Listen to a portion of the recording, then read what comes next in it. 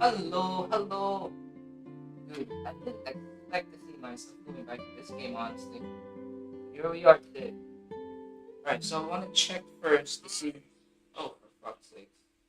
I want to check first to see if it's in 1080 or whatever the display is. Because I am not in the 1920 by 1080 format right now. Well, the game at least, it's not in that format. It's in a window mode. So I want to make sure first that it's not in window mode when projecting here on the screen. Why am I still not live? That is some bull right there. What is this garbage? Alright, there we go. Took a while.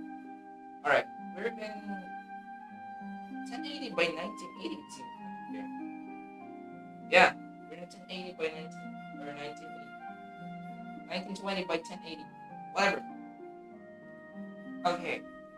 So we're gonna do the Arlecchino story quest because that's where her boss fight comes in, and this should be a major one, just like in the second story quest.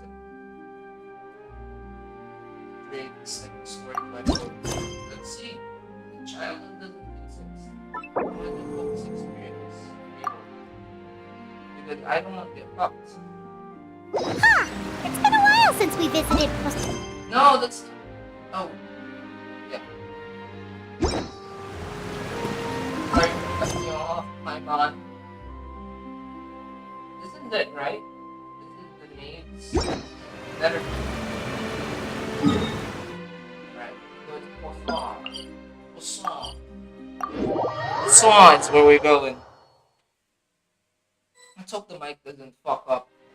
Please, it's on green, it's not on Hey, blue. traveler, Paimon. Oh, Paimon knows that voice! Oh, sure you do. Over here. You always say that in every character encounter.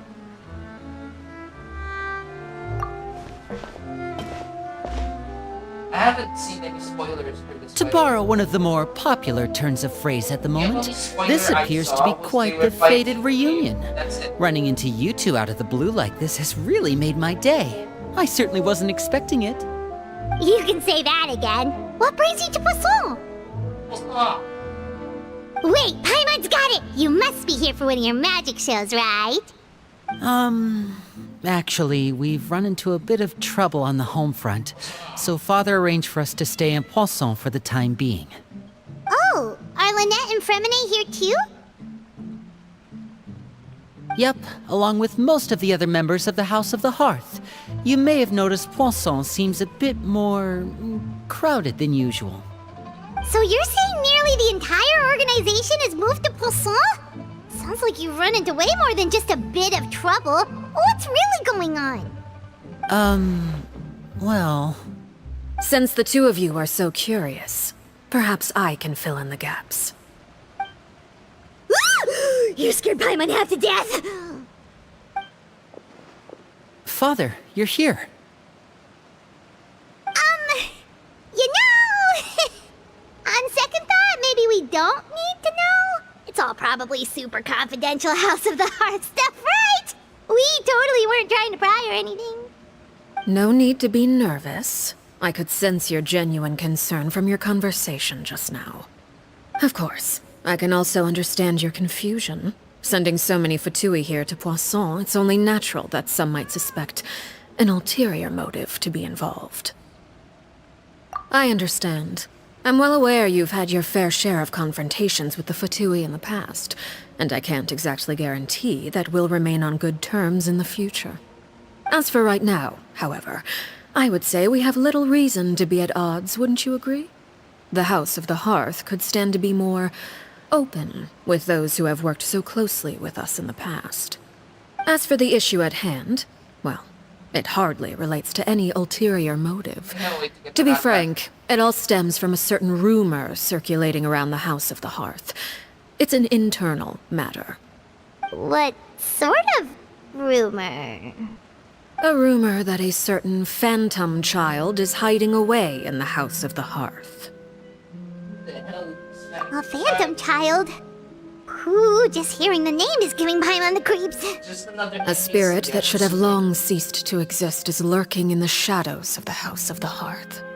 So I decided to bring the children to Poisson before continuing to investigate the situation. I expect I should be able to track down the spirit fairly quickly. After that, it's just a matter of resolving the situation, if you will. It shouldn't be much trouble at all. If you're curious, or if you still have some concerns, it might be advisable to stick around for a few days. I'm sure the children would be exceedingly pleased to welcome some visitors. Lenny, I'll leave you to entertain our guests. I have some matters to attend to. Of course, Father.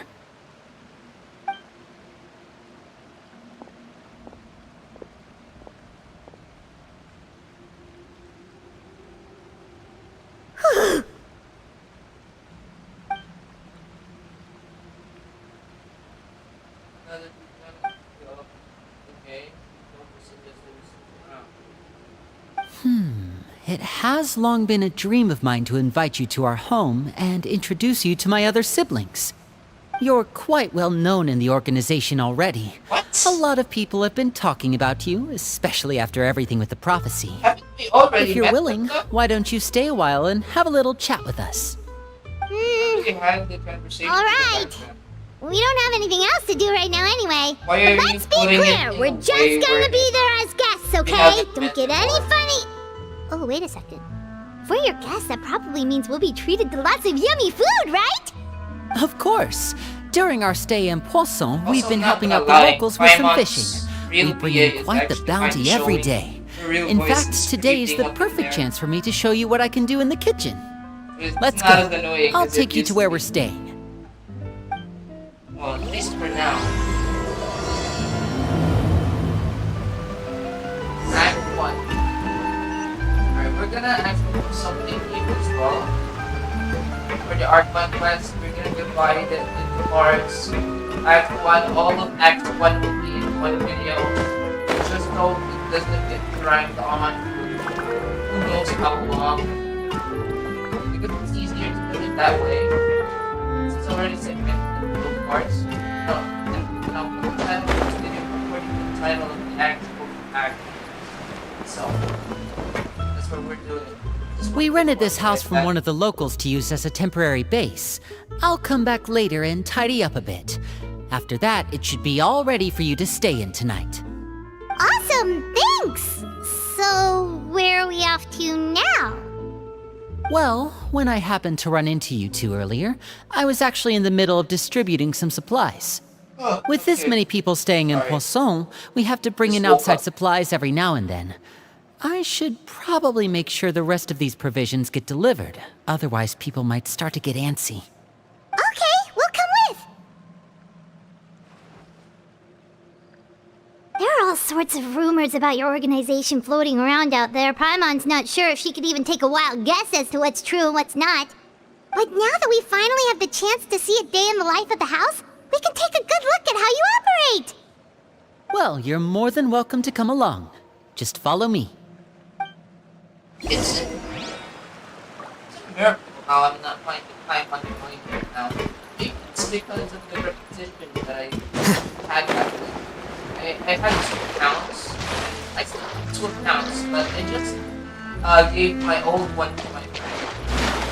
I still have access to it, but I wanted to give it to him for him to just give me one person who's using it.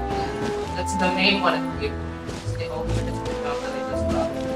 I'm using right now. Maybe it's because of the repetition of having 2 accounts. Like having to go through the same crap twice. Put those neurons in my brain that I should my aunt, how annoying she is and how much during the conversations. I haven't played the Arcman just yet. I have a lot of questions. I don't know if she's gonna be annoying in that one. But right now I don't find her annoying at all. Not as annoying as before at least. Well, I don't find any annoyance actually. It doesn't exist right now. Linny! You're finally here. The supplies. I'm assuming you've... Brought them with me? Yep, here you go. Hello? Something caught your eye? It's Oh. the Traveler Oh and my Paimon! This guy's starstruck. No way!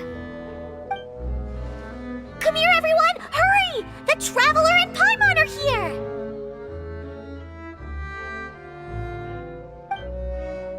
Well, that took them a while. One at a time, please. Don't crowd around them all at once. We don't want to scare off our guests now, do we? Oh, it's alright! Gotta say, Paimon didn't realize we were this famous.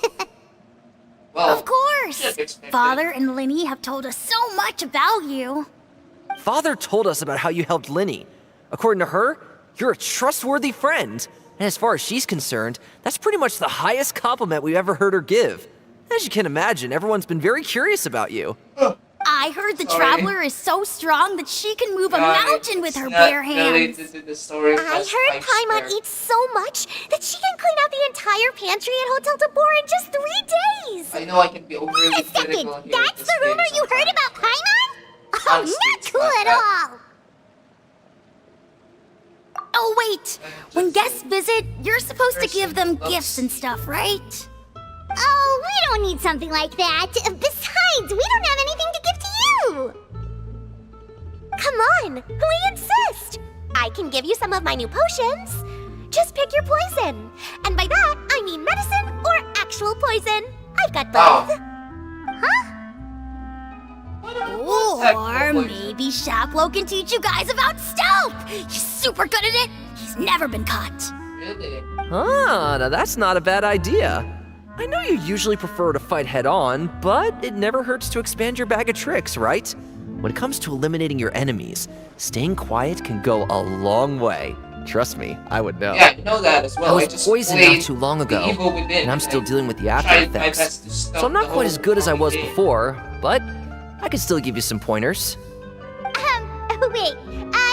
When you said gifts, Paimon didn't think you meant poison and stealth tactics. But those are the best things we can give you. You don't like them? Ooh, how about this? Tell me the name of someone who really annoys you, and we'll teach him a lesson for you. Wow. Oh well, it's no surprise. Your All game right, is- Fold, Selwar. I think that's enough suggestions for now. When it comes to being a good host, it's the thought that counts. You don't need a physical gift to make our guests happy.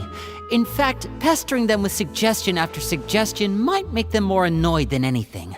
I would say your enthusiasm has certainly gotten across. Really? They're really Awesome! these children. It's been so long since we've had guests to play with. If there's anything you need, just let us know. Yeah, especially if it's poison or something. I've got all sorts of potions for that.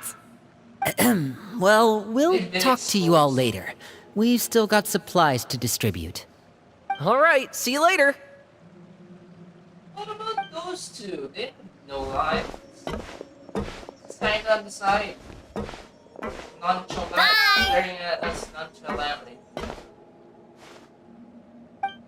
We've been so spotlight. Lenny, about all that poison and stealth tactics talk just now. Scared you, did it? That kind of talk comes with being part of the House of the Hearth. Yeah. When Foltz was really young, he strangled all of his family pets, just out of curiosity. He was labeled a dangerous problem child and was abandoned by his family. Elwar has an unnatural obsession with potions. Father has forbidden her from trying all the different concoctions she comes up with, but she still tries to test them in secret. You really have to keep an eye on that one. Chaplot is around my age. While I'm mainly responsible for collecting intelligence, he handles surveillance. He's very passionate about his work and has no reservations about taking on some very difficult missions. I know you two probably aren't used to that kind of talk, but I can promise you they only had the best of intentions. Things like stealth tactics and developing different poisons, they really mean a lot to them. They were just trying to share the best of what they could offer, that's all.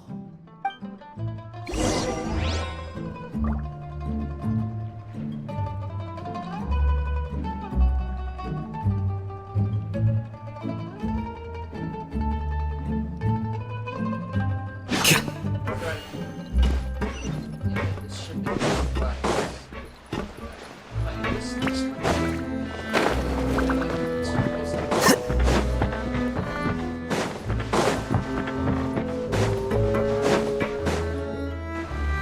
Filio, supplies are here. Leo. Thanks. And who are these two? Outsiders? Allow me to introduce you. This is the Traveler and Paimon. Oh, you're the famous duo I've been hearing so much about. It's nice to meet you. I heard you've traveled to all sorts of places. Is that true? No, Of course! not yet. We're making our way all across to that! Oh, good for you. You must be pretty familiar with Fontaine by now, then. Have you seen the new opera that started running recently? I think it's called... The 4,000 Thieves? Oh, this is the first we've heard of it. It seems like it's going to be fantastic. From what I've been able to tell from the posters, anyway. You should definitely check it out if you have the time. Oh, and there's The Blind Maiden, too. That one is supposed to have audience interaction. Seems pretty interesting. After this mission is over, I think I'll go get a manicure. Oh, maybe I should dye my hair. Wonder how much it'll cost. Is it just Paimon, or do these two seem much easier to get along with than the others? Looks like the House of the Hearth has some normal members after all. Hey, I that's heard not that. rude. Oh! Well, question you're gonna hear. Oops. I haven't I'm stopped guessing you're referring to Foltz and the others. Yeah, we're definitely not all like them. I bet those crazies are practically foaming at the mouth right now. I'm sure they just can't wait to get back to Snezhnaya to carry out the plan. That's enough, Filio. Don't talk about family members behind their back, right? Whatever. Let's go. Oh, you're not this old. Guess this is goodbye then. If you ever have some time, we should go see the opera together.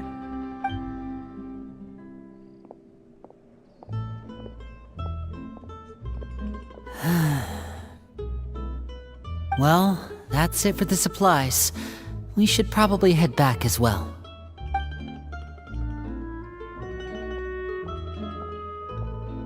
Well, they didn't seem too happy with each other. Seems like there could be something more going on here. You're right. We're only here as guests after all. Oh, Linny's getting super far ahead. Come on, let's catch up.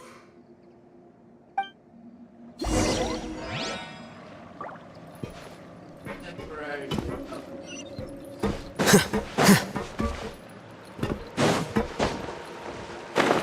Yeah. So, what do you think of the members you've met so far? Well, Father is always encouraging us to be strong-willed and independent. So if there's one thing we've got, it's people who aren't afraid to speak their mind.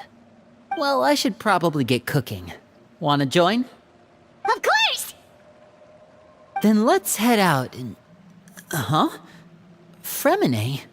What are you doing here? Fremine, nice to see you again! You too. I heard you're here as guests of House of the Hearth. Welcome. We were just going to make some food. Why don't you come along? I could use some help in the kitchen, and I seem to remember you mentioning you wanted to make seafood soup for the Traveler and Paimon. Seafood soup? Oh, Paimon's drooling already.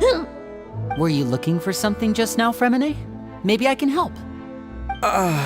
It's nothing. I just wanted to see if there were any extra supplies. Yeah, we've got some left over. What do you need? Some food and water. And some clean cloth, if possible. No problem. Give me a second here. Food, water... Wait a minute. What do you need all of those for? You're not on any missions as far as I'm aware, and you were just going to come eat with us. So what's this all about? I thought I'd grab an extra portion because I get hungry at night. Could be because I'm growing, you know? And... You're Fremine, a terrible liar. you remember what I told you? You're not like me. Your lying skills still need some work. Tell me what's going on. Is it really bad enough that you have to keep it from your own brother? Maybe it'll be better if we gave them some space. Yeah, that really. We're just eavesdropping on them at this point.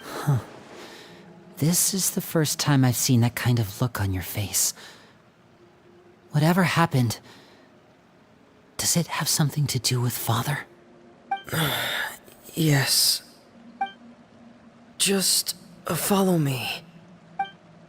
Alright, I just remembered something before I screw up and forget about it later on. Wait. I'm gonna do this right now. Huh? No. There it is. Okay, so what piece do we have on? It's a pretty big piece and it's not all that magnificent. So, having said that, we have artifact transmuter over here. Minecraft. Merchant City objects. Main evidence. Let's put crit damage. This is crit damage. What's his stats like?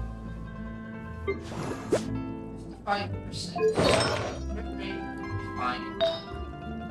Yeah, crit rate good.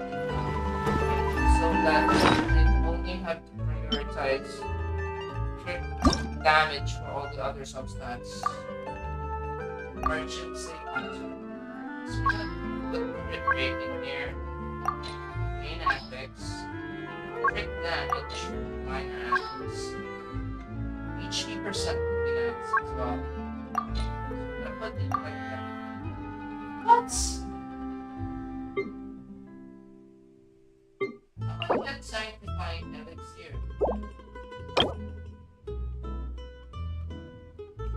Different pieces will have. No, I have to have 3 sanctifying elixir. 5-star artifacts are level 4 or higher. The level 4 or higher. Oh! I can use these scrap pieces that I have here. Instead of sacrificing them, power up on the artifacts, we can just create sanctifying elixir. What? Hey, that's bullshit. I can only have 1. Oh god, that's not good.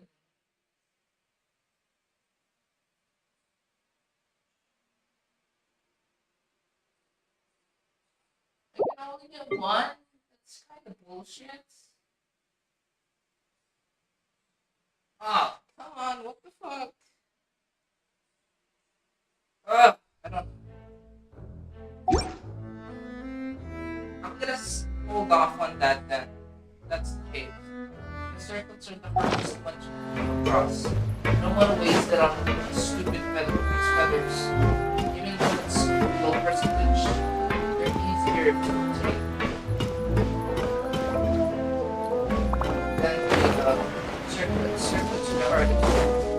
Time for circlet for the You're back! Oh, and you've brought some friends with you this time. Hello, my name's Linny. I grew up in the House of the Hearth. And you are? Hi, Linny. I'm also a child of the House of the Hearth. Just like you. You can call me Clairvy. Clairvy? It's nice to meet you. I'm predicting it right now. Does that name ring any bells, Linny? No, not at all. That's not a name we have on our roster, I'm sure of it. What I'm not sure of, though, is how she managed to sneak in. She must be the phantom child Father's been searching for. From the looks of it, I'm guessing you were the one that found her, Fremine. You, haven't told Father, have you? No, I haven't told anyone. I've just been keeping her hidden. Let's see. Is it For what how long? Starts the conflict. About half a month now. What? So ever since we got to Poisson, then, do you have any idea what you're doing? I know what I'm doing. Really? Because from where I'm standing, it looks like you're hiding the very person Father has been trying to find. If Father finds out about this, everyone involved is going to be punished. You know the rules of the house, Fremine. I know you do. Father doesn't tolerate any form of betrayal. So why are you doing this? I've thought it through. And I just can't hand her over like that. Linny, don't you remember last year? Chapleau nearly died after getting poisoned during that one mission. He wasn't able to get back before the poison started taking effect, and not a single person was there to help him. That night, while I was sleeping, I heard a voice telling me to go save him. I opened my eyes, but I couldn't find the source of the voice. I thought maybe I was just hearing things, but I went to look for him anyway. Luckily, I got there with enough time to save his life. That feeling of being haunted, of hearing voices, it's happened many times in the House of the Hearth. I'm sure you've noticed. So what you're saying is, that was her? She was the one who spoke to you that night? Unless there are other spirits roaming around the House of the Hearth, I don't think there's any other possibility. If Clairvy were our enemy, it wouldn't matter whether she was a spirit or an actual child. I would have acted without a second thought, because that's what Father ordered us to do. But she's been living with us, helping us from the shadows all this time. I think that makes her family. I couldn't just hand her over to be dealt with. Not when there's so much we still don't know. So what's your plan then? You can't keep her here forever. Someone is bound to find out eventually. I haven't thought that far yet. I don't want to disobey an order from Father, but I also don't want to put Clairvy in danger. Come with me. There are a couple things I'd like to say to you in private.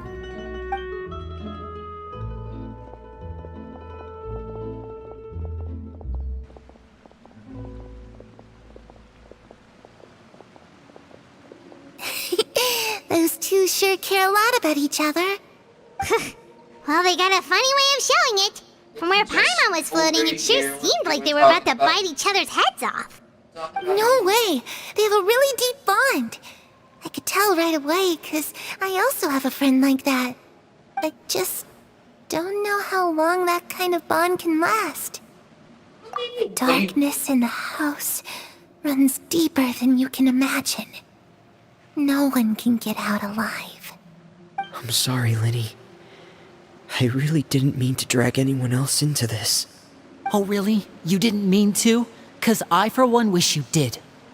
Huh? What do you mean?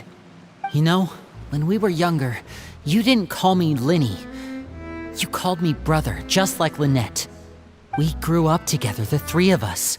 We were all orphans, all rescued by Father. Of all the siblings in the House of the Hearth, I think our bond was the closest.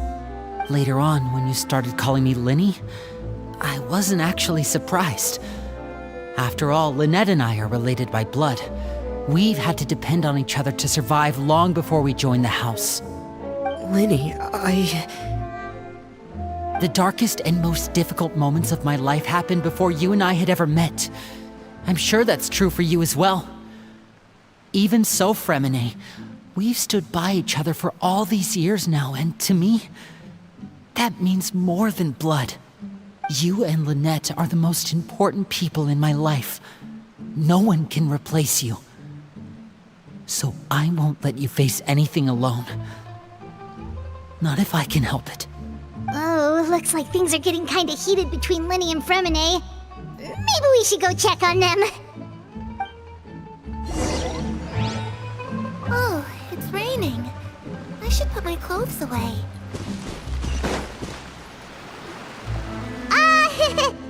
you two! Hope we aren't interrupting anything! Like a fight, or... Oh, wait a minute, Fremine, you're not crying, are you? Is everything alright? Everything's fine. You said some mean words. Thanks for asking. Well, we're all friends here, right? We've been through so much together, so if there's anything we can do to help, just say the word. It's just a small family dispute. It's not something our guests should trouble themselves with. In fact, it might be better if your stay ended here.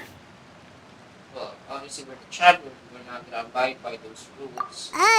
What are you getting at, Traveler? When guests are around, families are often on their best behavior. And any disputes are less likely to escalate. That's what you're trying to say, isn't it? I just... Thank you. I was really hoping to keep you out of it. But even if I could think of some other reason to turn you away, I'm not sure I could convince you. I know things could turn dangerous, so I promise you this. From now on, I'll protect you like my life depends on it. Me too. Well, back to the matter at hand then. If we don't plan on handing Clairvy over to Father, then our only other option is to solve the mystery of her identity before Father is able to track her down. That means finding out where she came from and what she's doing here. Then we can send her on her merry way and pretend like none of this ever happened. I've tried that already. And? And... nothing. I tried taking her somewhere really far away, but... after some time, she just reappeared. She even came with us all the way to Poisson. It seems like wherever the house is, she follows. I don't know much about spirits. Do you two have any ideas? Do you have an attachment? Let's see here. Paimon remembers hearing something like, if you fulfill a spirit's last wish before they died, they'll let go of whatever's keeping them here and return to the ley lines. Oh, it's just that Paimon doesn't really remember where she heard that, so it's not guaranteed to work or anything. Well, sounds like it's worth a shot. Guess that means we should go ask her about her wish. But first, Fremine, I need you to promise me something. What is it? I need you to promise me that this will stay between the two of us. We're the masterminds behind this whole thing. No one else gets involved. Can you do that for me? Of course. I promise. All right. Then let's seal the promise just like when we were kids. Fist bump on 3. Oh my god. Ready? 1, 2, 3. I swear. Wow. Where did you come from?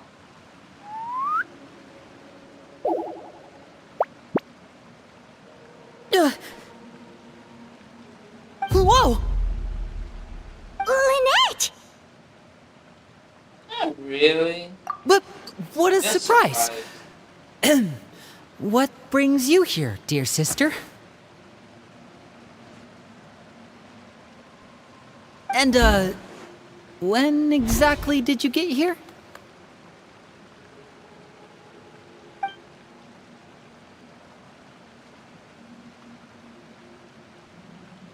You're an idiot, brother. And you too, Fremine.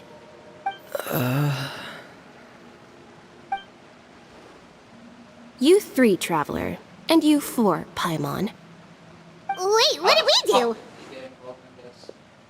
I've seen Clairvy around the House of the Hearth before. I hadn't seen her in Poisson, so I figured she must not have come with us. But it turns out you were just hiding her. I heard you talking about your plan.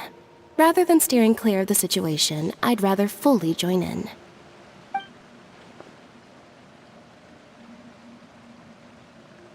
If you don't agree, I'll have no choice but to report everything back to Father.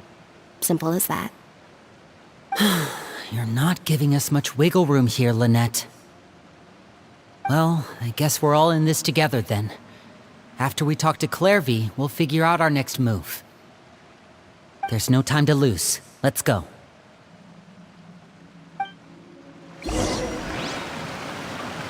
Alright. Figure you should not gonna get that right away. I'm full. Thank you for bringing me this food, you guys. She said she's full, but the food doesn't look like it's even been touched. That's right. Based on what I've been able to observe, it doesn't seem like Clairvy can interact with the physical world at all. Still, when she's presented with food, she'll always linger around it for a good little while. Maybe, in her mind, she really is eating those things. Does she know that she has already passed away? I've tried to ask her, but she didn't answer. My guess is that she's just as confused as we are. Or maybe she couldn't understand the question at all. Clairvy, if you've got some time, I'd like to ask you a few questions. Sure. Oh, another new friend. Hi, I'm Clairvy. Hello. Clairvy, how did you join the House of the Hearth? Huh? Isn't it the same for everybody? The knave brings you here and then you can't leave. It's just that your name, it's not on the roster. And I've never seen you before. The roster? Oh, I get it now. I think there might be some things you don't know about this place. The people in charge, they're not as nice as they look. They say they keep a roster, but it's not complete. There are a lot of people who aren't on it, and never will be. In this house, some people are family, and other people are just test subjects. Those kinds of people aren't ever going to get a place on the roster. Unless it's the roster of people who've been executed. Wait, does that mean the knave... She... Is there anyone that can vouch for you? Perry. She's my best friend.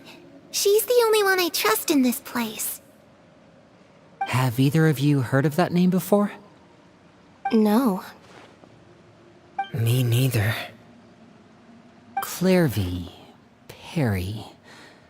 Neither of those names are on the roster. But it seems like she's telling the truth. Either that, or this kid's already got a bag of tricks bigger than mine. Maybe we should try a different approach. Clairvy, do you have a wish? A wish? It can be anything you want. Just imagine. It's your birthday, you're blowing out the candles, and your wish is...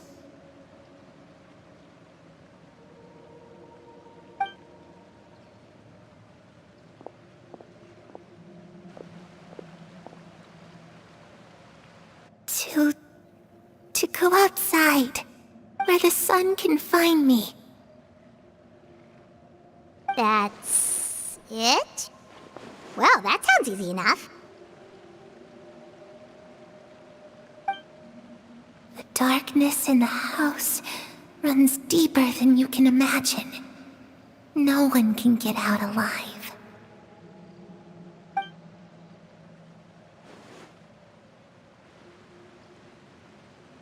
Okay, Yes. time to divide and conquer. Listen up. I've got a plan.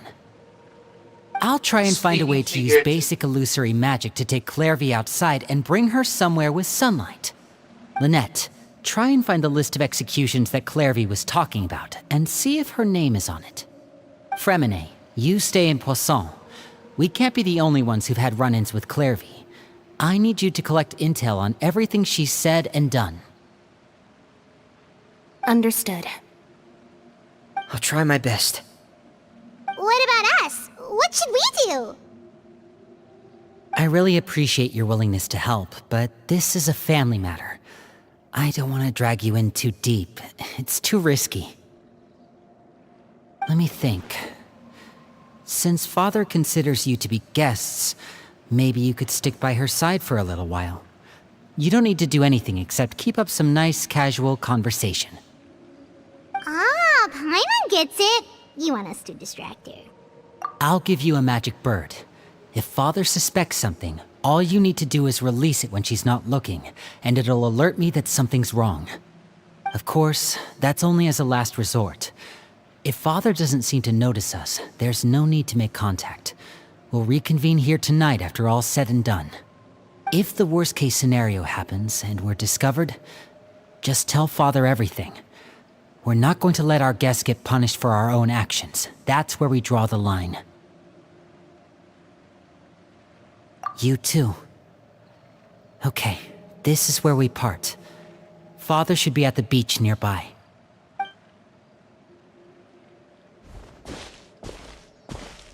I really hope this goes well. Well, it No, it has to go well. That's the only way this can get resolved. We saw it in the trailer.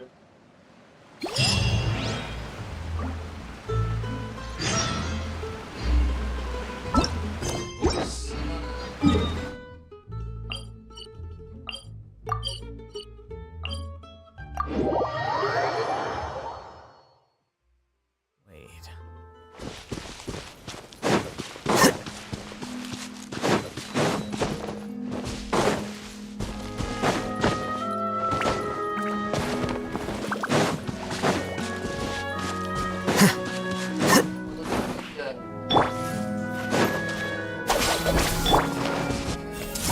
Hi, man.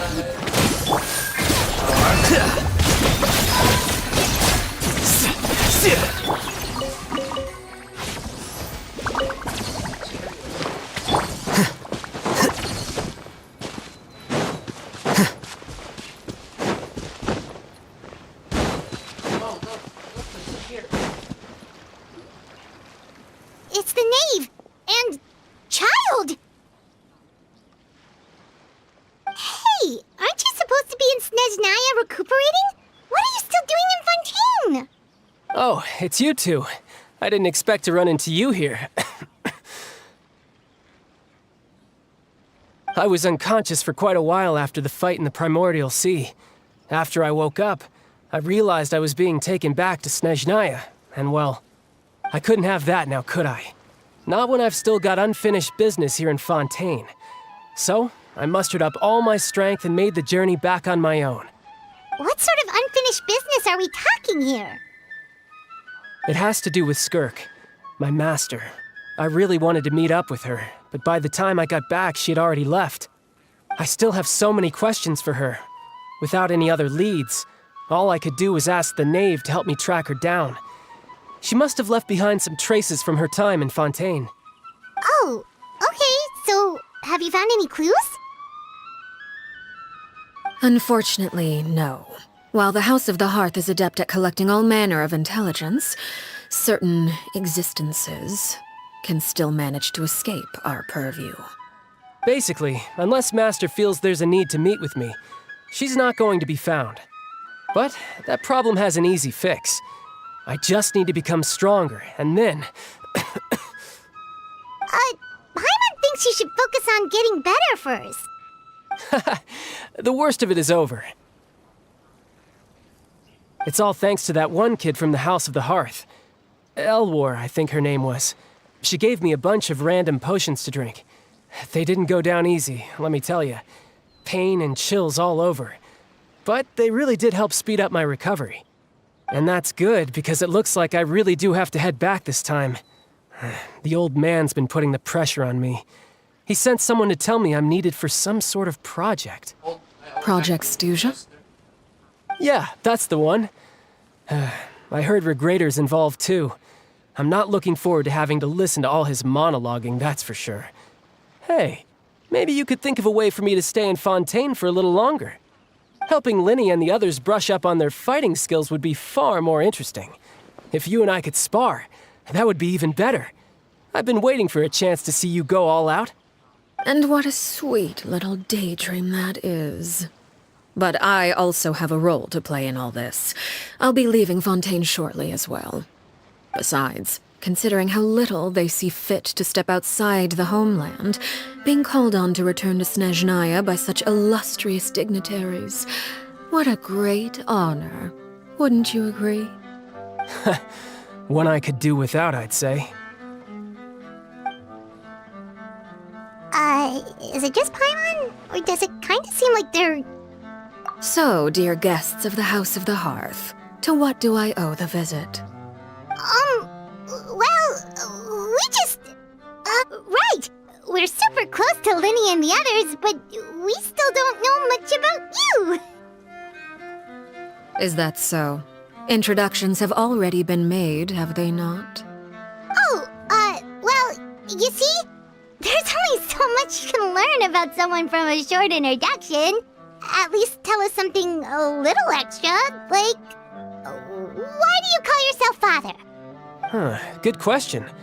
I'd also like to know. The fact that you have to ask tells me our intelligence work has been quite successful. Telling you the answer to that question would only serve to undermine that success. And we can't have that, now can we? Spoken like a true diplomat. That was some expert sidestepping right there. Well, if there's nothing else, I think I'll take my leave. I still have a small matter to resolve at home. Oh no. Wait, don't go!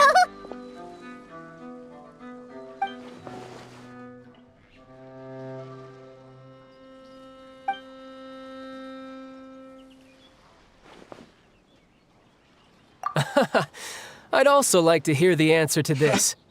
I've met some of the members of your organization, and they all seemed like really good kids. They actually reminded me of Tonya and Tusser.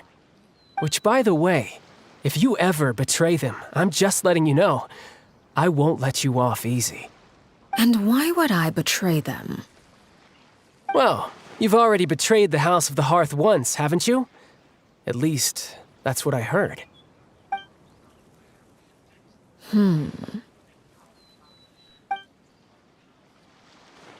Okay, I admit. That's just what the old man told me. The rooster, I mean. Oh, the rooster is the old man. Yes.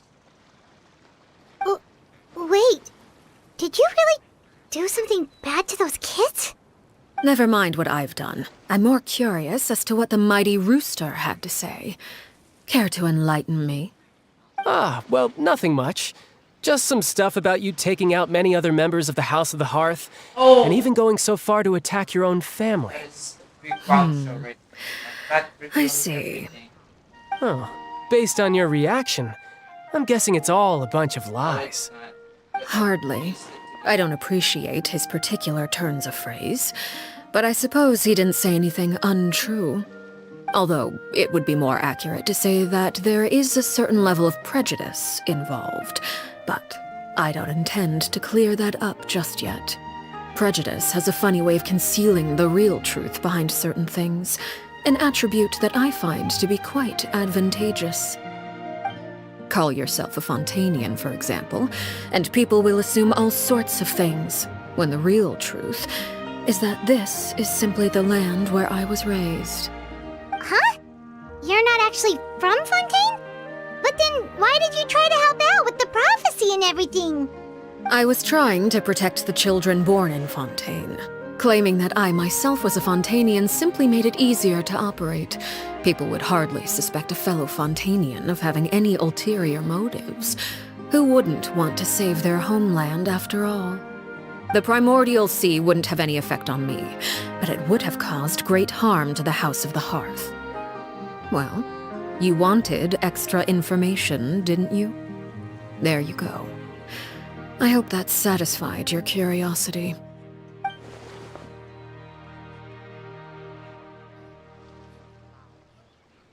So, you stayed in Fontaine for the kids. I guess I was wrong to believe you'd betray them. Apologies. Looks like I was holding on to some prejudices myself. Good. Like I said, I like it when others have misconceptions of me. Actually, while I was recuperating at the House of the Hearth, there was something else that really caught my attention. I heard that members always resolve disputes and arguments with a friendly spar, and the loser has to back down. Seems pretty cool if you ask me, Would also give them plenty of opportunities to hone their skills. Really insist Well, on that's this. only a recent development. In the past, such spars weren't nearly so friendly. The losing party would lose everything, including their life. They were that high stakes? Whew, at least that's not a thing anymore. Well, the current atmosphere's not half bad. I'm a bit jealous, actually. You've got so many family members around you, and you even get to live with them. Having a lot of family around means dealing with a considerable amount of bickering and scheming. Once Tonya and Tusser enter their rebellious phase, I'm sure you'll understand. Just imagine.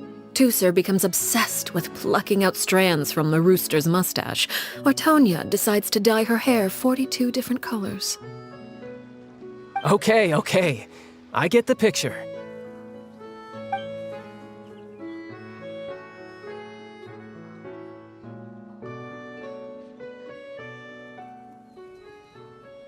Well, would you look at the time? I should probably get going. Traveler, Paimon, I'm not sure where our paths will cross next, but the next time we run into each other, we should definitely try and find some time to spar. Again, maybe this is a conversation we can have when you look less like you're gonna keel over. All right. Well, thanks for everything, Arlecchino. It's Arlecchino. No thanks necessary. You also played a part in obtaining the Gnosis. I would say we can call ourselves even. I like the sound of that. Well, I'm off. See you all some other time. We should probably get going too. Do you want to head back with us? Oh? You want me to leave so soon? Oh, well, you see, I'm rather enjoying the evening breeze.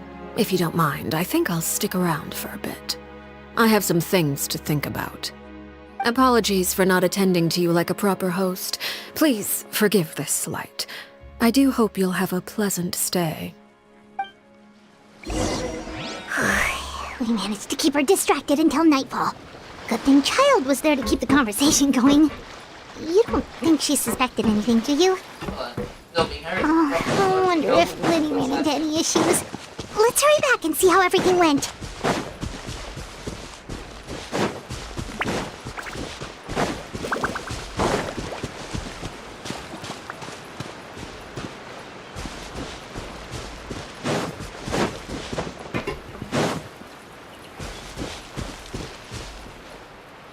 Oh my god.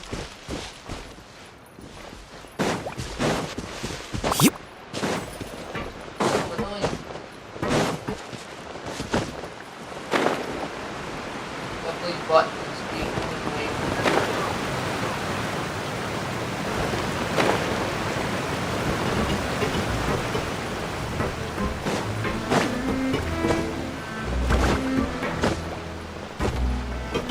God, look at that bitch.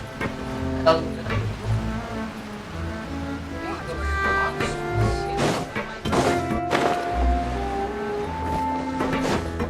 Looks like we can take over here.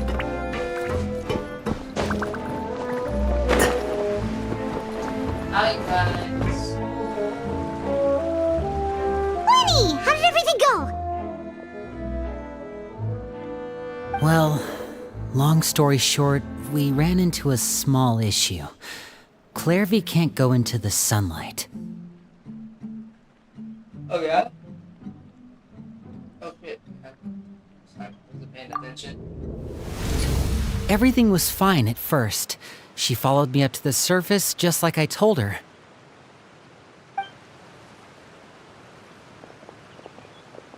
But as I led her out of the shadows and into the sunlight, she vanished. I turned around and there she was, standing at the edge of the shadows, silently watching me. Huh. Maybe she's afraid of sunlight, or... No, it wouldn't be her wish if that were the case. Well, we could always try pushing her into it.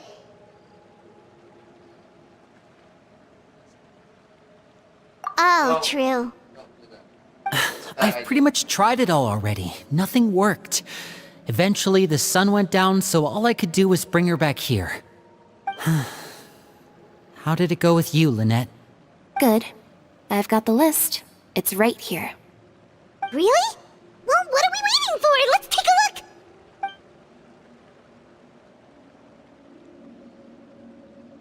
Oh, that's a lot of pages.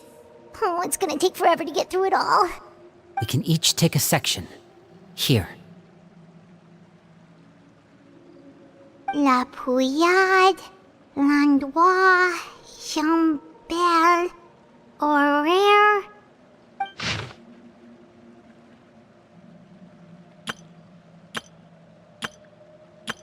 Oh, yikes. That Horaire guy has a huge scar on his face. He's kinda giving Paimon the creeps. Ah, I've met him before.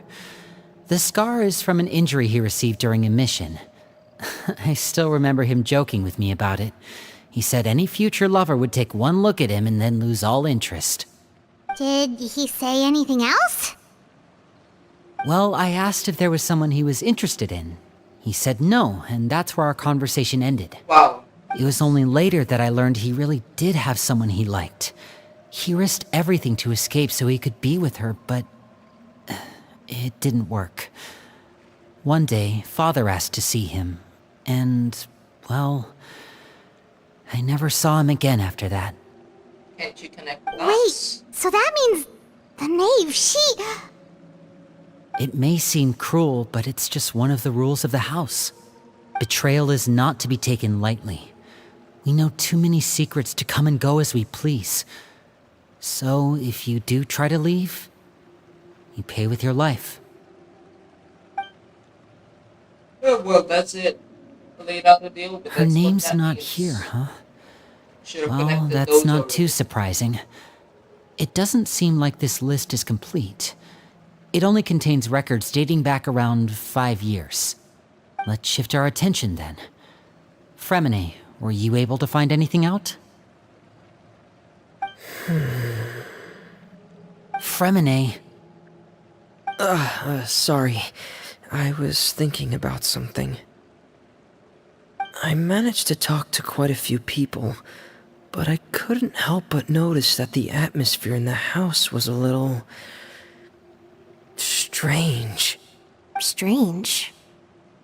Yeah, I mean, I know there have been arguments in the past, times when people haven't gotten along. Chaplot and Filial are a good example of that. Oh, those are two of the people that we met while delivering supplies. Paimon can see how they might not get along. They had very different vibes, and their, interests seem to be pretty different as well. that's to be expected, actually. Father brought us all here, shared her knowledge with us, taught us how to fight. That's one thing we all share. But that's also where the similarities end. Not all of us feel the same desire to stay here. As members of the House of the Hearth, we're also considered part of the Fatui. And to a lot of people, that's an identity they never asked for. Certain members get older and realize they want something else for themselves. Hello, But Rabu. considering the rules of the house, most people would never say that out loud. What's up? People like Chaplot and Foltz are loyal to Father and her vision. They're proud to be part of the Fatui. Filial and Nantoy, on the other hand, well, they aren't quite as enthusiastic. These kinds of conflicts have always been there. It's not like Father is in the dark about any of this. Well, that's true. But it just feels like things have gotten worse lately. Filial and the others, it seemed like they were meeting in secret to talk about something. I can't say for sure, but I think they've met Clairvy. You think she's been inciting them to act out? No, not exactly. But I wouldn't be surprised if she said something to them about the darkness in the house and how deep it runs. She's told me about it before. Experiments being run on children. People being used as pawns on the battlefield without so much as the strength to survive. And they just believed all that? Without any evidence? Clairvy's words probably gave them the excuse they were looking for. Whether they actually believe them to be true is secondary. This is all because of Project Stuja, isn't it? Whoa. Hold on a second. What's this Project Stuja all about, huh? This is the second time it's come up now. Sorry, but I'm not sure of the details either. Why are you crying? I only know what It's Father private has told us, operation. which is that it's something the Rooster and Regrader have been working on together. Apparently, it has to do with the Fatui's strategic plan for the future. You just willingly Because allowed the to House share of the Hearth was so successful in obtaining the Gnosis, we now have the honor of playing a key role in Project Stuja. Dude, you're Wait, just laying all but this information, isn't that a like, good thing? the Traveler's Key not role gonna put is a just stop another way of whatever saying this dangerous Project role. Stuja is. To us, the whole thing is an inconvenience. Father thinks so too, but she's in no position to refuse. Their plan isn't exactly unreasonable, and they've been funneling the house a lot of funding. It's just that we'll lose a lot of members in the process. Participating in the plan, it's an honor in name only. What they're really trying to do is subdue us. The existence of an intelligence organization outside their control makes them feel uneasy. There's an internal conflict within this organization. And obviously, we're gonna use that against them.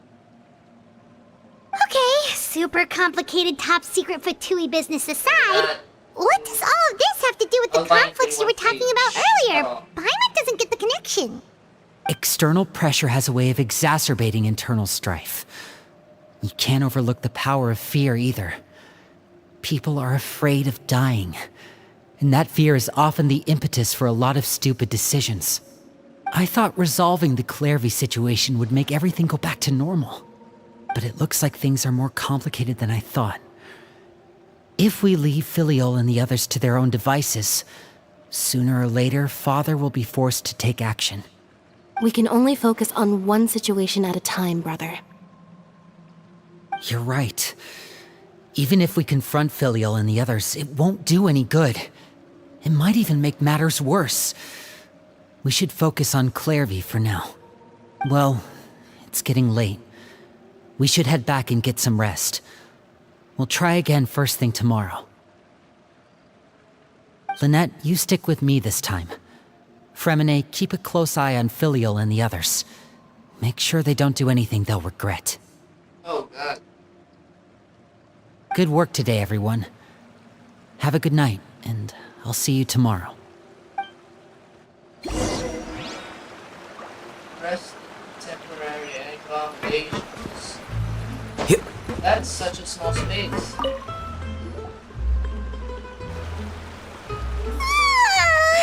Oh, I'm always looking forward to an early night, but she can't sleep at all. Hey, you don't think the knave will be too angry with Linny and everyone if she finds out about all this, do you? Spoiler alert. It's even she scary is- when she smiles. If she were to actually get angry... Whew, you have to protect Paimon if that happens, okay, Traveler? Trust is ever, Traveler. Look! Look over there! Quick! Let's catch up with her before anyone sees! Alright, let's go. Oh no! Don't do that.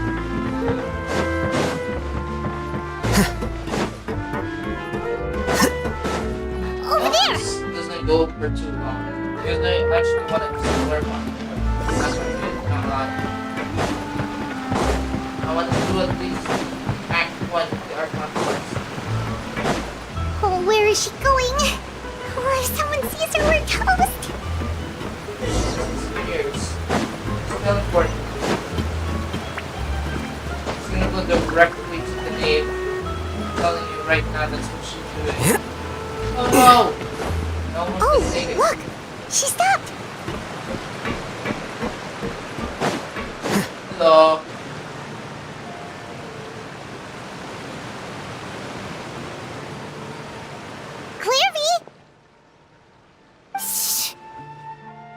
Open the window while no one was sound looking. playing right now. Look how Zoom in. pretty the outside is.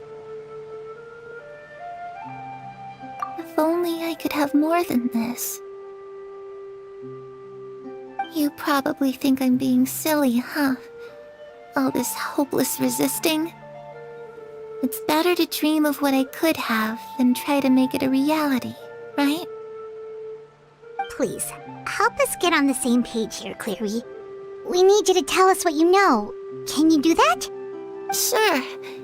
Although, after you hear all this, I think you might regret that decision. Yeah, Everyone in this family is nothing more than a tool, something to be used and exploited. We're all expendable, including me. As long as you're useful, you get to stick around. Lose your value, and you're handed over to the doctor, experimented on, no. and given a fate worse than death. I've seen it happen It's a again victim of and the doctor, again, it's- and I've had enough. You're saying the knave did all that? It's just, that doesn't seem like something she would do. She's scary and all, but it seems like even she has lines she wouldn't cross. I knew you wouldn't believe me. Everyone thinks she's a good person. They all think of her like a real mother. Mother? But she doesn't deserve that title. She's disgraced it and tarnished it. And if I had things my way, I'd never see her again. If only Perry were here, she'd understand. Perry? There's that name again. Also, Paimon's getting a strange feeling. It almost feels like she's not really here with us. Paimon can't tell if she's actually talking to us or if she's mistaken us for someone else. Well, in any case, it seems like she really needs someone to talk to. We should keep her company for a little longer. She looks so young. But it seems like she's been through a lot. It's getting windy. I should close the window. Ooh, look at the moon. Isn't it pretty? Hey, wanna hear a secret? I heard that if you look up at the night sky in Snezhnaya, you can see the aurora. It's supposed to be super pretty. Even prettier than the moon tonight. Perry and I promised each other that once we're older, we're gonna go see it together. But I can't find her. I'm worried she's also been... No, that wouldn't happen to her. She's special. Mother likes her a lot. I should really go talk to Mother, but we just fought. She doesn't want to see me, and I'm too scared to face her. What should I do?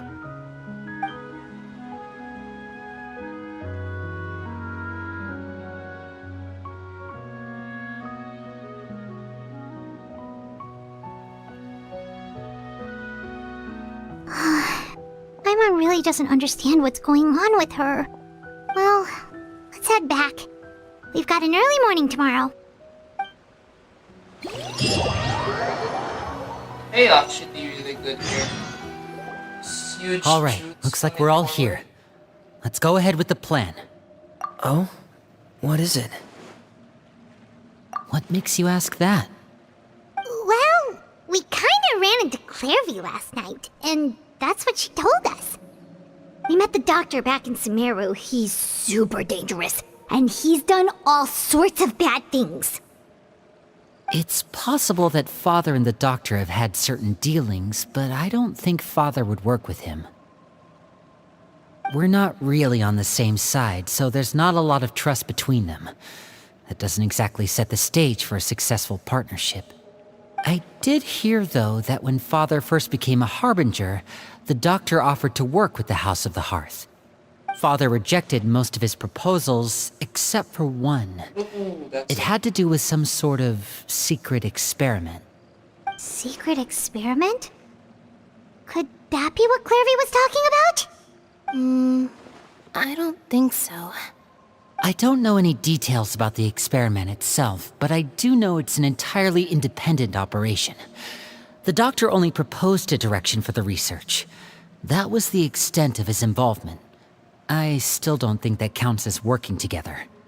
The details of the experiment are confidential, but complete records are kept on all participants. That doesn't seem to be the case with the situation Clairvy referred to. I know you don't agree with some of the Fatui's methods, and I'm not asking you to. But I am asking you to trust us on this. The House of the Hearth has its own principles. There are certain lines we're not willing to cross. Alright, that's good to hear at least.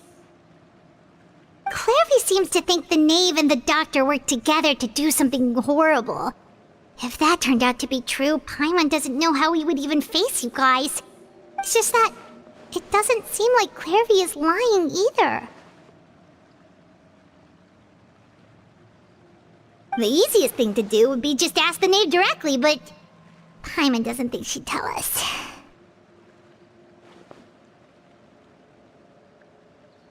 Father didn't come back last night. She's probably still near the shore. We'll be counting on you to distract her. Lynette, you're with me. Fremine, you know what to do. Be on your guard, everyone. All right, let's get to it.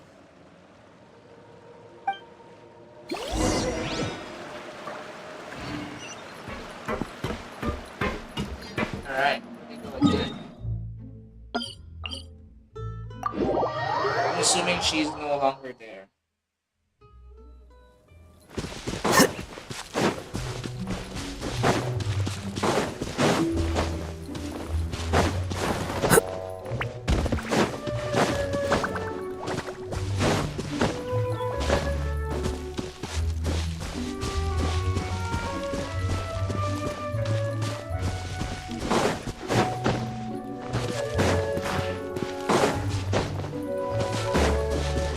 Oh, she's still here.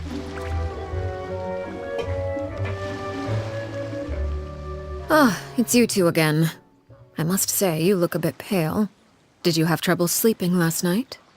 A little. Perhaps if you had less on your mind, you'd be able to absolve yourself of such troubles. So what are you planning to do now? Catch up on some sleep? Or should I give you some time to rack your brain for a topic to discuss before I ask any questions? Although I must profess to being curious. Without Child here, how do you plan on distracting me? Us? Distract you?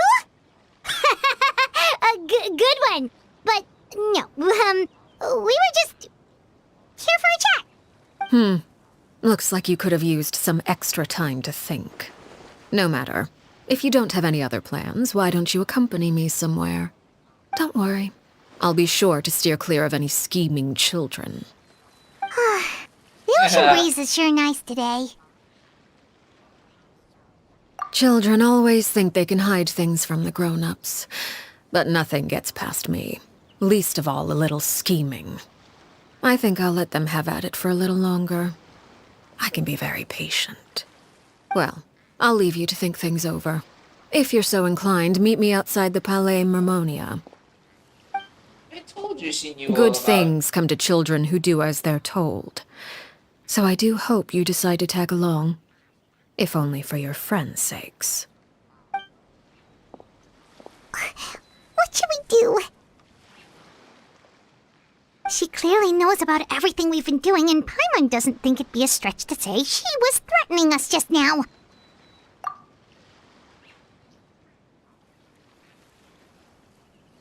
Oh, good idea. Hopefully he sees it in time. Well, we should probably head to the Palais Mermonia. Paimon doesn't want to find out what happens if we don't show up. Based on what the Knave was saying just now, it sure didn't seem like it'd be anything good. Okay, then we probably shouldn't keep her waiting. It seems like Lynn and the others are on thin ice, so let's do our best to not get them in any more trouble. I want to pull for Aruki so much, bro. I don't know when her leave will be, but dude, they're just putting out a lot of banger characters. If you've seen the leaks, this is a spoiler if you haven't seen it, but if you've seen the leaks, they said that we're gonna release Shilonen and Furina. First phase, second phase, I don't know what the order is. They're gonna release them soon in one patch. Shilonen is basically a resistance shredder, and she's really good based on what I heard. She can fit in the new Villette team. She's the final piece of the puzzle for that. And I have a new Villette here. I have Farina, I have Kazuha, and everybody. Seeing as we still have some time before my meeting, we might as well enjoy some pleasant conversation while And we the wait. Pyro Arc is also I'm glad released. to see you get along with my children. She releases Being also the surrounded Pyro by good Arc, I'm gonna have companions some is problems. necessary for a child's development. You're not planning on doing anything to them, are you? I assume you're referring to Lenny, Lynette, and Fremine. Although, there's that situation with Filial and Nentoy as well. It appears quite a few people have been acting out lately. No matter. I'm not one to discriminate. All those who betray the house meet the same fate. There are no exceptions. Does that mean you're going to kill them? Oh, are you here to beg for their lives? I'm sorry to disappoint, but the rules of the house change for no one. In my organization, everyone is responsible for their own actions. But don't you care about them at all? They really respect you. They even call you father. You must feel something for them. Any organization in which feelings come before principles is one destined for ruin. The House of the Hearth is hardly an exception. You could say our principles are more stringent than most. Perhaps I can offer you this consolation at least. As our guests, you two will not be held accountable along with them. I would imagine Linny, Lynette, and Fremine will be able to keep their lives. As for Filial, Nentoy, and the others, I'm afraid there's little I can do. They can try to escape, but once you know our secrets, there's no getting out alive. But that's awful. Ah, you seem concerned. Out of consideration for my guests, I suppose I could turn a blind eye for a little longer. If Linny and the others manage to dispose of Clairvy in the meantime, all evidence of their wrongdoing will be lost. In that case, I could hardly punish them for something I couldn't prove. If their efforts are unsuccessful, on the other hand, all will be held accountable. And the punishment will be severe. Of course. Oh, and here, I believe this belongs to you. Do try and keep better track of it next time. Oh, It takes a considerable amount of time to train a bird like this. It would be such a pity if you were to lose it. Permanently. Wait, where did you get that? Well, I'm afraid that's all the time we have to chat. Now, for the matter at hand. I asked you to meet me here because I have business at the Palais Mermonia. It has nothing to do with you, but I think it would be prudent for you to stick by my side for the time being. There will always be time later to run off and tell Linny what you've learned. Well, time to go. Looks like we wrapped things up just in time.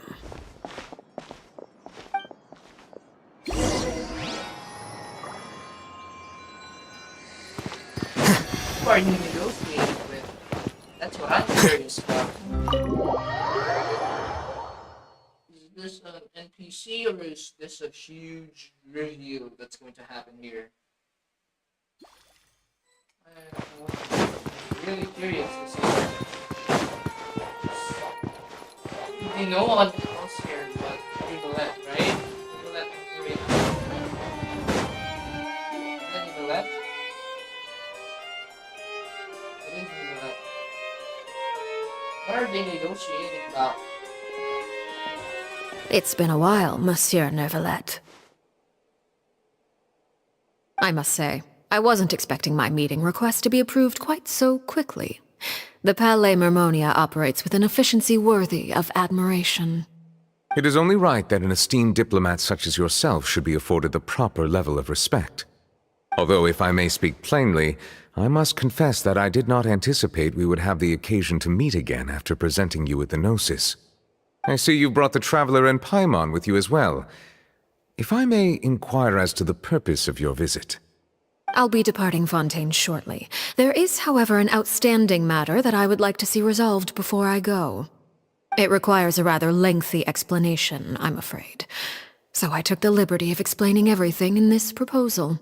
Please review it at your leisure, Monsieur Neuvillette.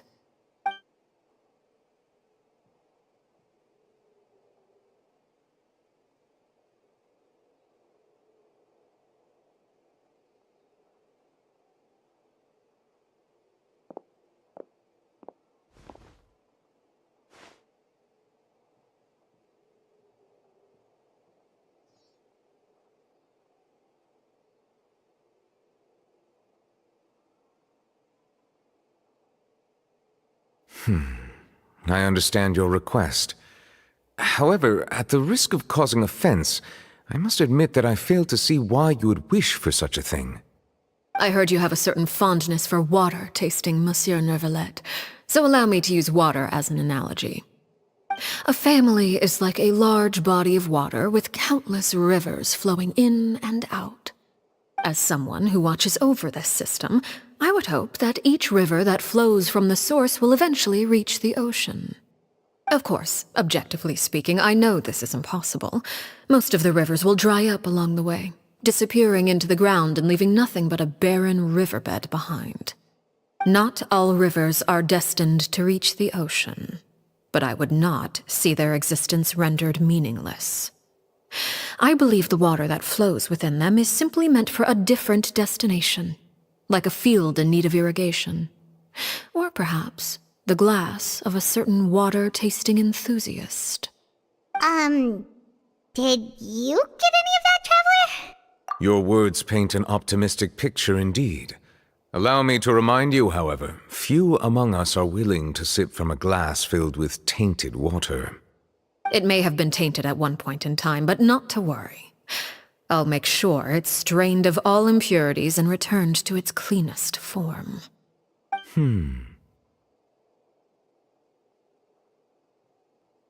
I seem to recall there being a transactional aspect to your proposal. Perhaps you could expound on that?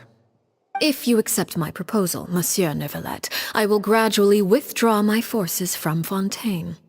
And, unless absolutely necessary, I will no longer carry out any special missions within Fontaine. I presume I can take your words to mean that, in the future, cases similar to the Tartuffe assassination will cease to cross my desk? Tartuffe? Ah, that thief who embezzled funds from all those charities, you mean? My deepest condolences to his family, but without any evidence, I cannot imagine how the House of the Hearth might have been involved in his passing. Of course, if you accept my proposal, Monsieur Neuvillette, I'm sure certain measures could be taken to reduce the frequency of such troubles. You choose your words carefully indeed. In that case, I am inclined to accept your proposal. My thanks for your generosity, Monsieur Neuvillette. Well, with that settled, we should be going now. I took the liberty of bringing along 2 bottles of spring water from Snezhnaya for you to enjoy. I do hope I get the chance to hear your impressions. Perhaps at our next meeting, yes? Indeed. I trust you would not overlook your commitment in the meantime. All right, Traveler Paimon. Time to go.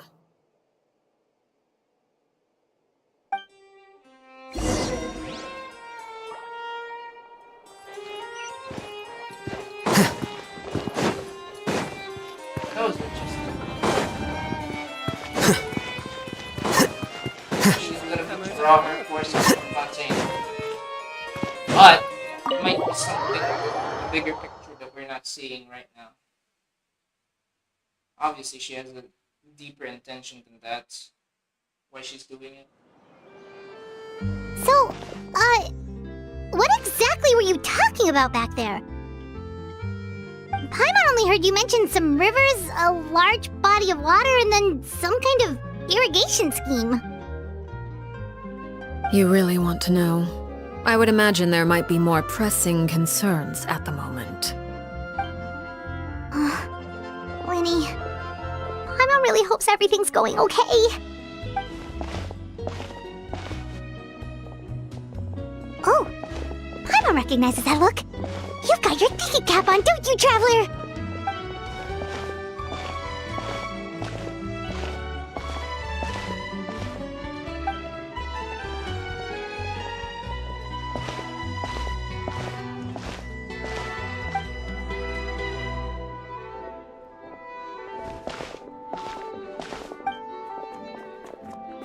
Who is that? Oh my god, this guy is so clumsy. Oh, Did you shoot. bump into us Are you alright? with an open space such as Oh, that? jeez. I'm so sorry. I was so focused on selling these papers, I wasn't looking where I was going. Well, let me make it up to you at least. Here, take this paper. On the house. Wait, we saw him earlier. He was in the files. I forgot his name, but he was in the files.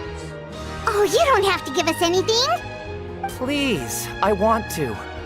It's not like I'm short on supply. All the extras will be useless come tomorrow anyway. It's my fault, really. I was just trying to bring home some extra mora for the family, but I bit off more than I can chew. I haven't had many takers today, so I'm still swimming in papers. What's going on here? Nothing much. I just ran into your friend here on accident. I should probably get going, actually, so... Hold on. Of course, I'm happy to compensate you with mora, it's just... I don't have any on me at the moment. I'll take 3 papers. Here. Your payment. Oh! Thank you for your patronage. May the Archons bless you with good fortune.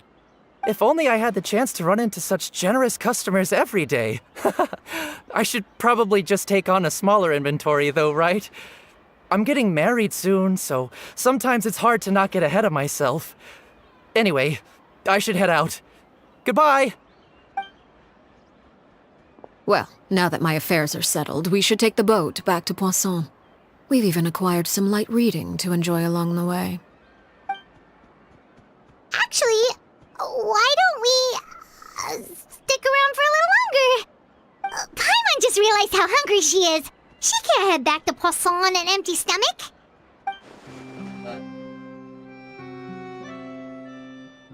It appears you two are under the impression that delaying our return will somehow alter the situation in your favor.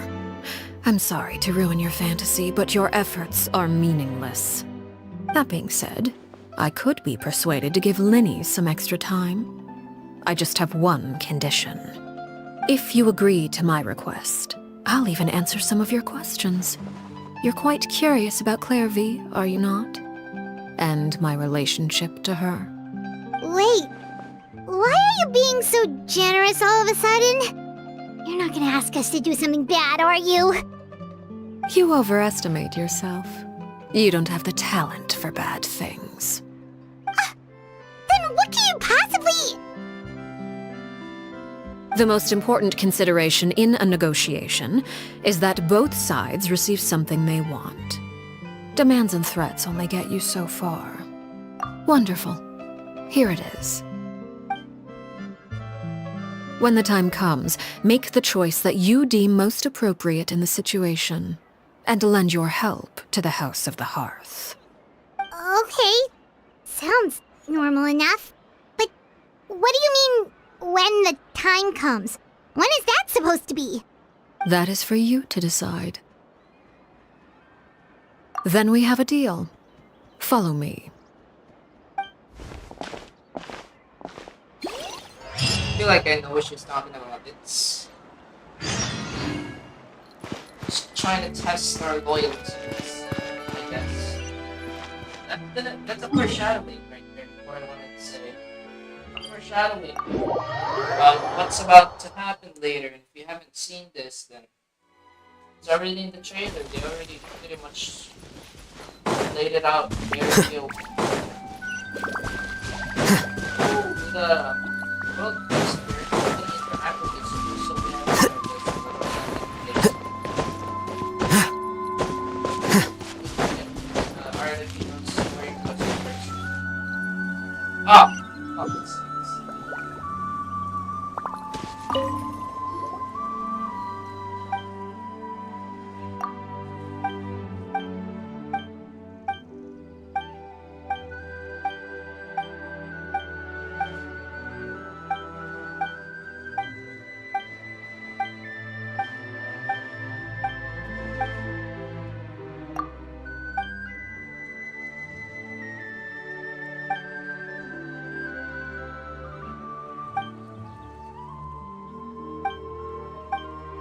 I'll do it some other time. I know this is really easy to do. But I don't want to do it right now because I am kind of user, so I'll do it sometime, okay? And I'm gonna do the quests, the daily quests that we have.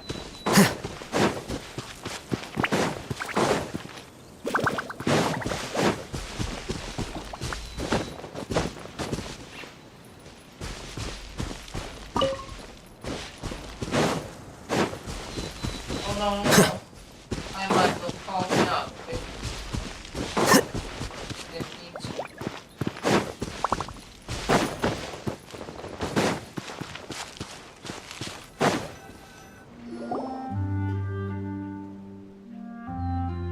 What is this place? Somewhere long forgotten by everyone. It used to be a grand building. Now it's nothing more than a pile of rubble. No one comes here anymore, nor does anyone care about what once happened here. Although, this place does have something to do with the story I'm about to tell you. It was before I became a Harbinger, and before Lyney and the others joined the House of the Hearth. Due to certain events, I first killed Clairvy and then her mother. And this is where it all happened. You were the one that killed Clairvy? Patience now. Allow me to explain Clairvy's side of the story first. I'll start from the beginning. Clairvy was 6 years old when she was brought by her mother, Crucibina, to live in the House of the Hearth. From the outside, it seemed like a fairy tale. A thriving family made up of kind adults and friendly children. Crucibina was the knave at that time, and the House of the Hearth was under her control. She was Clairvy's mother by blood, but she was also the mother to all the children in the house. Clairvy was happy here, for a time. But she quickly realized that being part of this family wasn't a fairy tale at all. It was a kind of purgatory. Purgatory? Exactly. The House of the Hearth takes in war orphans from all over Teyvat. But as for how to raise them, that depends entirely on the person in charge. Crucibina came up with a novel idea. She would teach the children to fight, force them to duel each other, and then crown as the king of the house the child who proved themselves most worthy of inheriting her title. It's difficult to estimate the number of children who died or were maimed in the process. There's little I can say about the ones who died. The ones that emerged with permanent injuries, on the other hand, well, they still served a purpose. They would be handed over to the doctor to be experimented on, or sent away on dangerous missions. Nothing more than tools to be used and then discarded. So those were the experiments Clairvy was talking about. But what actually happened to her? You said that Clairvy was Crucibina's daughter, so if Clairvy tried to convince her to stop what she was doing, Crucibina probably would have listened, right? Despite being Clairvy's mother, Crucibina cared little for her daughter. She forced Clairvy to join the House of the Hearth only as a means to demonstrate her own impartiality as a mother, to prove that she treated all her children equally. Clairvy did try to convince her mother to change her ways, but it was to no avail. After her efforts failed, the only other option was to rise up and try to fight back. Unfortunately, the other children had already been thoroughly indoctrinated into the illusion of happiness Crucibina had created. Of course, there was one exception. Someone Clairvy's age who knew the truth about the House of the Hearth. Her name was Peruere. Wait, the friend that Clairvy mentioned? Friend, huh? I suppose we can call her that for now. Clairvy was a cheerful and passionate person with a tenacious spirit. Peruere, on the other hand, was rather cold-blooded. Her cold-blooded nature allowed her to see through Crucibina's facade. Yet, it was also this cold-bloodedness that prevented her from acting against it. at least at first. While Clairvy longed for freedom, Peruere was convinced that, amid all the fighting and violence, she would make it until the end. That's her right Despite their differences, the two became fast friends, united by their knowledge of the truth. Clairvy told Peruere that she hoped to create a real family, where no one would be killed or sacrificed. There may have been a certain naivete to her ideas, but Clairvy proved her determination many times over. She tried countless times to run away, ask for help, or expose the truth. But her efforts only earned her beating after beating. The only thing that kept her going was her strength of will. Even with her body racked with pain, she would still stand on her tiptoes and open the window at night. She and Peruere would look out at the moon together, a fierce longing for freedom shining in her eyes. But one day that light simply vanished. Oh no. What happened? Her hopelessness resulted from a culmination of things. 10 years had passed. 10 years worth of failure after failure. She and Peruere weren't children anymore, but finding any chance to escape still seemed as hopeless as ever. It was during this time that Peruere suggested a new plan. If escaping was out of the question, why not take down the very person sitting on top of this throne of lies? Mother herself. Clairvy rejected that proposal. She claimed that, as a famous harbinger, Crucibina possessed an unimaginable amount of power. Trying to kill her would have an incredibly low chance of success. Clairvy never gave another reason, but Peruere could see it written all over her face. Clairvy still thought of Crucibina as her mother. Killing her own flesh and blood was a line she couldn't bring herself to cross. If she couldn't escape and fight back, then only one option remained. Precisely. Death was the only way that she felt she could be free. It happened during a duel. When she arrived at the dueling ring that day, her partner turned out to be none other than Peruere, the very person that had stood by her side all those years. It was a fierce battle, but ultimately, Clairvy decided to let Peruere end her life. From that moment on, Peruere's journey was one written in flames. When the rain finally came and washed it all away, there she stood, the sole victor in Mother's endless game of slaughter. A trail of corpses strewn across her path to success. It was the very result she had predicted 10 years prior. Even then, she believed she would make it until the end.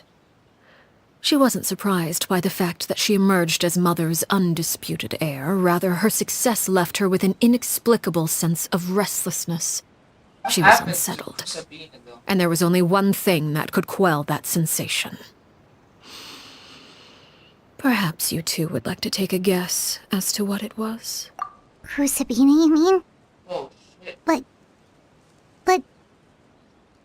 Correct. This is the place where Peruere killed her best friend. A mere year later, this is also the place where she fought tooth and nail to kill the mother they shared. The moment she acted, any conception of what was right or wrong ceased to matter. It's one of the principles of the house. Only those who survive get to write the rules. Peruere won the battle, and became a harbinger herself. After which Her Majesty, the Tsaritsa, bestowed upon her a new name. Arlecchino. So the Perry Clairvy was talking about... It was you all along. You're Peruere. Arlecchino is just a name you got later. I left that name behind long ago. I must say, hearing it now does bring back memories. After I defeated Crucibina, the moniker of Mother died with her. I chose to forego the title she called herself and even chose to give up my own name. I rebuilt the the House of the Hearth under a new identity. Not only as Arlecchino, but as father. And that is where the story ends. That's actually really interesting. Any more questions? Yeah. Based on what you just told us, Clairvy wasn't a little kid when she was killed. So the Clairvy we met... Was she really a spirit at all? I suppose you could call her an illusion born of flame. Her existence is like ashes to a fire. Something left over in the wake of blaze and ruin. You see, a certain power runs through my veins. It's not unlike a curse. My flames leave behind shadows of anything they consume. Of course, the chances of those shadows morphing into a sentient entity are exceedingly slim. Clairvy is a very special case. Clairvy died when she was 16 years old, but what emerged from the flames was her 6-year-old self. Her appearance wasn't the only thing affected. Most of her memories were lost to the blaze as well. Memory is a mysterious thing indeed. Losing a portion of your memories will alter your sense of self. Lose 10 years' worth, however, and it would be like living in the past. Like returning to a version of yourself that never grew up. No wonder Paimon got such a weird feeling when we were talking to her. Perhaps I should put it this way. Clairvy is someone trapped in time. It may seem like she exists with us in the present, but she truly lives in the confines of her own past. So if all of that is true, then you must have known about Clairvy for a long time. Indeed. She's a rather volatile and unstable entity. Sometimes she would look after the children. She's even saved some of their lives. But other times, she would hide from me and become obsessed with revealing the truth about the house to anyone who will listen. Shadows don't have the capacity to learn or grow.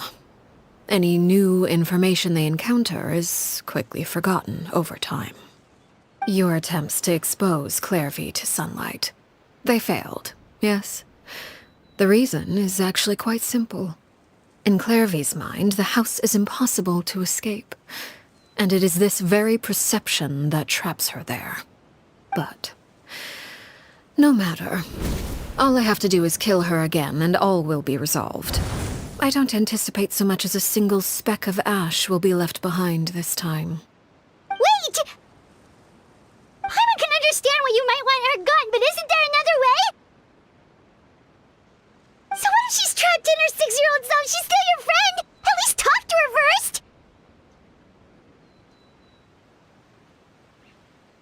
It's too late for that. She broke the rules, and now she must be punished. That goes for Filial and Nantoy as well. She's had quite the effect on them. I hope you understand. The difference between Crucibina and myself lies in our formulation of the rules, not our policy for enforcing them. Upholding the rules without question is a trait we both share, because that is how a household should be run. Is this really what you want to do? Whatever could you mean? Don't you want to say a proper goodbye at least? Well, she did say she was cold-hearted herself. Whether as a killer or as a father, there are two things that must be avoided at all costs: anger and sorrow. Anger makes you impulsive. Sorrow causes you to waver. Well, it appears it's about time to proceed.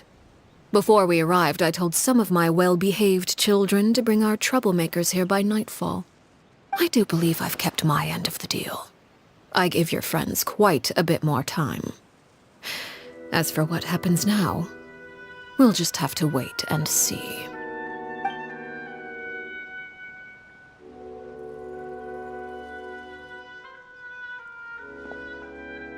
Here they are, Father. You gonna execute him? Seeing something like that would actually be a first for me. Wow, he's so Lenny! messed up. I'm sorry. I heard about how you helped buy us more time. But I still failed. I couldn't find a way to fulfill her wish. Huh? Are you... Perry?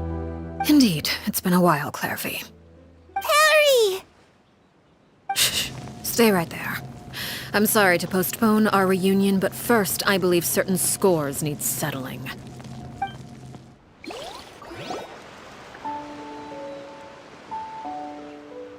Father, let me explain. Out of my way. Father! You chose to conceal a threat to the house. And for that, you must be punished. Overall, however, I suppose your wrongdoing is hardly the most egregious of the bunch, so I'll deal with your punishments later. As for right now, the more pressing concerns are the traitors among us. By traitors? Do you mean us? Father, let me explain. We didn't mean to... Fultz, why don't you share what you heard? Yes, Father. Secret Midnight Meeting number 3. Participants, Filial, Nantoi, Sato, Toddy. Nantoi clearly said, if only Father wasn't the one who took us in. Sato added, I'm sick of this life. I just want to live as a normal person. Filial was the worst of them all. She called us crazies and said a bunch of mean things about Father. I did not! You're lying! Fultz is trying to frame us. It's not like I'm the only one who heard those things. After that, you and Toddy and a bunch of other people started talking about Clairvy. You were using all those things Clairvy brought up as an excuse to question Father. We're birds locked in a cage. The only way out is to destroy it. That's what you said, wasn't it? You little. You just want me gone, don't you? What did I ever do to you, huh? And you, Sheplo, have you forgotten who stood by your sickbed, watched over you, and changed your dressings? Come on, let's hear it then. What's your reason for all this?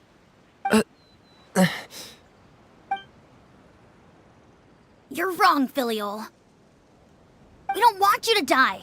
You're our family. Liar. You wouldn't be doing this if that were the case. So why? Why have you backed us into a corner? We all live in the House of the Hearth. You know the type of work we do, Filial. A single betrayal can cost dozens of us our lives. It's not like it's never happened before. That kind of thing is hard to forget. That's why the House of the Hearth cannot tolerate any form of betrayal. Ever since we came to Poisson, you've had 7 secret meetings. A lot of the things you talked about really crossed the line. You've been spying on us for half a month? Wait a second. Now that I think about it, the move to Poisson was just a way to make it easier to spy on us, wasn't it? Because we were all in one place. You've had this planned all along. Filial, Nantoi, I'm sorry. I owe you both my life. I owe Clairvy too. If it weren't for all your help after I got poisoned, I wouldn't be standing here today.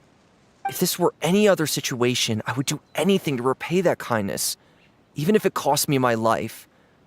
But rules are rules. I'm sorry. My hands are tied. Why? Why? That's enough, Filial. We made a mistake, and we should own up to it. We broke the rules, plain and simple. And now we have to face the consequences. I'm sorry, Sheplo. Fultz. I'm sorry, Father. We accept our punishment. Sheplo, according to the rules of the House of the Hearth, how should these traitors be punished? All those who betray the house pay with their lives. And so it shall be.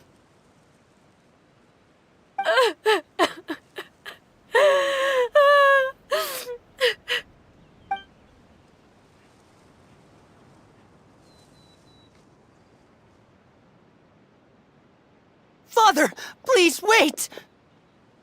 Something you want to say, Linny? Please reconsider, Father. What Filial and the others did, does it really count as betrayal? We all come from broken families. From the very first day we joined the House of the Hearth, we wanted nothing more than to make it a real home. But the truth is, none of us know what a real home should look like. I'm not saying I have all the answers. All I know is this. Killing Filial and the others may uphold the rules, but doing so will only bring us further away from being a real family than we've ever been. So please, Father, please reconsider.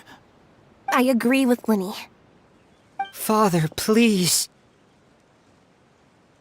Linny, you...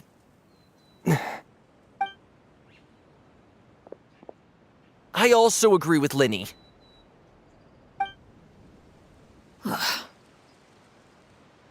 An order once given cannot be rescinded. However, given the extent of your determination, I suppose we shall have to go about this a different way. Draw your weapons and face me. Oh, so this is Our where this weapons? comes in. Father, are you referring to a duel? Precisely. The rules of the house will not be altered. Traitors must be punished. However, resolving disputes with a duel is also one of our rules, one that also applies to me. Demonstrate a sufficient showing of strength, and I shall offer a concession. Wait. Beat Father in a duel? Impossible. Father is way too strong, even for Linny. I hate them. I hate them spread. Hyper Bloom, she's not gonna be that. She's gonna get shredded, I'm telling you right now. I hate them fucking standard team who's correct. Right. Did you hear that, Traveler? Linny and the others have to duel the knave. What should we do? Can they really win something like that? This is the moment she's talking about. If they lose, those people from the house are really going to be executed. Stand up for the house. Hey, are you This is listening? exactly what it is. Traveler, pick up on it. This is exactly what she was pertaining to. Don't you want to say a proper goodbye at least? Anger makes you impulsive. Sorrow causes you to waver.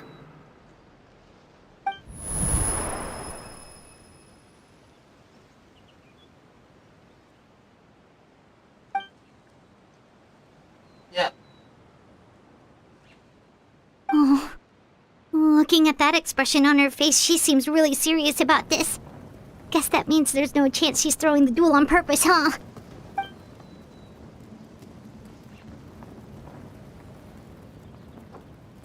When guests are around, families are often on their best behavior. And any disputes are less likely to escalate. When the time comes, make the choice that you deem most appropriate in the situation, and lend your help to the House of the Hearth. That's exactly it. Right What's wrong, Traveler? Hey, where are you going? Traveler? You're asking to join the duel against the knave? I'll allow it. We do have a ready-made dueling ring at our disposal, after all. All I would advise is this. Keep a firm grasp on your weapon, and give it your all. Any less, and you may just lose your life. I have no idea what this fight is going to bring to me. I haven't seen it at all. I haven't even tried to fight her once. So this is my first time experiencing it. Oh, there, girl. The Temple of Wisdom! Let the world collide! Lightning purified! Is it my turn now? process of elimination. Now's our chance! Now that's more like it. With the fall of darkness, destruction shall rise. Everyone Have a taste of purgatory. Strike a pop! Over here! Is it my turn now?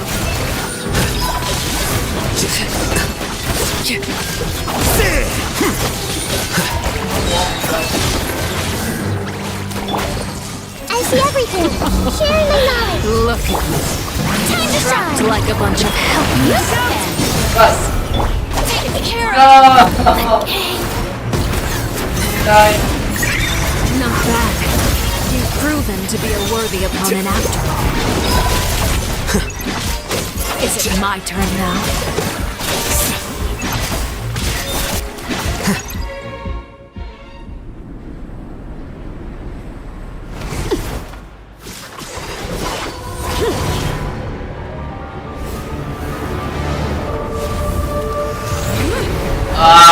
Next phase.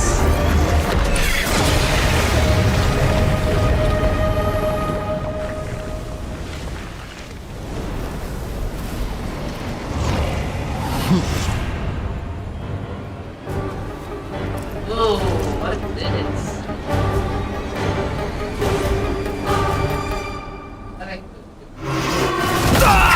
Oh, what? Who's next? Over here! Now's our chance. Now's the chance.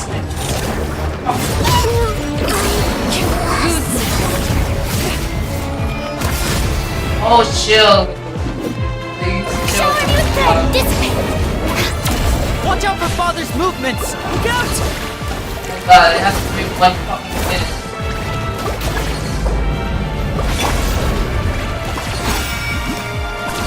Your punishment made manifest. How dare you! Now's our chance. Over here!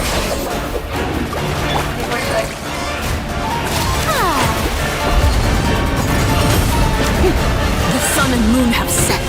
Only ruin remains. Struggle in vain. Watch out for Father's movements. Look out!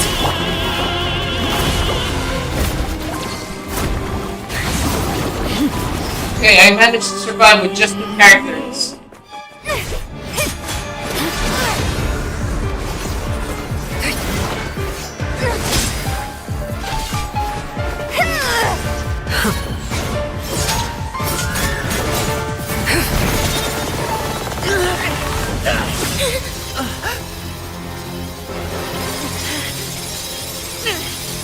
You should know better than to crowd in one place.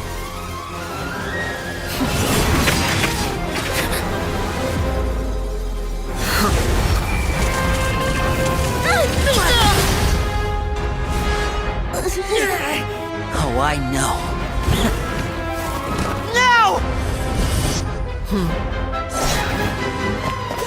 I'm sorry, Father!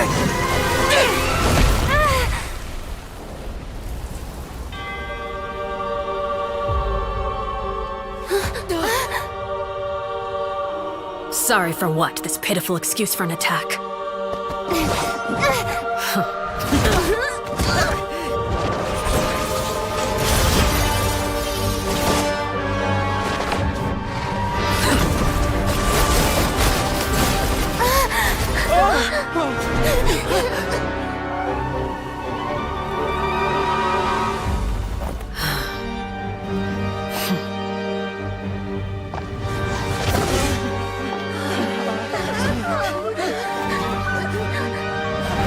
Father, no!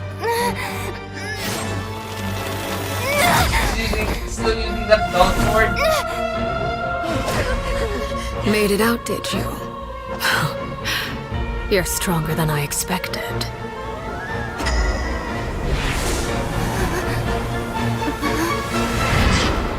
Oh god, what is this? A crimson moon. I can't move.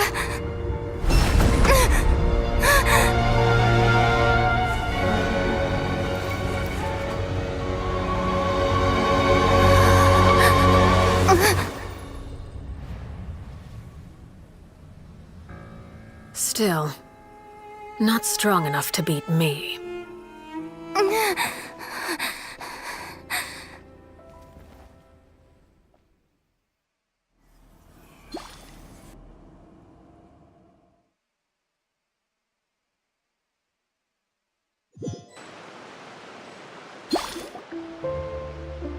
They're dying now, aren't they?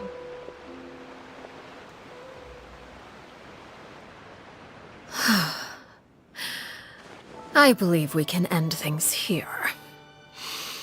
It's not often that we get to enjoy the company of guests, after all.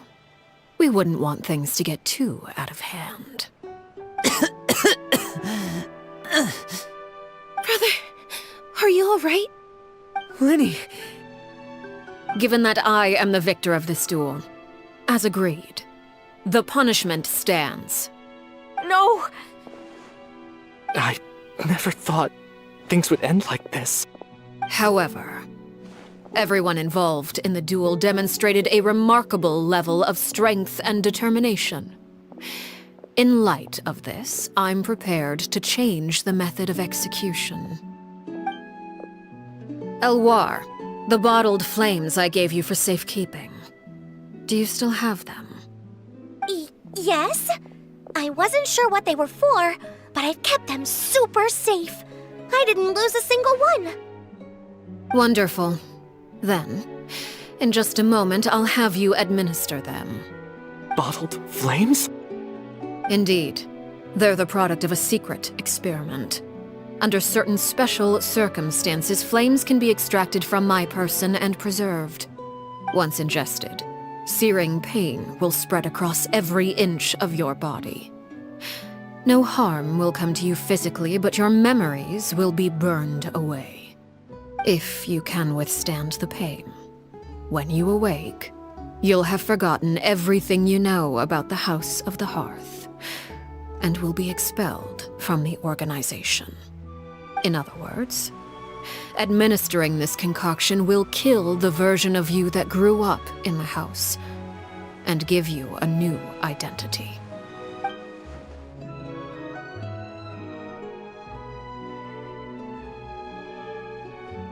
Oh, so that's what that means.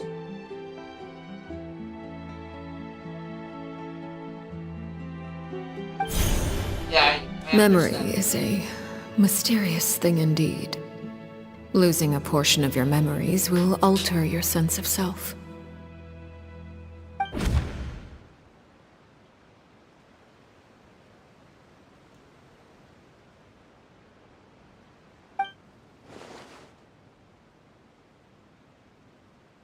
So, you're just letting us go, Father? That makes sense. You misunderstand. Memories are extremely important. Once consumed by flame, the version of you standing before me will die, and our secrets will die with you. So no, I don't intend to just let you go, because the person who survives will be nothing but a stranger. Even so, I won't have to live in fear anymore.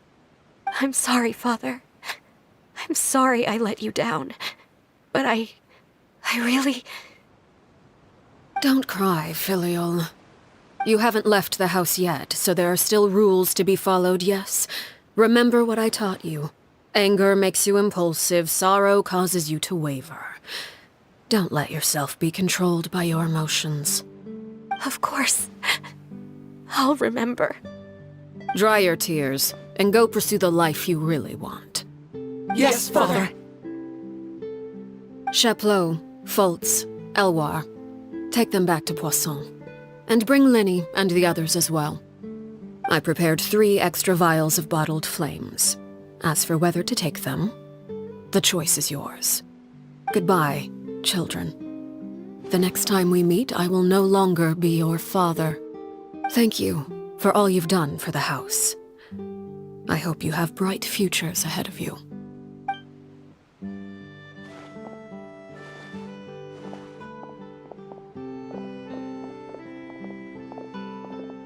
Father.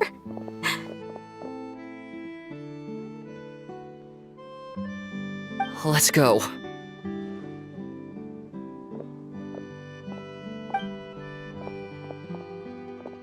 I mean, she really Here, is very grab my arm, diplomatic Lemmy. character. I'll help you walk back. Tries her best to Thank resolve you. conflict through peace talks and trying to avoid death as much as possible. So Claire she was V. using a metaphor in terms of death earlier.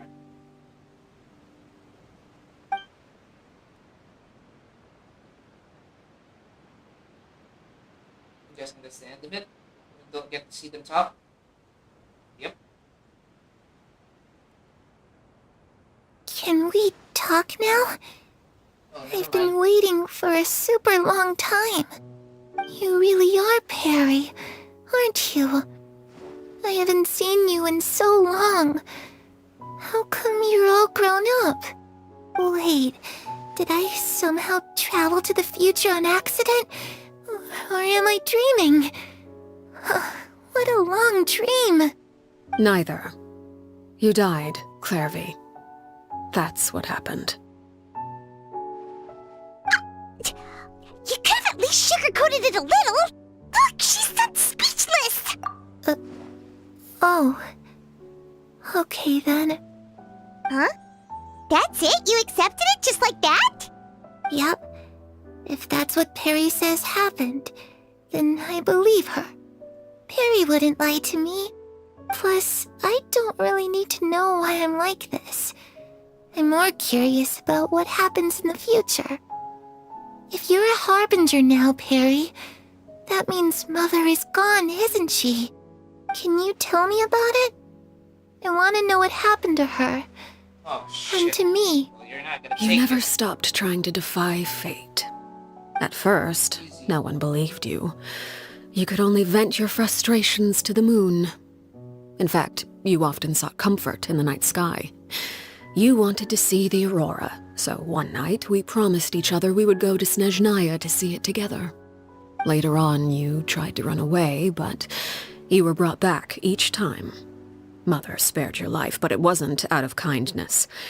Instead, she decided to make an example of you by slowly torturing you over time.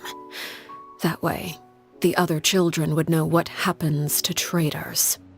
Still, you never gave up. Mother hoped that through ruthless duel after ruthless duel, she would be able to crown an ultimate victor among the children she raised. But you called on everyone to unite, to fight to a draw in order to reduce casualties. Your efforts may have only delayed the inevitable, but still. You gave them hope. You tried everything you could think of, but every attempt ended in failure. Still, you never turned your sword on Crucibina, and you never turned it on me. On that gloomy day, you told me, "For the last 16 years of my life, I've done everything I can to fight for freedom. But now, I realize that the only freedom I truly possess is the freedom to choose to die." I never imagined I would say something like that. I must have been feeling really worn down. But somehow, I still think I understand. According to Mother's plan, only one of us was going to make it until the end. And I always hoped that person would be you. If I could do it all over again, I still don't think I would make a different choice. Even when I first met you, I knew you'd be able to do what I couldn't. Is that so? Even now, I'm not sure I truly understand what kind of freedom you were trying to pursue. But as the head of the House of the Hearth and as the children's father, I've tried to give them the most basic of freedoms. The freedom to choose their own fate. It's something I discussed with the Iudex of Fontaine. The children who want to leave the house will have their memories wiped clean of all secrets pertaining to the organization. In return, they will be allowed to live a normal life in Fontaine without being prosecuted for their past. Of course, I won't simply hand freedom to them on a silver platter.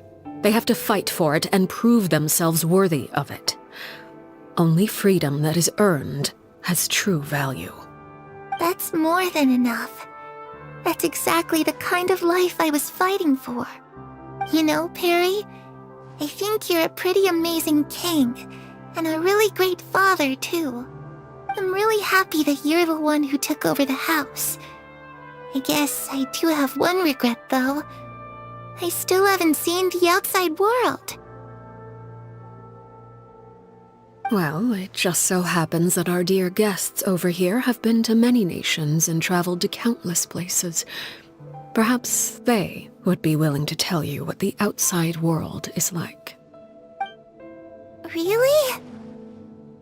Of course! We've traveled all over the place. We've got so many stories, we could probably talk your ears off for 3 days straight.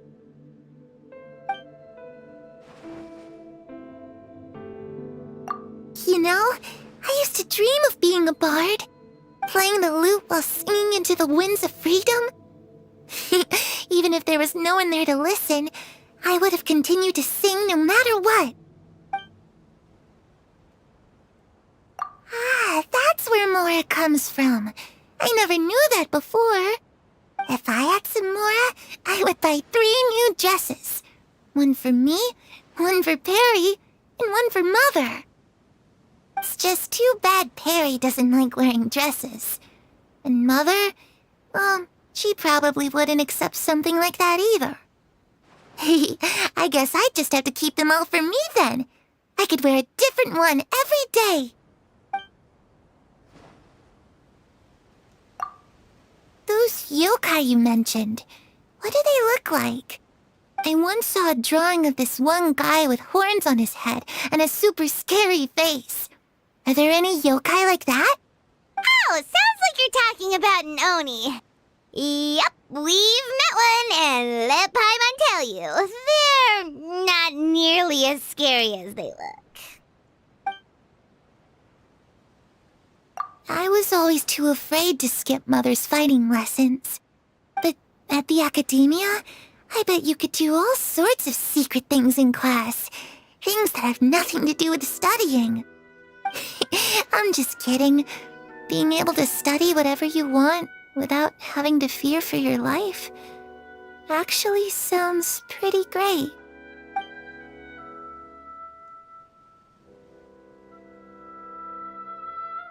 The situation was super dangerous. Lenny and Lynette were accused of committing a crime, and they were going to have to stand trial at the Opera Epicles.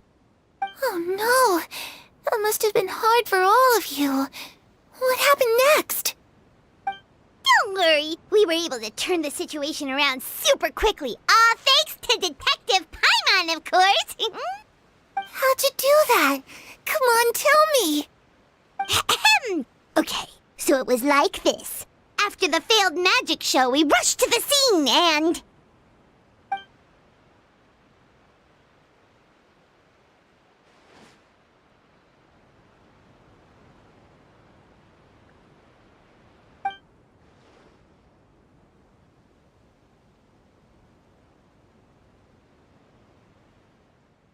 Shadows don't have the capacity to learn or grow.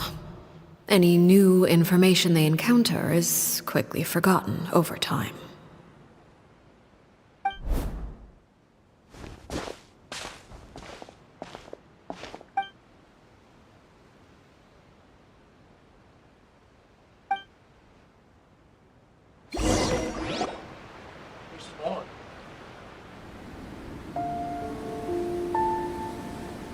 Clairvy, you've worked tirelessly from the shadows to overthrow the House of the Hearth.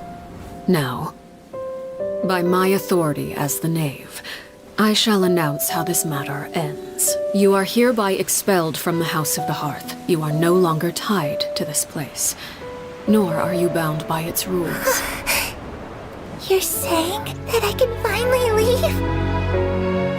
I get to experience the outside world as well? Oh, I almost forgot. There's no getting older for me. Still, seeing who you grew up to be makes me really happy, Parallare. Take care of yourself. Goodbye. May we meet again someday.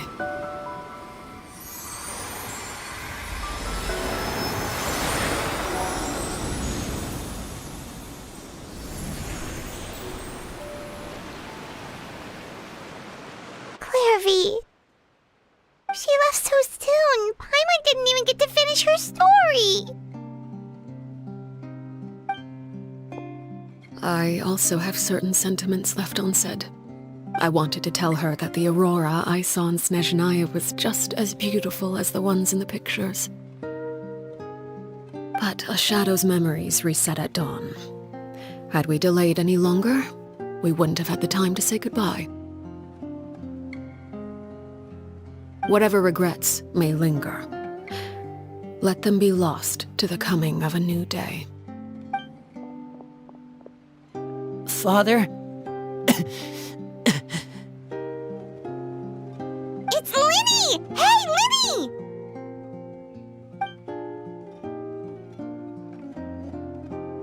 What is he doing back here? Let's go check it out.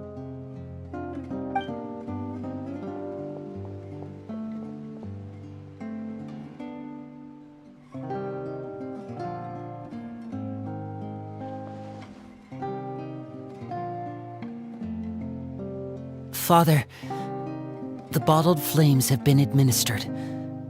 Filio and the others have left the house. And you? What have you decided?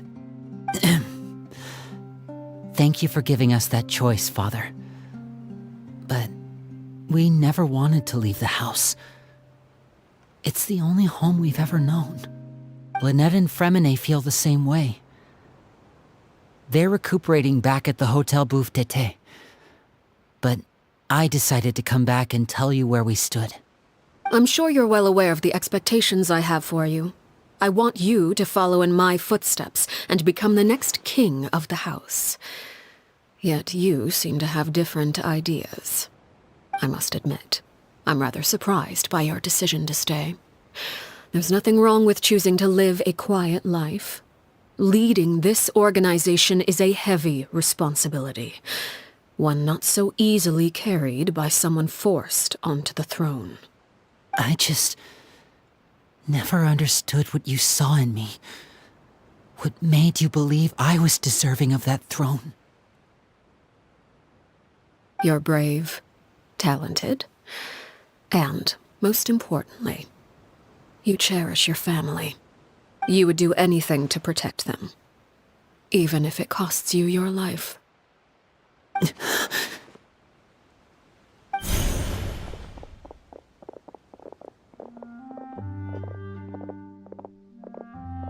Speaking up back there was so brave of you, Lyney. It's all thanks to you that we were able to convince Father to back down. You're a hero, Lyney. Hero? Father is the real hero. Had Father gone all out during the duel, there's no way I would have walked away with my life. She must have had it all planned from the beginning, from the very moment she suggested a duel. I'm not deserving of that title. I'm not strong enough or smart enough. You're wrong. In my opinion, all you need to be deserving of the throne is conviction and the necessary strength to act on it. We may have different ideas of what it means to be a family, but you can hardly be said to lack conviction. What you truly lack is strength. For someone of your talent, though, that's something that will come with time. Even without that strength, you still chose to face me in a duel, even though the odds were stacked against you. That capacity to honor your convictions is what I truly see in you. Father. No one knows what the future holds, what tragedy or triumph may be in store. Being at the head of this organization requires the strength of will to face whatever comes. Caution will only hold you back. If reaching a certain standard were required to go after what you want, I would never have succeeded in killing my predecessor. Back then, there was still a considerable gap between our abilities. Strength may decide the ultimate victor, but those who let a lack of strength dictate their decisions or undermine their convictions will never be worthy of the throne. I understand, Father. Thank you. Children must grow up to surpass their parents. Only then can a family continue to flourish. The road ahead is not an easy one, so I'll ask you one last time. Are you certain you want to stay? You've done so much for me, Father, and that kindness must be repaid. Plus, with Project Stuja at hand, there are many dangers ahead, and I, for one, don't intend to back down. Protecting my family at all costs. That's my conviction. Then you're welcome to stay. As for Project Stuja, you need not be too concerned. If those cowardly businessmen and heartless dignitaries try to take us down, I'm prepared to teach them a lesson. Having members who longed for the light was our organization's last weakness. With those members no longer among our ranks, the House of the Hearth is like a spider hiding in the shadows. We need only wait for our prey to come to us. At present, our imperative is to use their plan to our advantage. In doing so, a crimson moon shall rise amid the frigid blizzards of winter. No demonstration of loyalty shall go unrewarded, and no sacrifice shall be in vain. As for the two of you, whether we meet again as friend or foe, I'll remember the camaraderie we shared in this moment. No matter how arduous the journey ahead, I hope we both reach our desired destination. Wait, what? Still like that? Alright. Before anything else, let's revive our two characters that have fallen under. The sun feels almost as hot as those studio lights I'm in front of all the time. I'm sorry. I didn't know her moveset. She was much more intense to deal with compared to the previous world bosses. It was much more intense than the Narwhal, guys.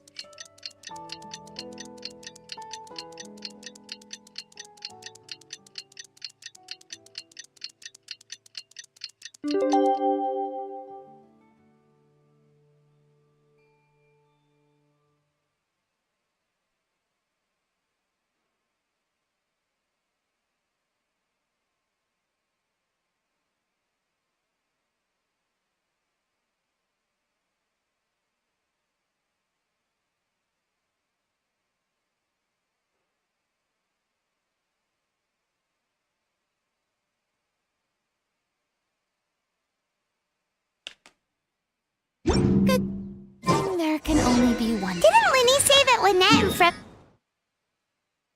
Alright, let's go with this. Just teleport. It's a struggle to get inside Fontaine.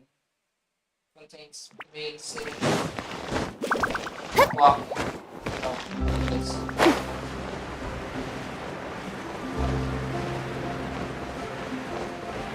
So I thought the new area would be tied down to this. It's a great question, Lynette? but it's not. Fremenade? The new area How are you meaning feeling? The one in Fontaine. Much So I'm better. surprised. Whew, what a relief! What about you? Are you feeling alright? Never better. I knew you'd come out unscathed. Us, on the other hand, well, we've been bedridden for 2 days. I couldn't even turn over. Oh, and I wanted to ask, is Claire V... gone? Linny and the other members have left Poisson and returned to the House of the Hearth. According to him, there haven't been any more sightings of a spirit roaming the house. I see. I'm glad. Father came to check up on us 2 days ago and told us about what happened with Crusabina and Clairvy.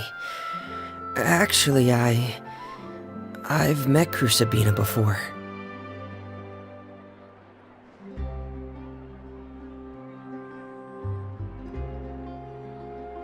Wait, what? You've met the former knave? Crusabina died a year after Clairvy. It was during the year between their deaths that I joined the House of the Hearth. Sabina had an extremely cruel and radical way of doing things. While she was alive, the atmosphere in the house was suffocating.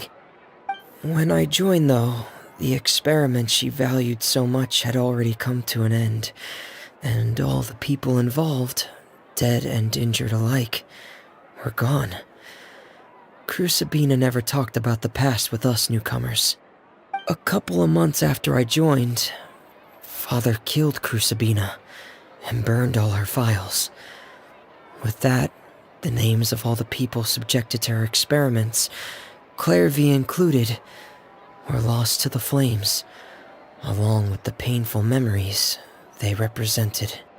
Father took in Lenny and me a couple months after that, but she never mentioned anything about Sabina or Clairvy.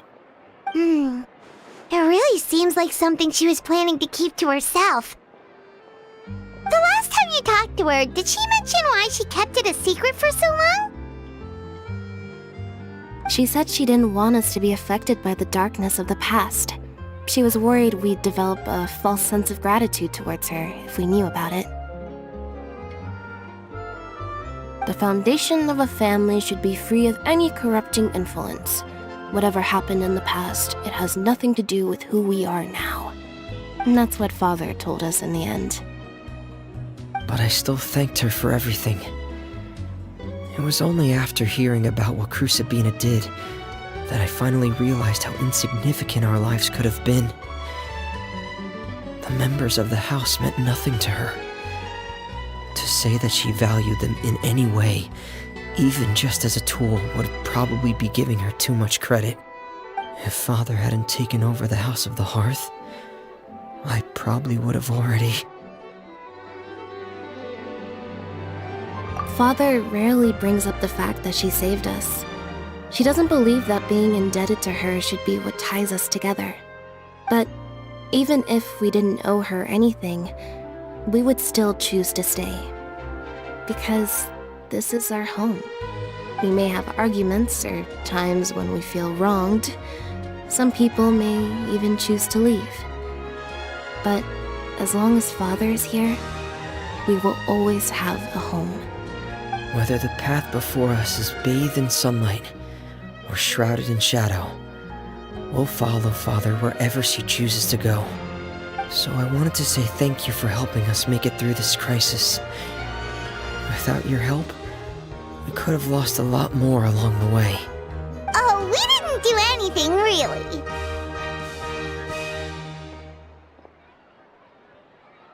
Of course.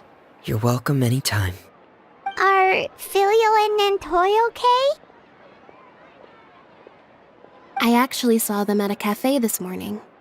They didn't recognize me. From what I could tell, they were drinking coffee and talking about one of the operas that started running recently. They seemed happy.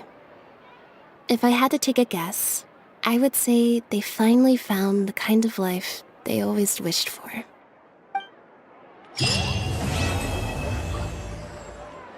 Right, there we have it. I enjoyed that. Unironically, I enjoyed it. That it's much stronger than all the other story quests that I played. And judging by the story quests that I played, it isn't a lot. So I know what this is already. I played this, I played this, I played this. I haven't played... I played this as well. I haven't played Diaz, I haven't played Baizus, I haven't played Beanies, I haven't played Nicolettes, Risley's, Risley's, Kurinas, Navias, Chanyus, Chiyori's, Finos, Sino has the second one, Florine, Moran, Sejumin, and I haven't played all of those. I've played only Yushi, and let me tell you, this is honestly better than those. Yeah. All I have to say for this. And I'm gonna stop recording, check if frames are dropping in the actual recording first. But it doesn't stop the party. I'm gonna try to explore the new area. I'm not gonna explore all of it, I'm gonna explore parts of it. Or maybe that comes later on. So I want to be able to actually like this game on. I want to be able to actually do some damage with regards to the monster. Hey, wanna hear a secret? No matter what. So I know what this is already. I played this. Alright, so let's do the not done story quest, or not done Archon quest. Trying to catch up to some events as well. I haven't done the events because I haven't blocked that plan itself. I don't know how much longer. Those were 5 days, see? That's why I have to do this. Oh dude, I have another. Oh yeah, I forgot. There's this one for the not fun one. I have to do bedtime story first. Enable. Finish this in one day, then I'm gonna do Archon quest tomorrow. Maybe this is where the new area comes in. I don't know what this is about, by the way. I'm just gonna tell you that right now. So I don't know what to expect.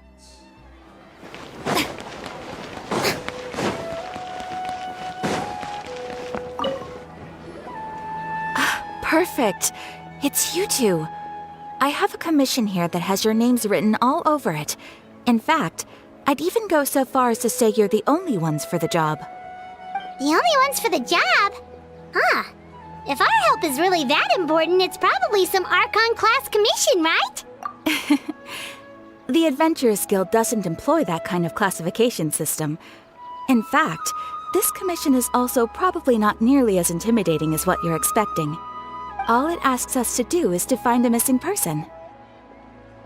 Well then, why am I the one for the job? Huh? Then why did you say we were the only ones for the job? I came across this commission while reviewing our backlog not too long ago.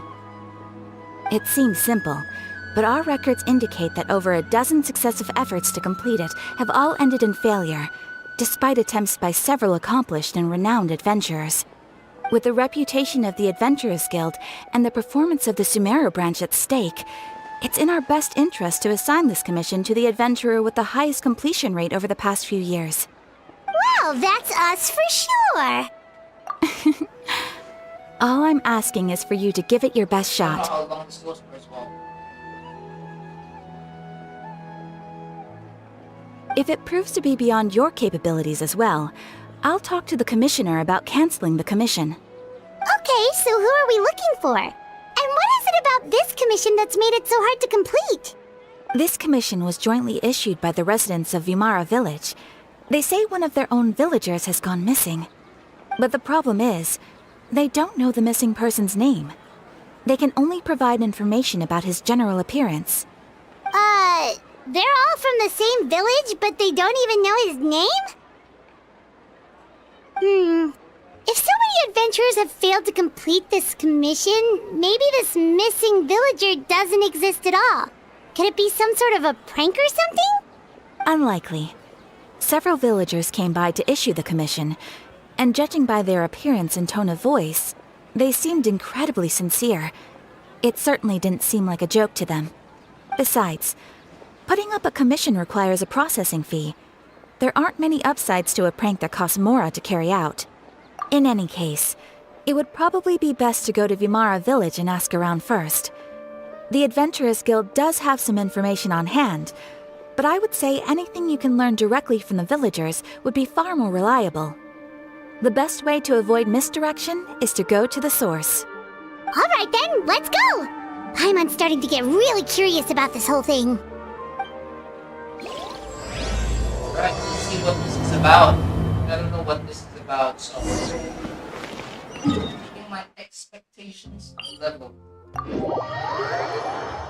I did see a spoiler about this though. I'm not gonna say what that spoiler is. We made it to Vimara Village! Why don't we talk to some of the villagers to learn a little bit more about the missing guy? Hello. Hello there. You looking to buy something? I do business in this area.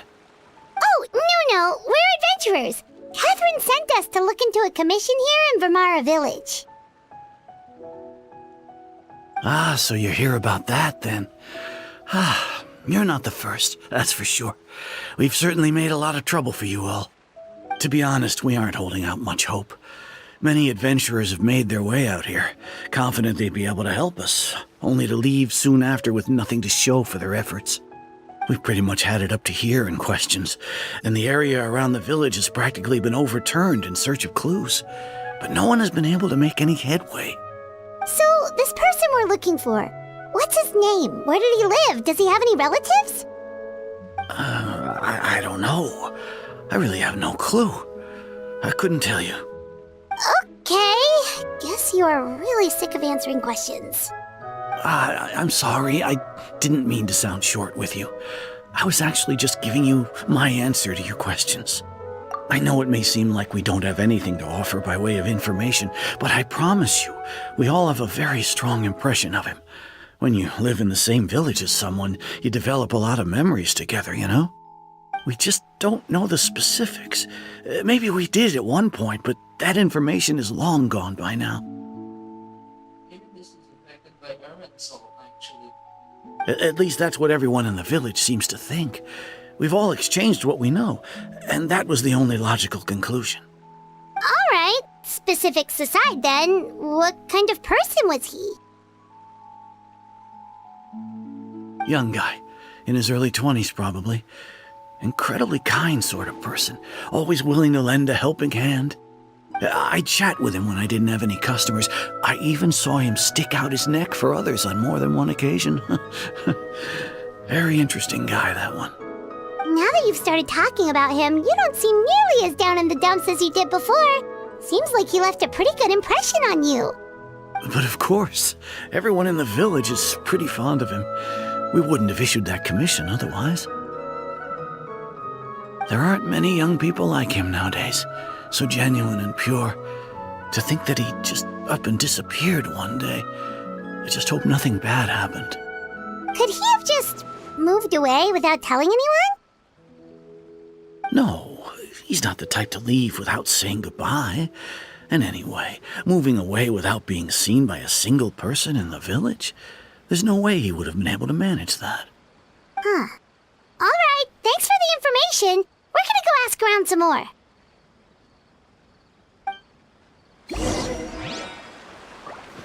If this commission is really as challenging as Catherine made it out to be, we're gonna need to carry out a very detailed investigation.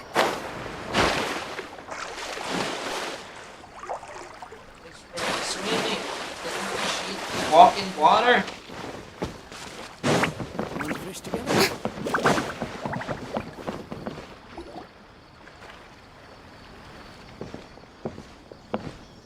It's that guests I hear. Hi, Grandpa Amadea. We're here to help you look for the guy that's gone missing. Oh, okay, sorry. Ah, so that's what brings you to these parts. Coming all this way for our sake. That's so very kind of you. With your help, I trust that young man's case is in good hands. Could you tell us a bit about him? Of course. I'm happy to help any way I can. With my failing eyesight, I'm afraid I can't offer much about his appearance. But I do remember hearing the sound of his voice. Not recently, of course. That loss has left me feeling quite empty. I don't think his parents are still living in the village. But somehow he never seemed lonely. In fact, he was usually the one offering companionship to others. He would often take time to visit the elderly or play with the orphans in the village. And whenever someone had something on their mind, he was there to listen with open ears. He always knew just what to say. As the village chief, I owe him many thanks. Helping villagers navigate difficult moments in their lives should have been one of my responsibilities. But he was often the one rising to the occasion. Wow, he seems like such a nice and gentle person. No wonder his disappearance affected you all so much. But, you wouldn't happen to know any details about his name, address, or family situation, right? I'm ashamed to admit it, but I just can't remember. No matter how you look at it, I should know those things. But for some reason, no matter how hard I try to remember, the information just doesn't come. Perhaps my age really has caught up with me this time. It's okay. There's no need to force yourself to try and remember. We'll figure something out. One more. It's the rule of threes. Well, Traveler, what do you think? Paimon thinks so too. Like, the name thing. It's so weird that no one remembers his name. And nobody has been able to tell us anything about his family or where he lived. It's like this guy's been erased from reality or something. Wait, so you're saying it's not that he's been erased, necessarily, but more like he never existed to begin with? Okay, Paimon's gonna need some time to process that one. Someone who only exists in people's memories? That is weird.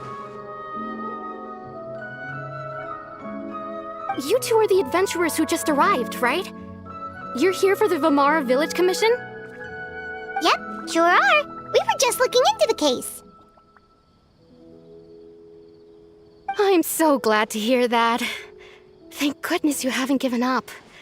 I've been so worried the Adventurers Guild might cancel our commission.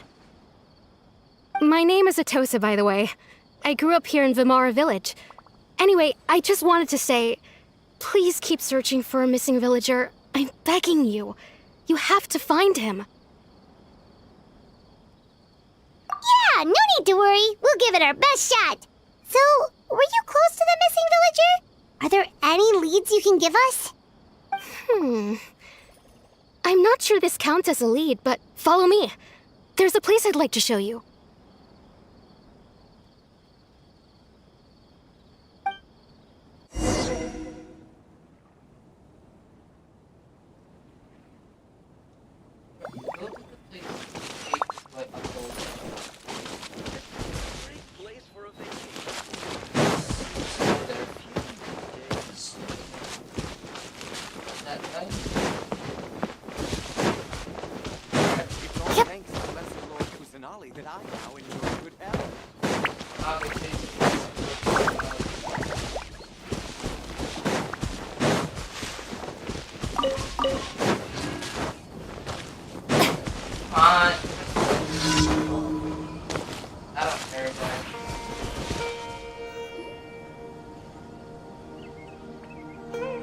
Is this the place?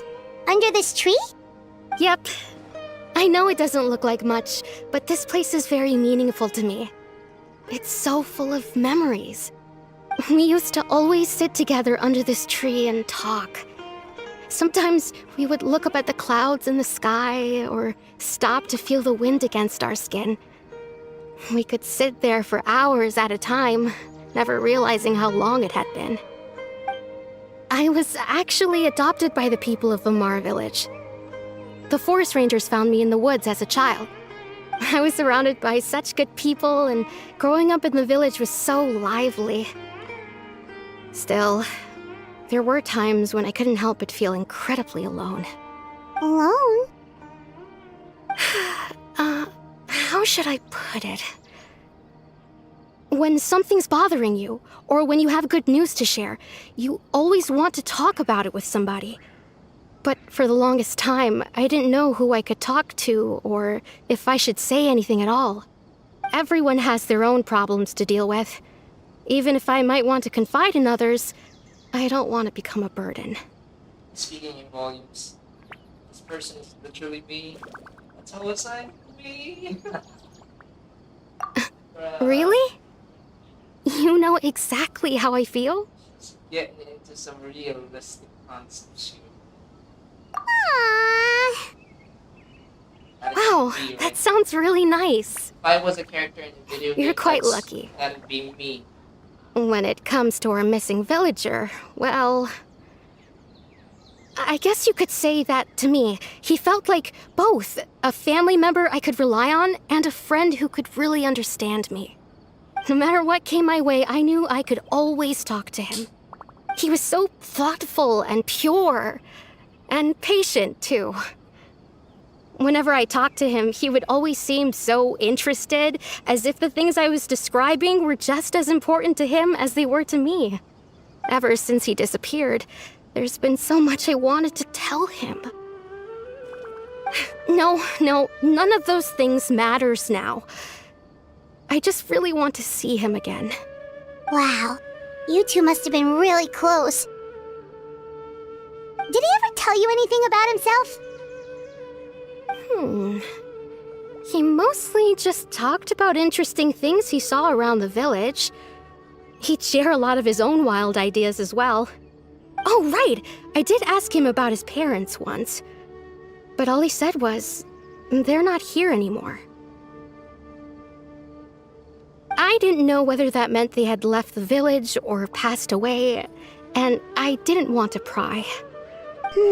Still not much to go off of. Look at me. Talking your ear off and still nothing to show for it. I'm sorry I wasn't more help. The last time I talked this much in one go was when we were still together. Come to think of it, every time we talked, it always seemed to be around dusk, just like right now. Time always passed by really slowly. Even when it felt like we'd been talking for hours, the sun would still be at the same position in the sky. Well, time always seems to pass slower when you're relaxed, right? What's wrong, Traveler?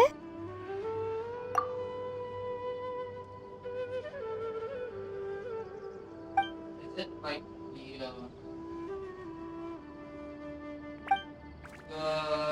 what was that? Yeah, about whose story cuts it was either Nahita's Hey, look at those hilly trails over there. Yoi. Doesn't it seem like they're acting a little strange? It was Nahita's first story quest. Maybe that's the case. The Abyss Order. Could they be the ones behind all of this? That's just a theory though, that's my theory. Uh-oh, we've been spotted! Quick, get ready to fight! You know that. I've fought worse. Strike a pose! Grow! Flicker.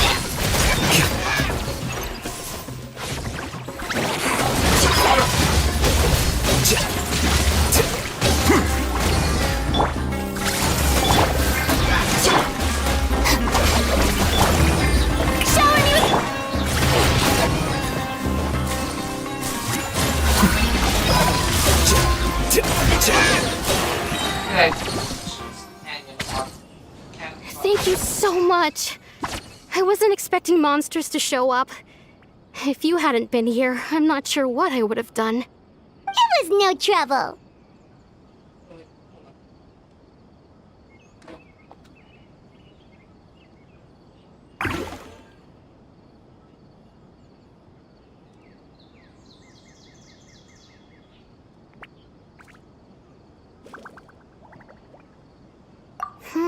Now that I think about it, the hilly trolls around Vimara village have been a lot more active lately. They seem agitated and would often attack anything in sight. Chief Amadea doesn't allow the children to play in the area around the village anymore. Maybe the Abyss Order really is involved. Well, we should head back and check out the situation in Vimara village just in case. If the Abyss Order is plotting something, that could spell trouble for the villagers.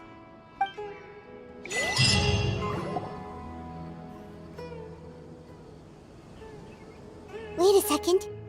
That person! It's Dainsleif! Tell me this person you're talking about.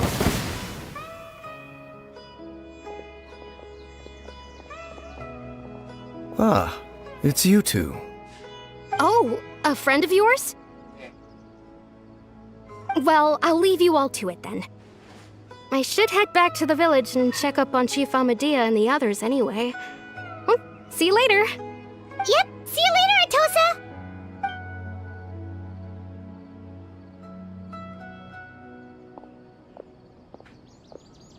Why do you always have to pop up out of nowhere like that? Is it your life's mission to jump scare us or something?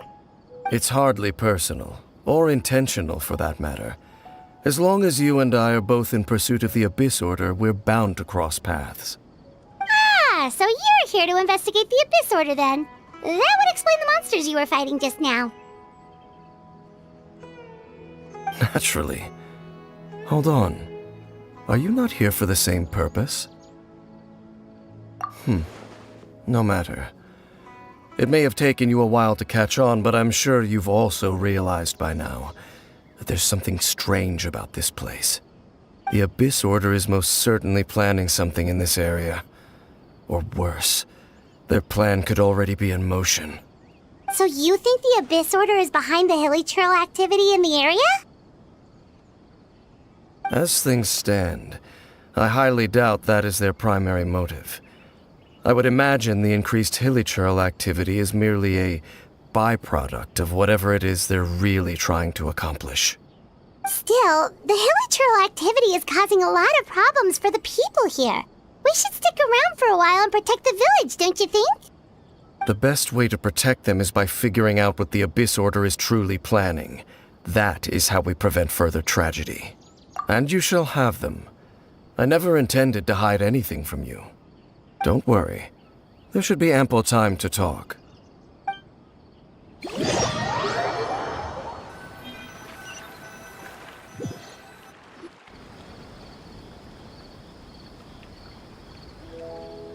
Ah.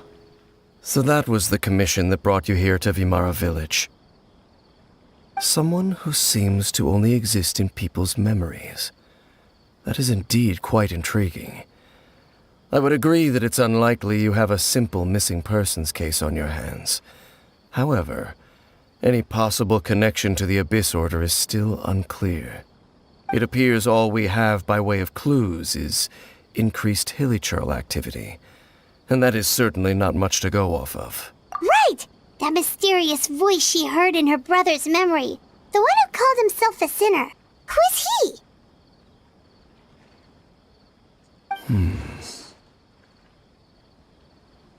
Traveler, let me ask you this. Do you believe your sibling to have betrayed you? I sense hesitation in your words. After all, you still haven't figured out the whole truth of what happened. There's still hope for the two of you to reconcile. Irreparable damage has not yet been done. The sinner you wish to know about, his situation is different. He and his fellow sinners have long betrayed me, and long betrayed their nation. His name is Vedrfolnir, the Visionary. I'm loath to admit it, but he is also my kin, my older brother.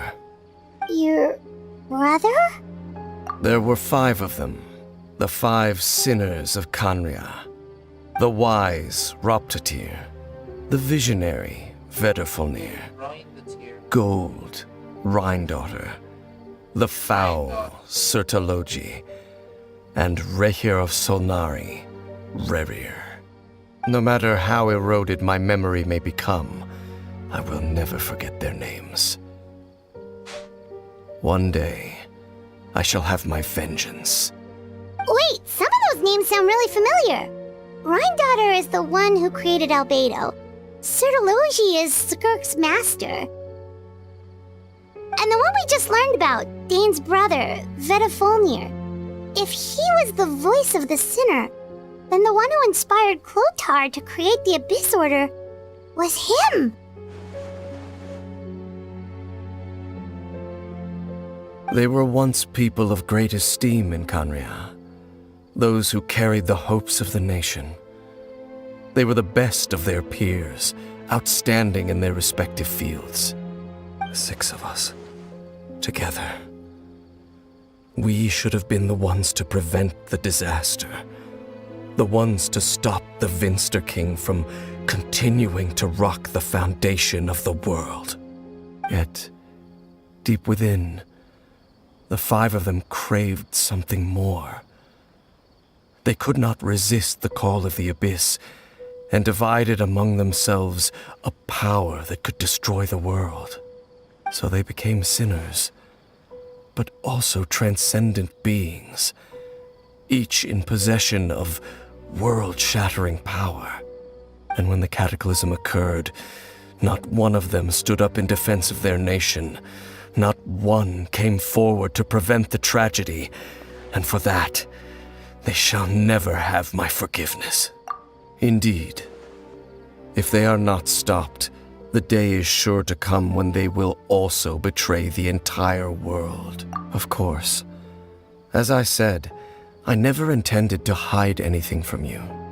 So, Dane, what have you been looking into all this time? I've continued to investigate the questions surrounding the Loom of Fate. It's been quite some time since the initial operation was launched. By retrieving the eye of the first field tiller, we were able to stop part of their plan from coming to fruition. Oh, Paimon remembers! Weren't they going to use it to corrupt Docile and make a god or something? Indeed. However, it's obvious that was just some sort of technical experiment. The eye was integral to their plan, yet somehow, despite failing to obtain it, they've skipped the experimental phase and found some other way to keep moving forward.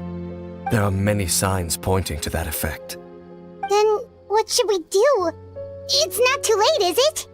Our most pressing concern is to determine the purpose of the Loom of Fate. From there, we'll be able to deduce the Abyss Order's true objective. Based on the intel I've gathered so far, I suspect the Loom of Fate is related to the ley lines in some way. The ley lines? Traveler, you were able to observe your siblings' memories last time, yes?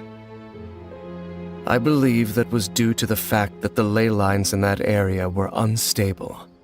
My recent investigation has shown that Abyss Order activity in a particular area is usually followed by a series of issues with the ley lines. Wait, then our commission here in Vimara Village, the person who seems to exist only in people's memories, could it be connected?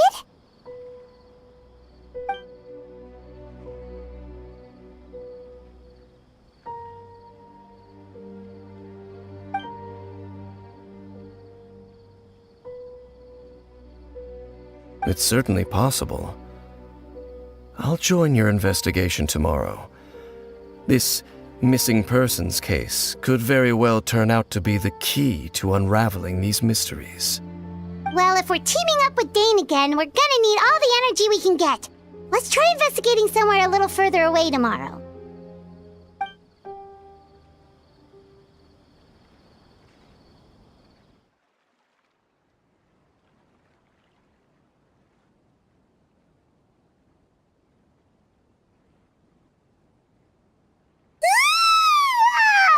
So tired. Paimon used way too much brain juice yesterday. It's all Dane's fault saying all that complicated stuff. Well, let's go find Dane. We've got a lot to do today.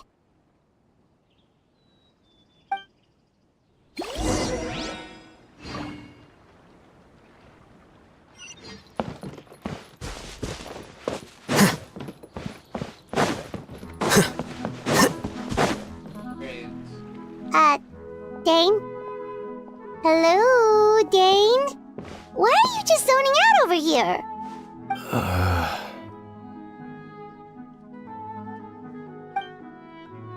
Did something happen?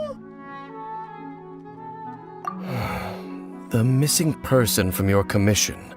Could you describe them to me? Oh, young guy? Early 20s? Seriously, Dane, what's going on? There appear to be certain memories in my mind that weren't there before. Memories of him. Maybe we just talked too much about him yesterday and you had a weird dream or something? No, it wasn't a dream. They're memories. Memories that suddenly appeared in my mind after I woke up. And I'm certain I've never met this person before. What's the permission right there? I remember handing him the eye of the first field tiller. What? Oh, wait. I thought we were talking about... Okay, so this this missing person definitely has something to do with the Abyss Order then! Indeed. And it appears he possesses the ability to implant memories into the minds of others. Wait then. All the memories the villagers have of him, could they be fake too? Maybe they never knew him at all. But why would he do something like that? Whatever the Abyss Order is planning, an important truth has been revealed to us this morning. What sort of truth? That their goal is still to obtain the eye of the first field tiller. They haven't stopped searching for it. I am the only person who knows its location. Perhaps implanting that particular memory was an attempt to interfere with my mind in some way. Your concerns are not entirely unfounded. I don't believe the Abyss Order is capable of altering reality like that just yet. However, considering their single-minded pursuit of the Eye, I would say an equal level of caution is in order on our part. Come with me. We must check whether the Eye is still in our possession. Oh, so you're going to take us to where you hid it?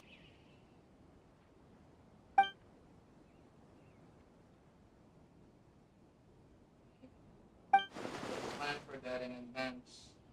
Wouldn't do something as stupid as that. Didn't have a backup plan. Yeah. Of course. Or maybe he's a person who was going there.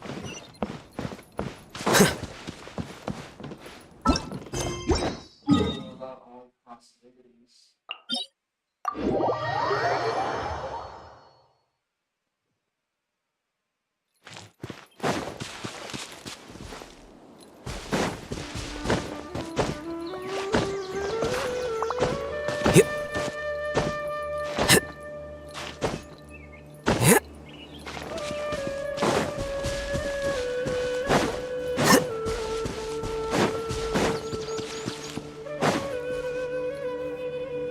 So you hid it way out here? Not an easy place to discover, that's for sure. Well, let's go check to see if it's safe. Traveler, wait.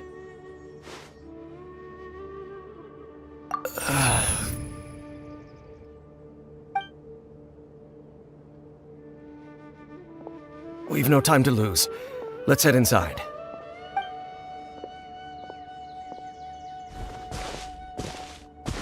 Hey, wait up!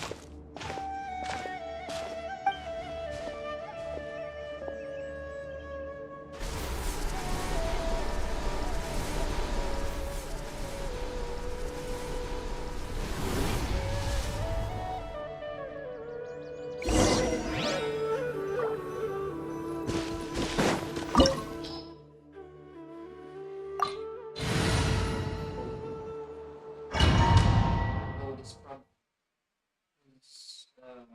probably what I need, but I don't care.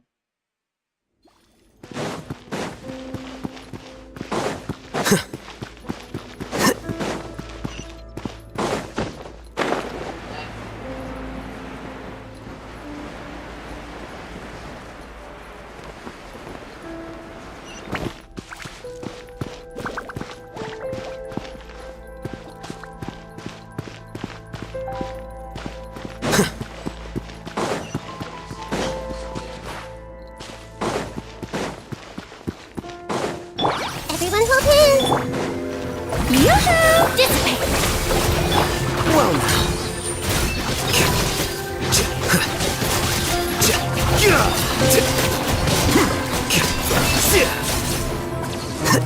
Committed to memory. It appears the mechanisms here have changed over time. You can access the upper floor through the side door.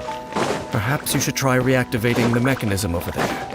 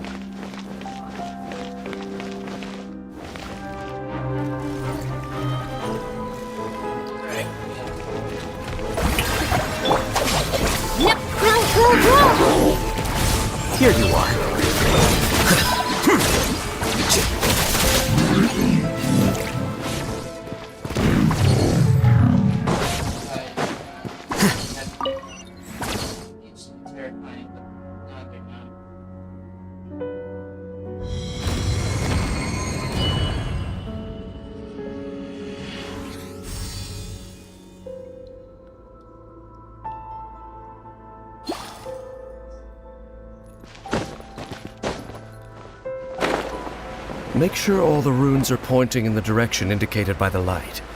That should unlock the mechanism.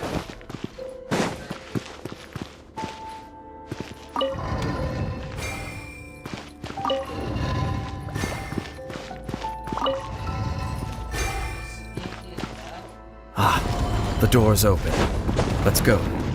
Our destination is just up ahead.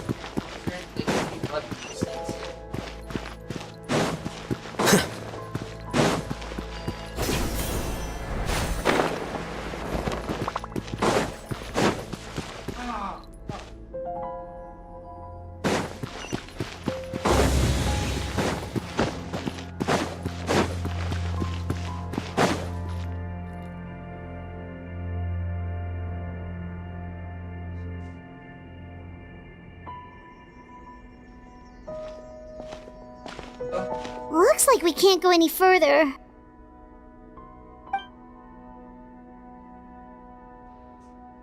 Be on your guard. I sense the presence of the Abyss. It's the Abyss Order! They're here! Desolation! Hey!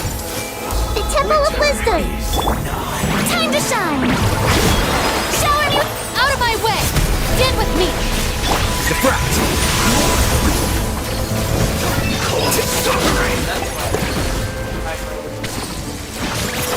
Flicker.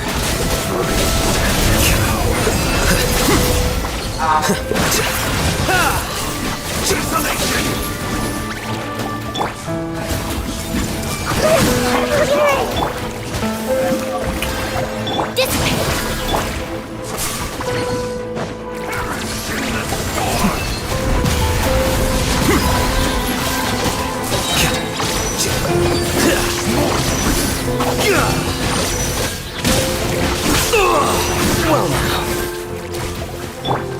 I see everything. Stand with me.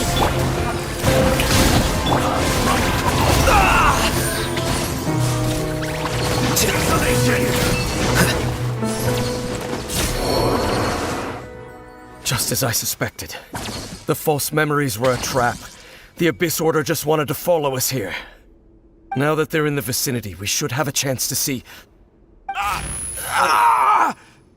Dane? What's wrong? Can you feel that? There's been a disturbance in the ley lines. It must be the work of the Abyss. Wow, you must be really sensitive to that sort of thing. Paimon doesn't feel it. You too. Do as I say. Use that mechanism over there and leave this place. The Abyss Order is putting something in motion. If you return to Vimara Village, I suspect you might finally have the opportunity to locate the missing villager. Just think of it as a way to divide and conquer.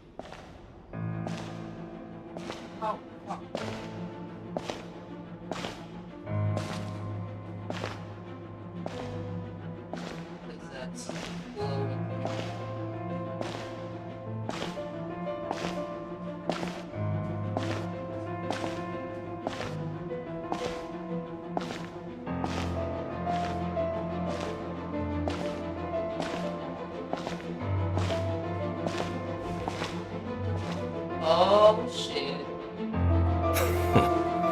I knew going along with your trap would be the only way to meet with you face to face.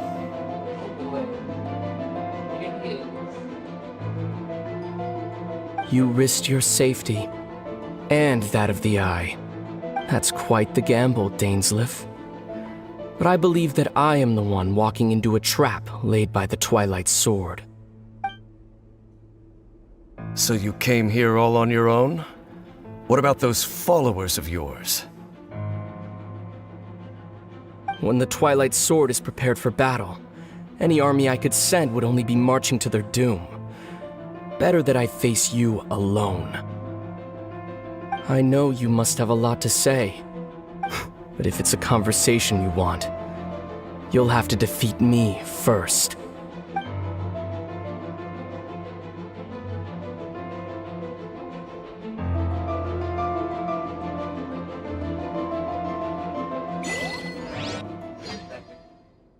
I did wish that Male Traveler had the better design.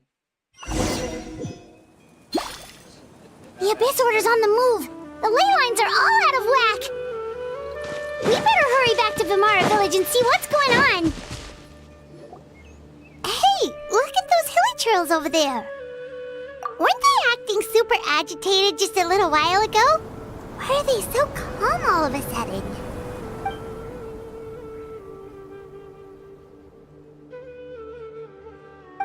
In the New World, they bade farewell to the shrouded sun.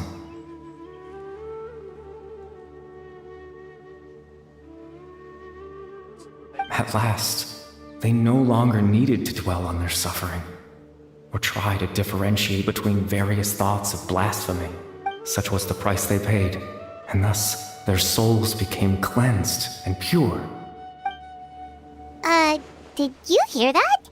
What was that sound just now? It sounded so gentle. Could that voice be comforting the hilly trails in some way? Oh, this is weird. Let's check if this is happening anywhere else.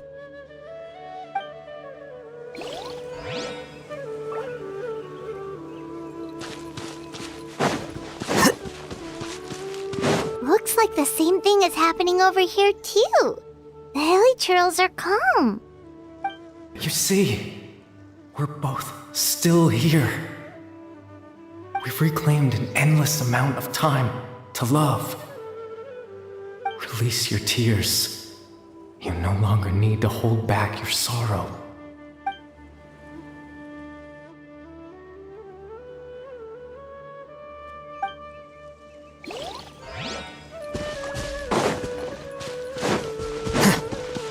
Over there.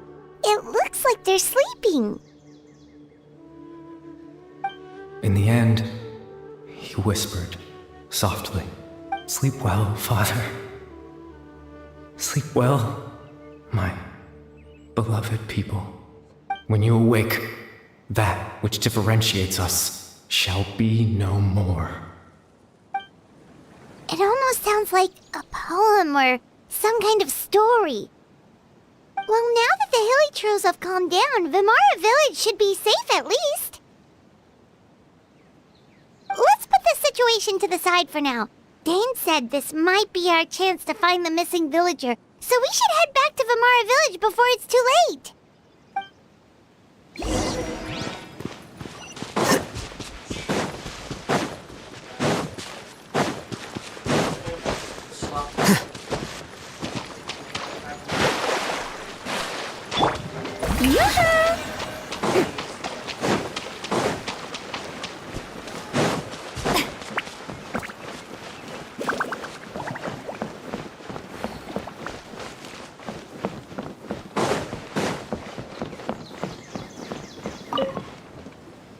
Grandpa Medea, is everyone all right? The Abyss Order seems to be up to something nearby. The Abyss Order? This is the first I'm hearing of it. Thank you for your concern, but as far as I'm aware, it's been business as usual here in the village. Well, that's good to hear. Oh, also, you didn't happen to come across any clues about the missing villager while we were gone, did you? Someone's gone missing, you say? Who would that be? Huh?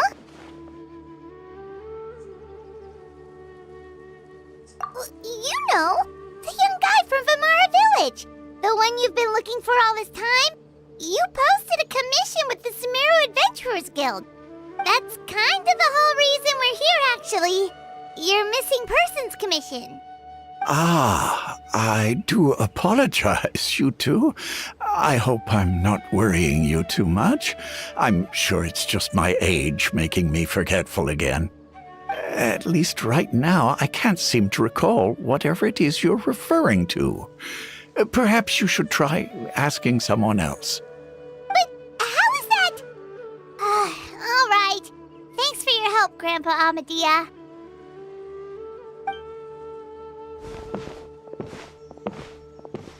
Something's definitely not right. We just talked to Grandpa Amadia about the missing villager. There's no way he could have forgotten all about him just like that. What do you think, Traveler? Could everyone's memories of the missing villager have been erased again? You're right. We should narrow down the possibilities first. Let's go ask someone else then.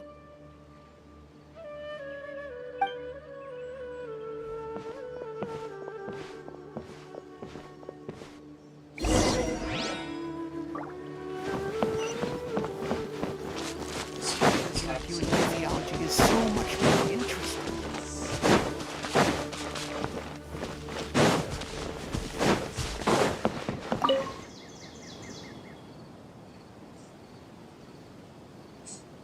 Someone's gone missing? Who? Just as expected. That guy you said a bunch of nice things about earlier? The one you always used to chat with. He's around 20 years old, and you said he was a kind, warm-hearted person? Oh, I know who you're talking about. Really? You remember? There aren't many young people who've earned that kind of praise from me. If you're certain that's what I said, then there's only one person who fits the bill. No doubt about it. But why'd you say he's gone missing? Yeah, I just saw him leave the village. There was someone else with him, too. They couldn't have gone far.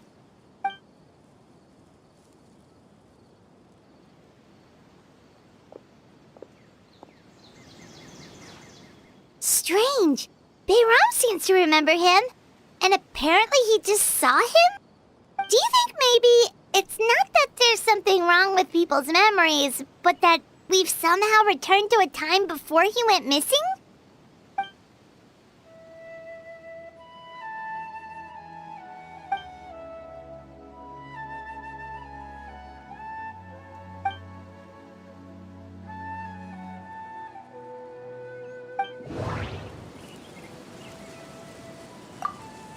If this person only exists in people's memories, maybe we're in someone's memory right now. If we really did travel back to a time before he disappeared, that could explain why the villagers said he hadn't gone missing. Just like what happened with Greater Lord Rukkhadevata, no one remembers him, because there's been a change in people's memories. Time travel is extremely difficult to perform. Right! Paimon totally forgot about the ley line disturbances. We're in someone else's memory. Just like how you entered your sibling's memory last time. That would also explain why we seem to be at a time before he went missing. It's a memory after all. Right. If he's someone who only exists in people's memories, then we're finally on the same turf. But didn't Bayron just say that he saw him leave the village with someone? Where should we go look for him? Who knows how long this ley line disturbance is gonna last? We might not have that much time, and we don't even know whose memory this is. Good idea! That'll help us narrow things down. We pretty much figured out that the missing villager has the ability to... Right! That! Could we try to figure out more about him using what we know of his ability? Like, does it maybe leave a trace that would somehow give him away?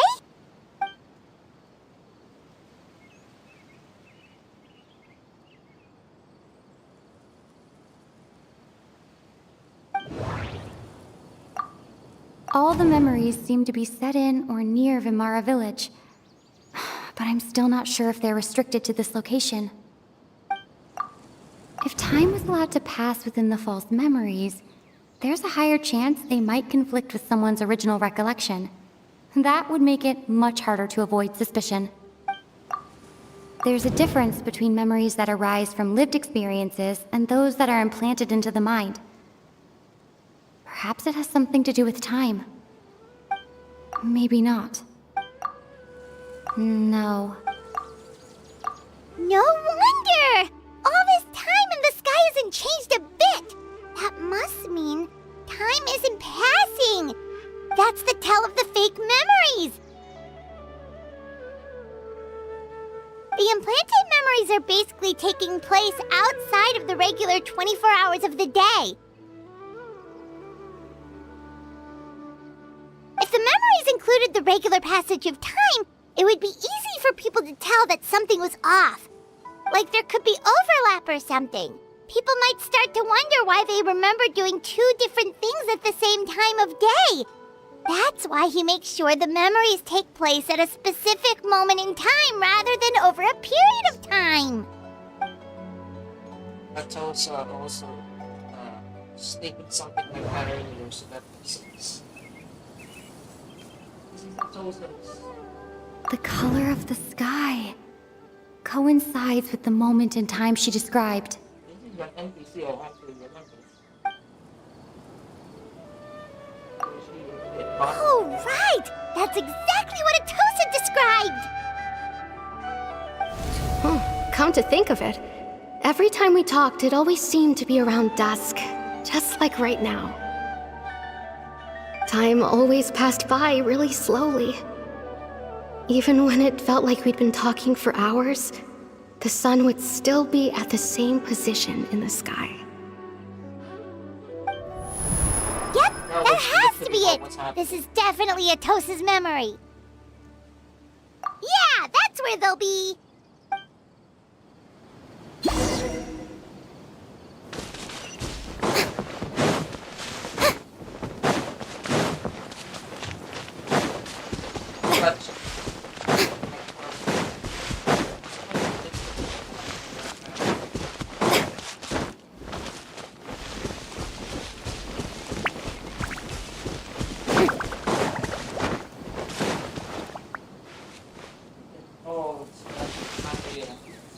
So, you see, Granny Jahiet was a mercenary when she was younger. She just talks like that out of habit. She's not trying to scare the children on purpose. Oh, there I go again. Always talking about my own things. Do you maybe have anything you want to share? It's okay if you don't. You could also just talk about what you think of me? Oh, I think you're an incredibly strong and thoughtful young woman. You'll meet many amazing people and live a very happy life. You won't miss someone like me. Huh? Are those your friends over there?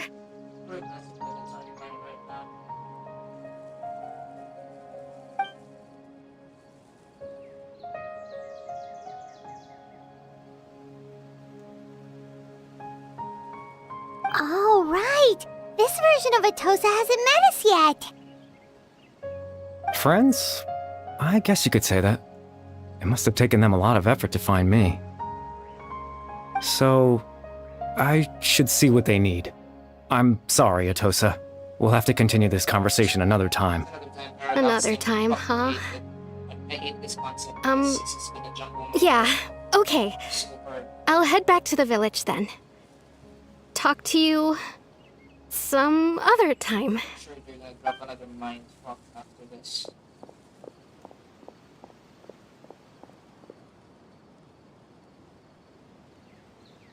It's nice to see you, Traveler. I believe this is the first time we've met.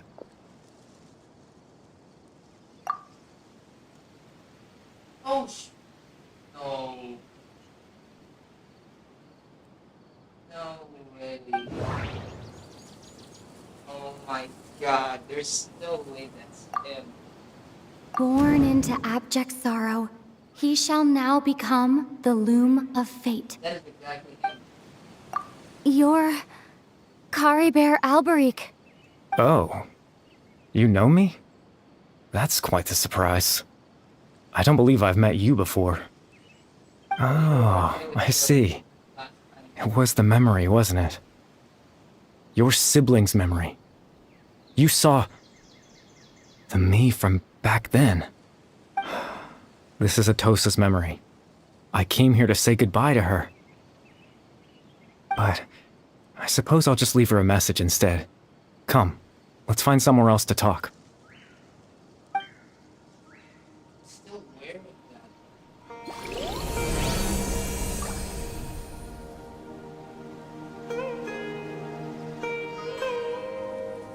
What does that mean?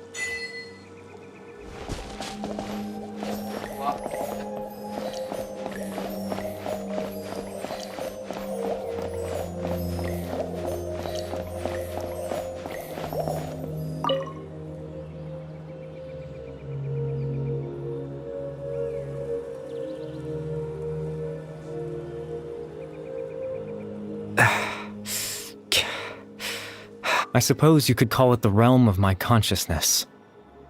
I'm someone who no longer exists in the real world, after all. As you well know. It's nothing. I still have enough strength to play the part of a good host. I've always hoped that I'd get the chance to talk to you like this, and now, the time has finally arrived. Extreme sorrow and pain. Hope and regret coursing through your veins. And a degree of abyssal power that defies comprehension. Father told me that once I possessed all those elements, I would become the loom of fate.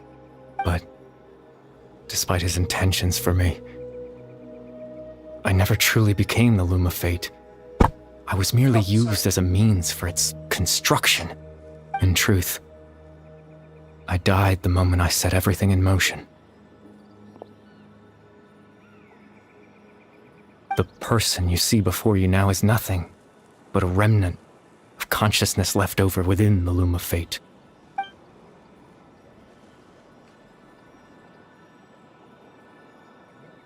As for your question, the loom of fate is a device capable of weaving ley lines.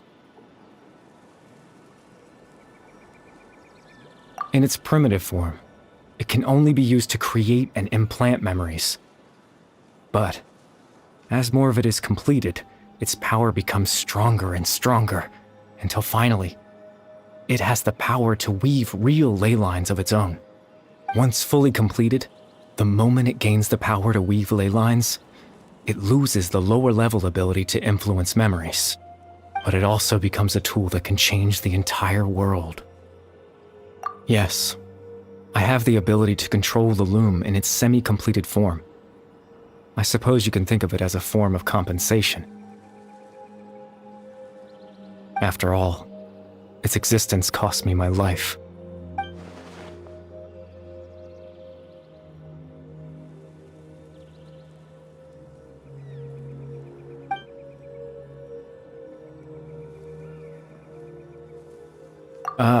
That. I was wrong to implant those memories. I'm sorry I caused so much trouble. Not only for everyone in the village, but for you as well.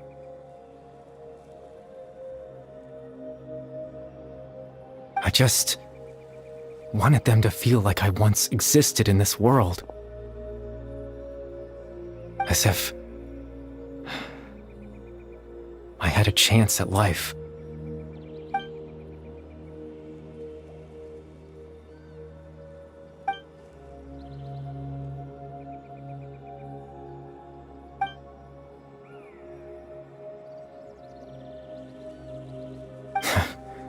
I know what you must be thinking. Why would I do something so meaningless?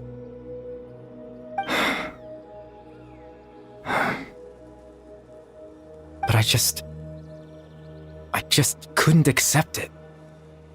I had to know what it would be like if I had my own life. What kind of person I would be. What other people would think of me.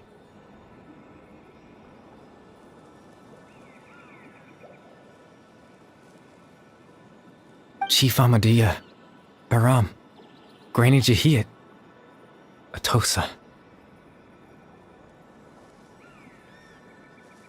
What would it be like if I could live alongside them? No cataclysm, no curse. Just a quiet life in a peaceful village. I was curious, so I selfishly tried to have my own life. Even if that meant piecing together the version of myself that could have been. One memory at a time. I know it sounds stupid. After all, my life ended a long time ago. Any chance at living was stripped away from me when I was 8 years old. My consciousness left to mature in an illusory world of nothingness. Even the form you see before you was nothing but an invention based on my father's appearance. An imagined version of what I would look like if I had the chance to grow up.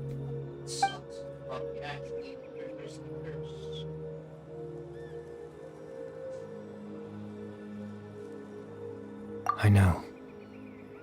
But there's nothing I can do to make them find me. If I could exist in the real world, I would return without a second thought and surprise them with the suddenness of it all. But, well, that's not possible for me.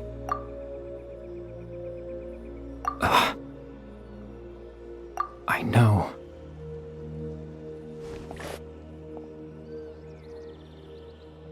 Captain Dainsleif. Twilight Sword, you mean? No need to meet up with him. Things should already be settled on his end. Exactly. As someone who could only exist in people's memories, the fact that I'm able to talk to you in my consciousness like this can only mean one thing. The Loom of Fate has already been completed.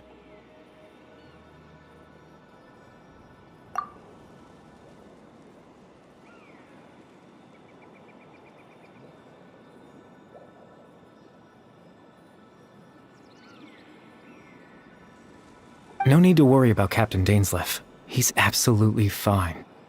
The only reason he lost the eye was because I happened to guess exactly what he was planning. Captain Dainsleif has had the eye inside his body this whole time, hasn't he?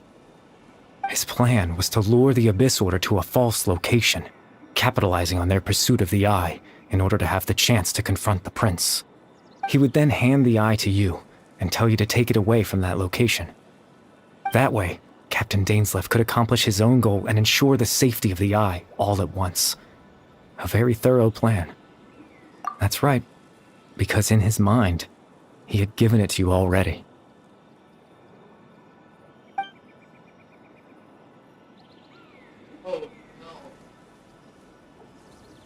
Before you two entered that false location. Traveler, wait.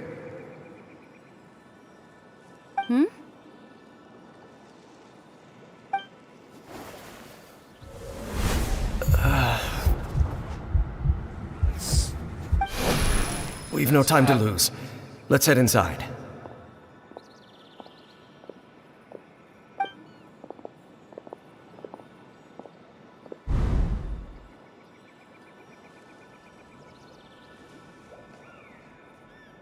That was when I implanted the memory of him handing you the eye. Given the tense situation at that time, Captain Dainsleif failed to notice anything out of the ordinary, and took that memory to be real.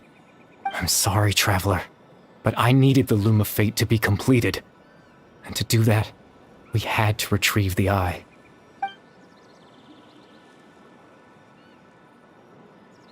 I promise I'm not trying to conceal anything from you, but I truly have no idea what the Prince is planning. Tevat's ley line system is deeply entrenched in the planet. Creating new ley lines can neither replace nor extend the ones that already exist. In the face of everything they could be planning, I fear I'm too insignificant to even get a glimpse of the bigger picture. In any case, I had my own use for the Loom of Fate, And my goal, at least, has been achieved. You remember my father, don't you? Clothar Alberic. I believe you saw him in your sibling's memory. After he used the power of the Abyss to restore consciousness to my hilichurl form, I suffered from an indescribable level of mental anguish. To comfort me, my father told me a story, that this was a fairy tale world where I had to take on the form of a little monster. That story managed to dispel my fears, even if just for a moment. My goal was simple: to use the Loom of Fate in its near-completed form, when its ability to create memories was at its strongest, to implant a specific memory into the minds of the hilichurls.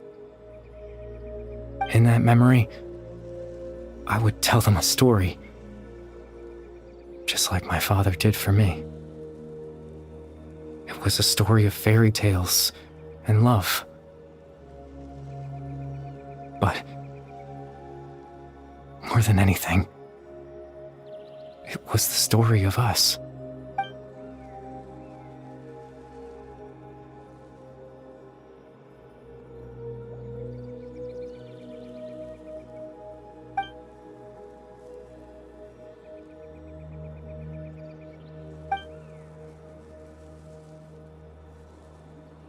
I can't change the world. Not when I lost the very right to exist within it. Implanting those memories, that was the most worthwhile thing I could offer. All that's left of my existence is a wisp of residual consciousness tied to the Loom of Fate. In truth, that trace of my consciousness should have dissipated long ago. My goal was the one thing that allowed me to hold on all this time. But now, the bedtime story is finished. And it's finally time to rest.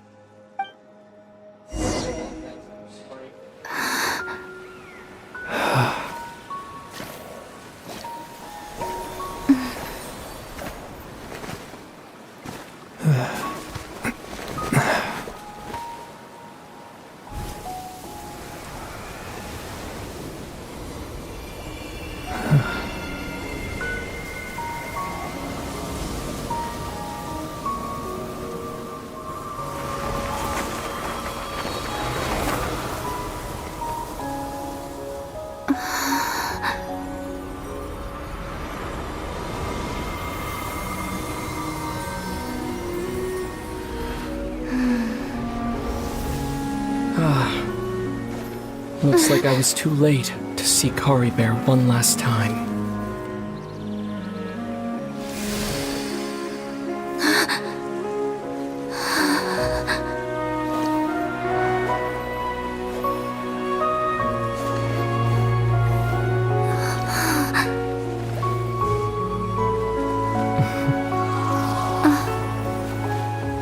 Caribear's consciousness is gone, and this space will soon disappear along with it. Neither of us belongs here. That's why we're not tangible. Were that not the case, I'd love to hug you too. Well, how about a conversation?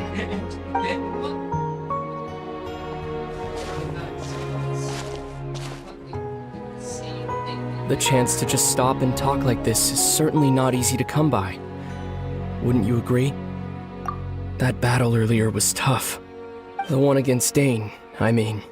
I didn't expect that after everything, he would still hesitate to raise his sword against me. Were it not for that, perhaps I'd still be no match for the Twilight Sword. Even after 500 years. The Loom of Fate, huh? I still haven't found a way to utilize it to its full potential. But there's still time. Before the heavenly principles awaken. Yes, for 500 years now, ever since the cataclysm in Khaenri'ah, there's been no sign of activity.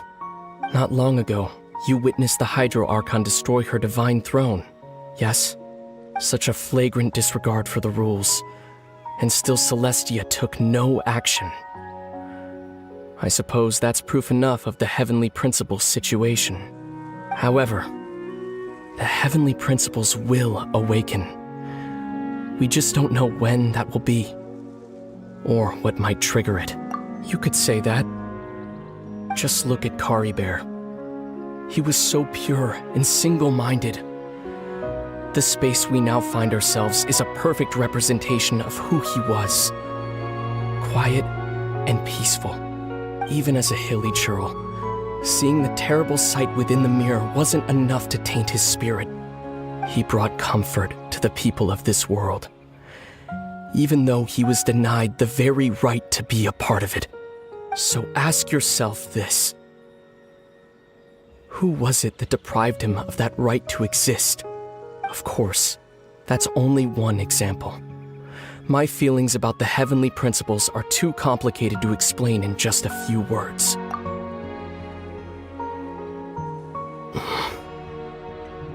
Lumine?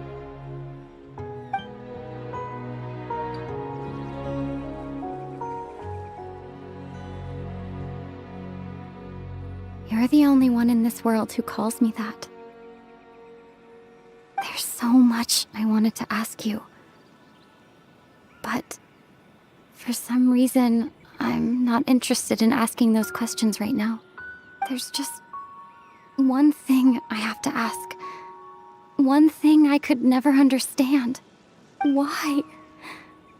Why can't we continue our journey together?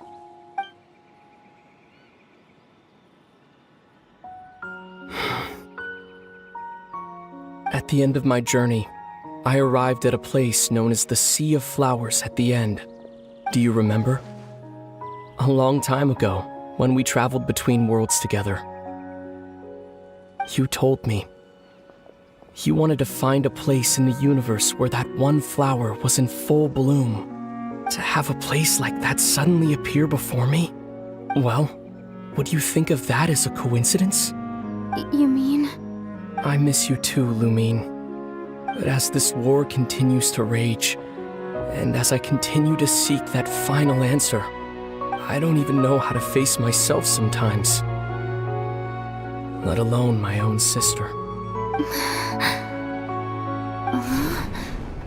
What's going on? This space has lost its tether. I doubt it'll be able to exist much longer. In fact, aside from our ability to physically interact with each other, there's something else you should know about this space. With Caribert gone, we won't be able to remember anything that happened here. Everything in this space will be wiped from existence, including all memory of our reunion. You're only telling me this now?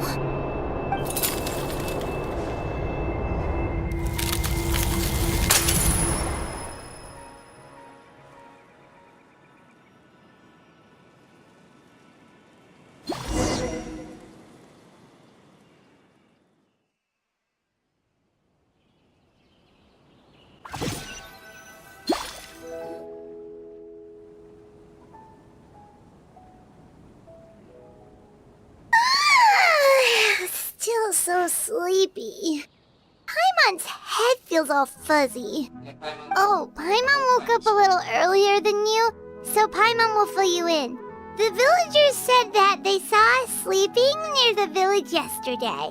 They couldn't wake us up no matter how hard they tried, so they decided to just bring us back here. Oh, and Dane came by just now. It looked like he was injured.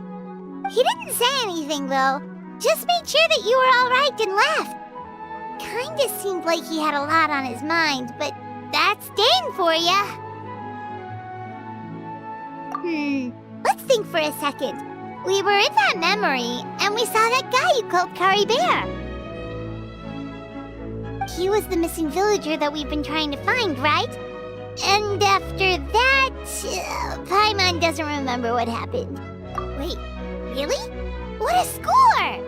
Wait, how did you remember that?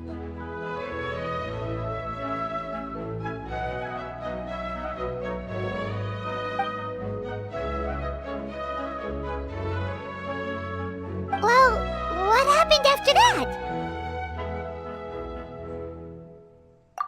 Oh, there we go.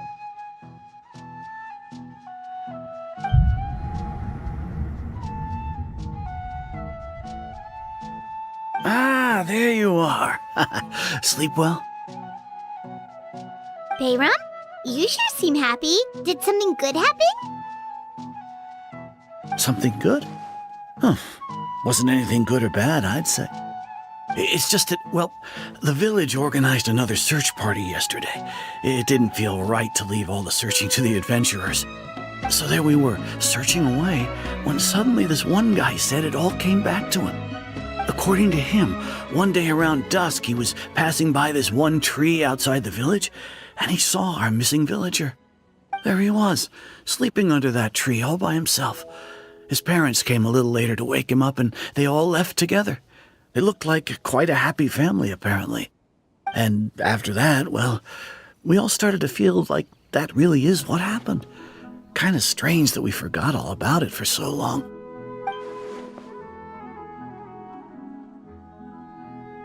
Oh, and we also remembered his name, Caribert. Now, that's not a name you hear every day. Would have been helpful if we remembered it sooner. Well, I hope he's happy wherever he is, and we're all relieved now that we know what happened. Seems like everyone thinks Caribert left the village. That's probably for the best. At least they have some sort of explanation now. Paimon wonders how Atosa's doing. Maybe we should go check on her. If she hasn't remembered like everyone else, we can tell her what happened. Paimon didn't see her in the village just now, so she's probably at the tree. Come on, let's go talk to her.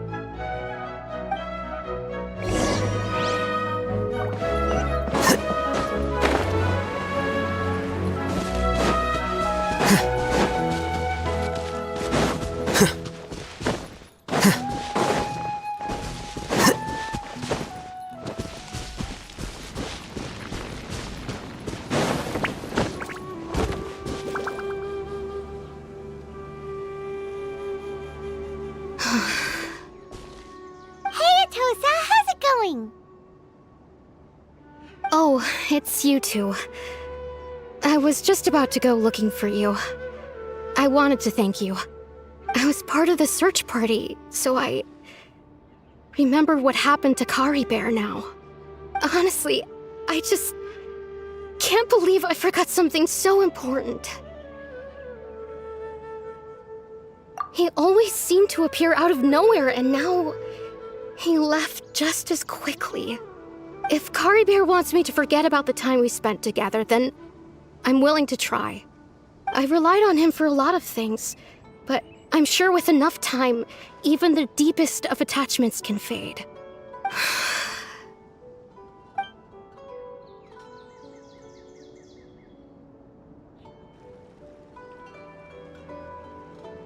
Okay, I'll admit, I'm just putting on a brave face. I was dumped, wasn't I? Otherwise, why would he just leave like that without saying goodbye?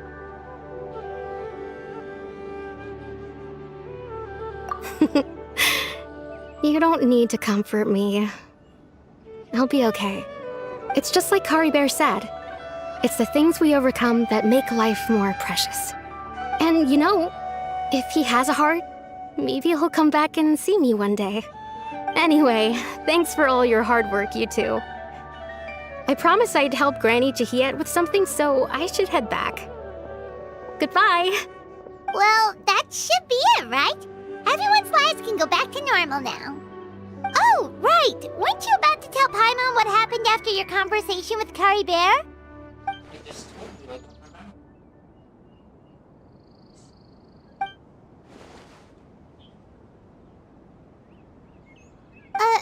A picture? Where'd that come from? Let Paimon see!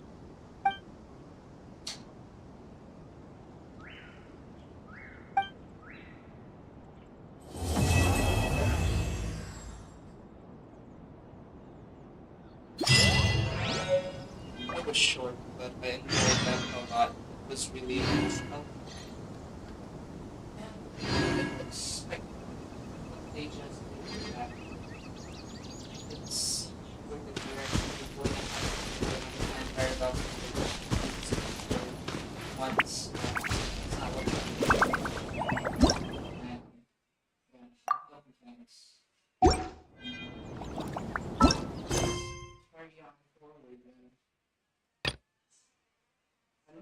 first one. It's the first one. So now we have some focused experience again because any other quests to interrupt this. Let's see what Matlan has to offer.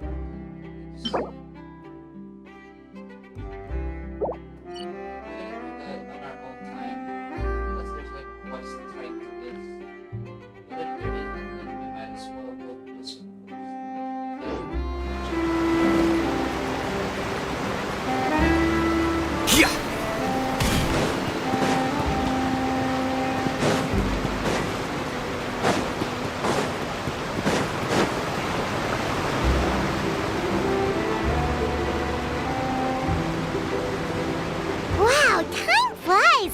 Just like that, it's time for us to embark on the next phase of our journey! We need to head to Natland next. Neverlight called it a nation of dragons, but that description doesn't give us much to go off of. Exactly! Even when Inazuma was completely closed off, we still managed to run into people from there and other nations. Huh. Could it be that there are no humans in Natland? Yes, yes! That look of surprise and excitement is perfect! Hold it right there. Now look at the camera, and big smiles on 3. Ready? Okay, just make sure you get Paimon's good side. Wait, hang on a minute! What's with the photo shoot, Charlotte? Well, I heard you two were about to leave for the next part of your journey. After everything you did for Fontaine, the Steambird simply had to follow up on a scoop like that. Oh, I have a feeling we're going to be short on material once you're gone. Oh, so you knew we were leaving. We don't need a big send-off. That's not really our thing. Yeah, that's definitely not your style, but we got to thinking. And, well, a little change never hurt anyone, right? We? All those obstacles we overcame side by side. Oh, feels like it was just yesterday. Don't be a stranger now, partner. If you encounter any troubles along your journey, you need only let us know, no matter the distance between us. Partings are inevitable, of course, but distance makes the heart grow fonder, right? One thing will never change, though. We'll always have the memories we made together during this time. Whoa, you're all here! That we will. I'm looking forward to hearing about your future adventures, so make sure to stop by and tell us about them sometime. Well, in light of your impending departure, shall we take a photo together? Ooh, great idea! We even have a professional photographer with us. Charlotte, would you do us the honor? Leave it to me. Just give me a moment to set the camera up.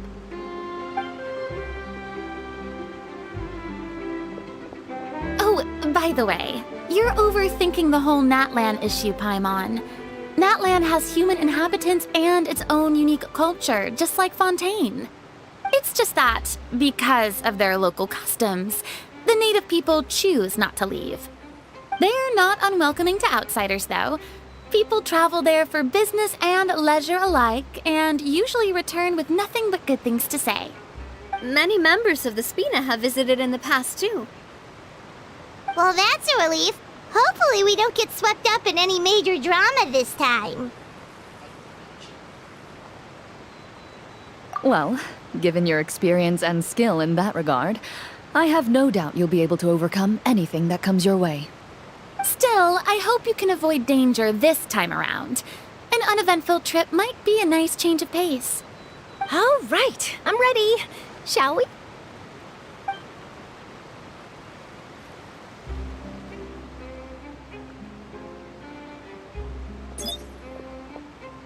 Well then, traveler. Bon voyage!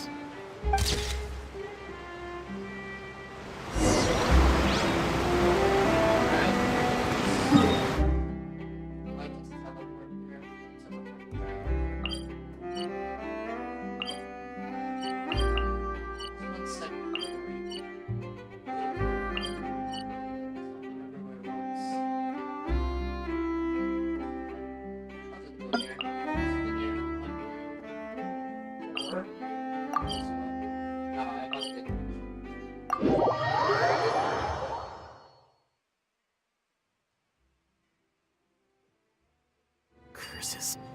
There's sand in my shoes.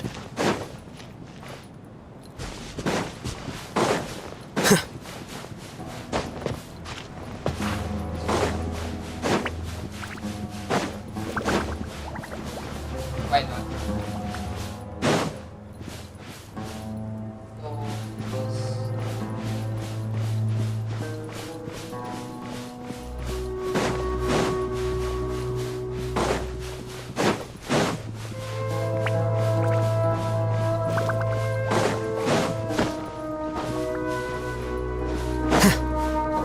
Let's see how I can fix it.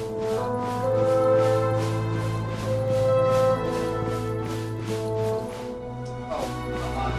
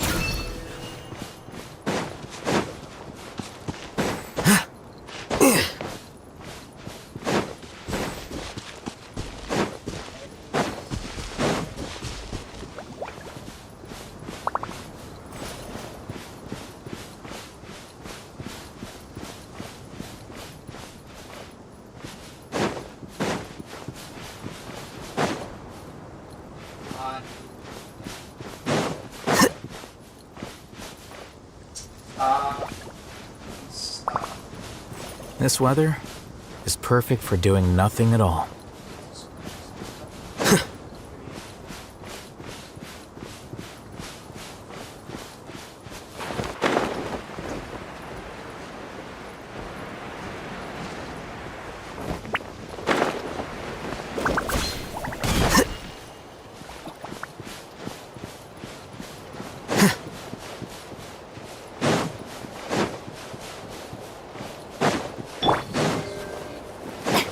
Shower me with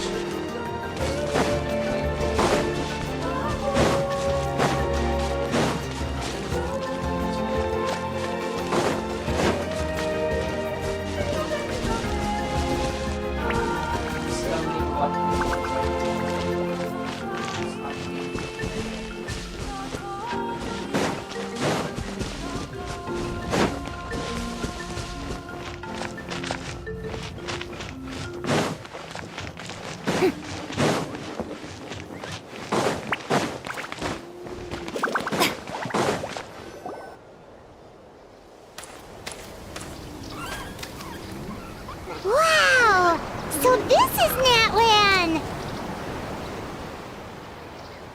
So many strange mountains, and so many animals Paimon has never seen before! Doesn't look like there are any cities around here, though. Where should we start? Good idea! Finding people means we can learn information about the local Archon. And once we've met the Archon, we should have a better idea of what to expect during our journey. Well, Paimon hopes this one is easy to get along with. As long as we don't get on their bad side, we should be fine. Come on, let's keep following the road. That's such a long title.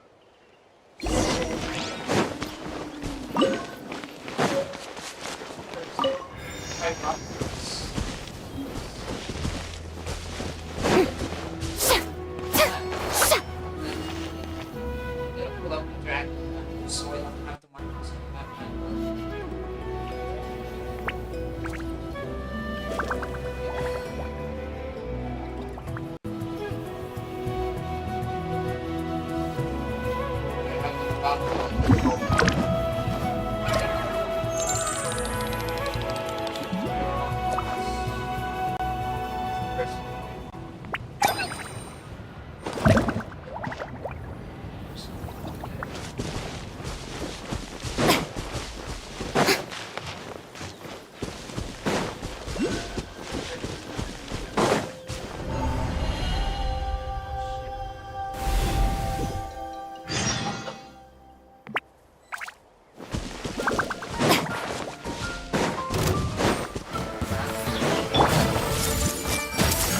Make yourselves a move. Our bond is strong. My name's Skelly. Let the world collide. The process of elimination.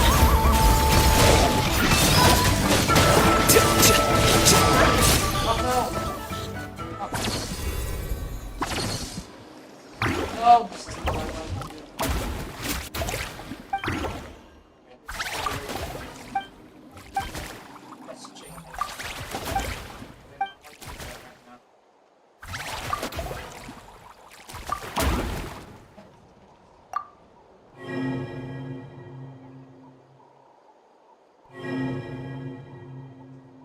Let's skip the dialogue. This is not really that relevant for me. There was voice acting needed. I'm just not that interested in this. Really paid that much attention to these. This will be quite long.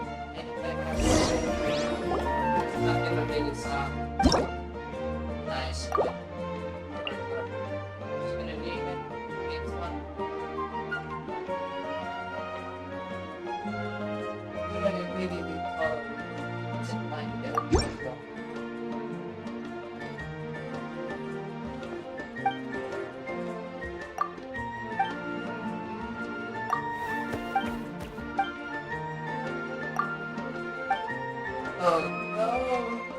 Locked in here. I'll have some time for this other time.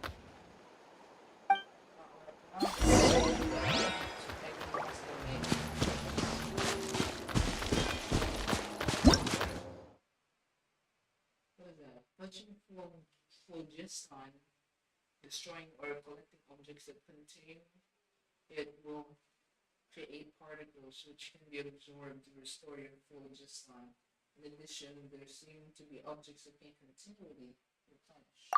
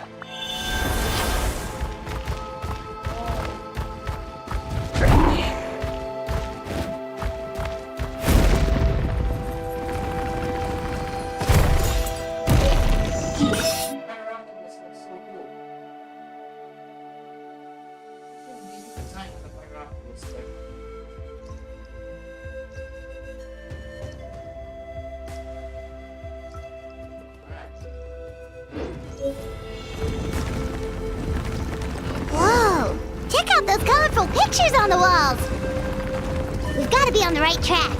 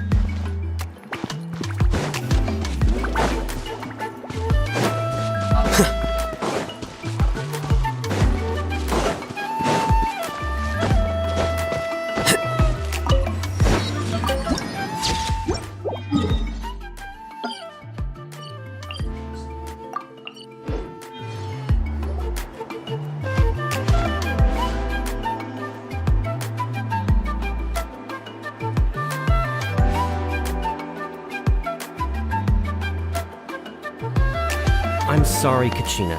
I know it's not right for us to go back on our word like this, but Kempoa and I have to do well during this pilgrimage.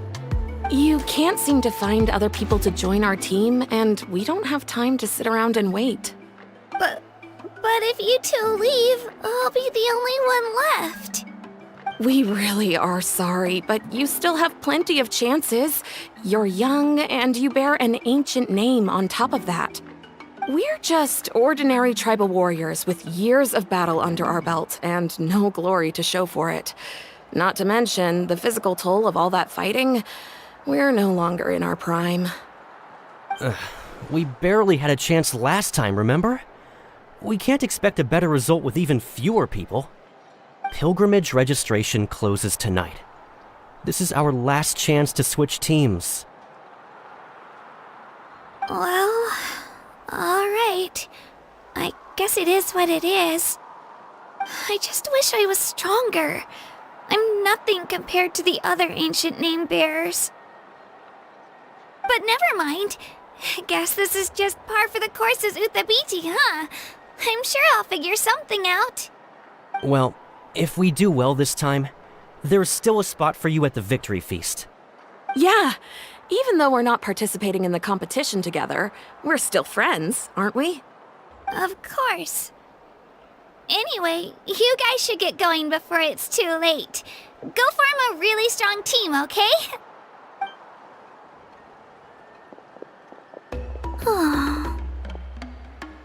Guess I'll have to wait until the next pilgrimage.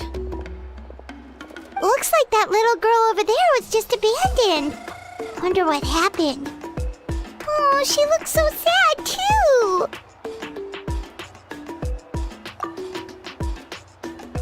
Huh?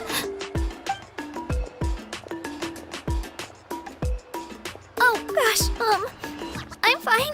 Don't worry about me. Wait, I haven't seen you around the tribe before. Are you travelers? Yep, we just got to Natlan. Oh, welcome! I'm Kachina, Uthapiti Kachina. Oh, that's something we call an ancient name. It's a tradition we have here in Natlan, although it's kind of complicated to explain. You can think of it like a title for now. If you're here for the pilgrimage of the return of the sacred flame, you'll find out what they mean soon enough. So, this pilgrimage, is that what you were discussing earlier? Oh, yeah! It's a competition we hold every so often, where everyone competes to try and get the highest ranking.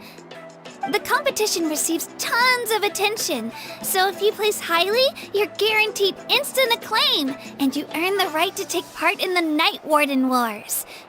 Basically, the winners become heroes, and that's pretty much everyone's goal around here. Sounds like a massive fighting tournament or something. Do you have to be in a team to participate? Well, due to the sheer number of participants, the pilgrimage is actually divided into 2 phases. Phase 1 is a team competition. Usually, an ancient name-bearer serves as the team captain and leads their team in various battles around Natlan, with the goal of capturing Sacred Flame. Oh, and an ancient name-bearer is just someone with one of those titles I mentioned earlier. Someone like me. Once the team competition is over, the participants from the winning teams qualify to take part in individual one-on-one matches. Yeah, the skill seems pretty huge. Wait a minute. If ancient name-bearers lead the teams, that means you must be a team captain. Sure am. Although, I don't exactly have any team members anymore. The key to winning is in the strength of the team captain. That's what everyone says. But, the difference in strength between bearers can practically be night and day. So, their decision does make sense. I'd feel the same way if I were in their shoes. All ancient name bearers have to take part. It's our duty. So if no one wants to be on my team, then I'll just go it alone. At worst, I'm looking at a few extra scrapes and scratches. I'm not great at fighting, but I always manage to get back on my feet in no time. Psst, Traveler. Based on the direction of this conversation, Paimon thinks it might be time for us to do our thing. Yep, time for the next phase of our journey to start for real! What are you guys talking about?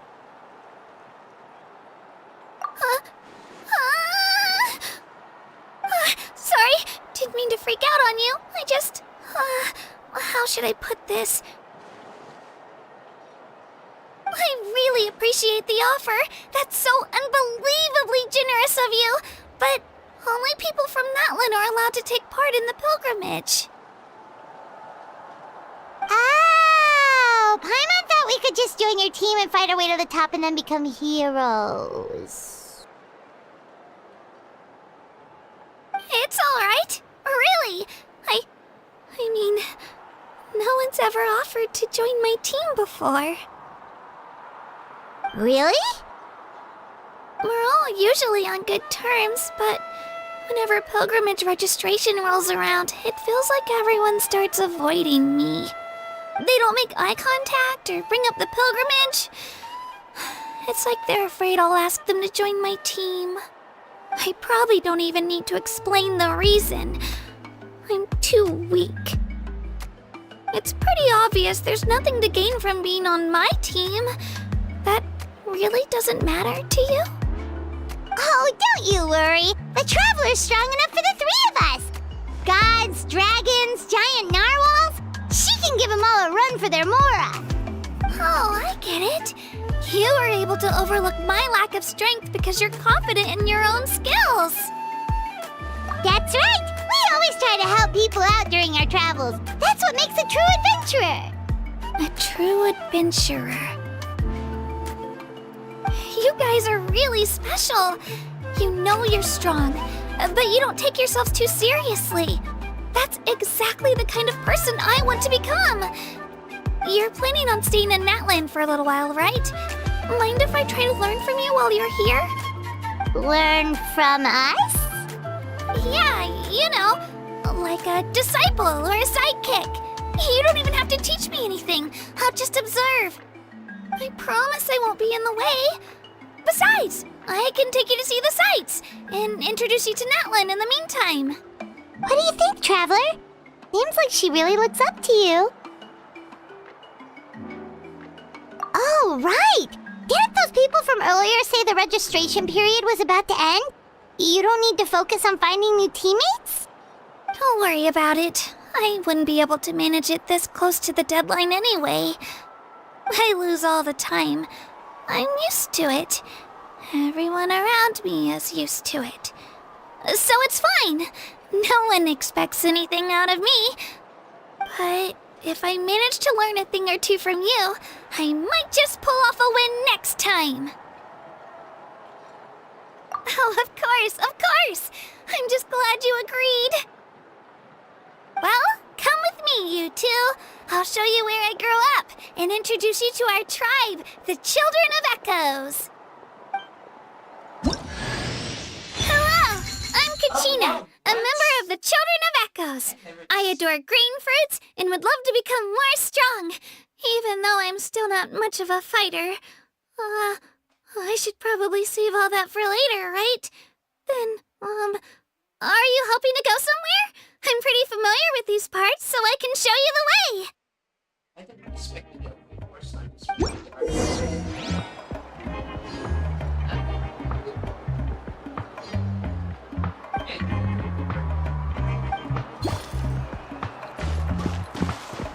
Follow.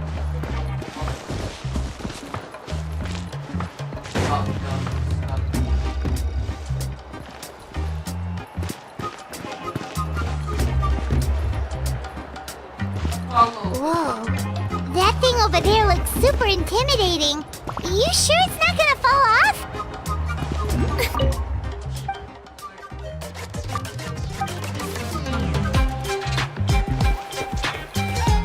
It's not going anywhere, I promise you.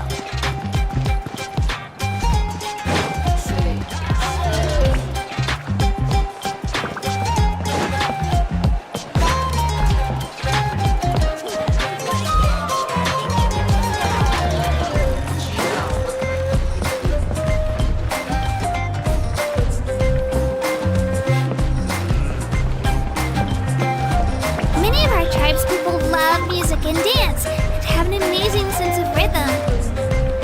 In the past, Outlanders have come here just to study our culture and exchange views. My parents wanted me to learn dance, but I wanted to become a warrior instead.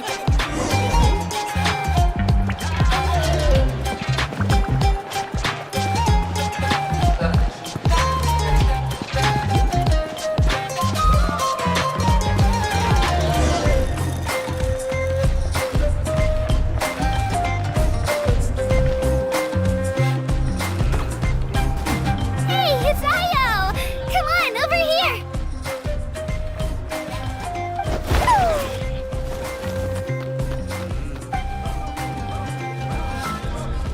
Allow me to introduce you. This is Ayo, my Saurian companion, and also an important member of my family. He's saying hello. I think he likes you. Saurian? So in Natlan, you consider Saurians to be part of your family? Of course. Natlan is not only a nation of heroes, but also a nation of Saurians. They occupy an important place in every tribe. Outlanders always seem to think of Io as my pet, but that's not the case at all. Io and I go on adventures together, but he also has a Saurian family and a place to stay of his own. Sometimes he even brings his entire family over to eat at our house. The children of Echoes have the closest ties to the Tepetlisaurs, which are naturally very friendly to humans. That's how our relationship became what it is today. All Saurians have their own personalities, but I think calling them our companions pretty much sums it up.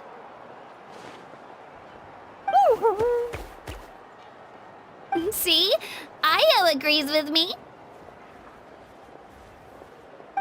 Oh! You're here too! No way! You have a Saurian companion too! Oh, what a sweet little thing! I think your friend here will get along with Io just fine. Alright, you two go have fun. I've got some important business to handle, and then I'll be right back. No mischief, okay? And you better not go leading your new friend astray, or I'm telling your parents.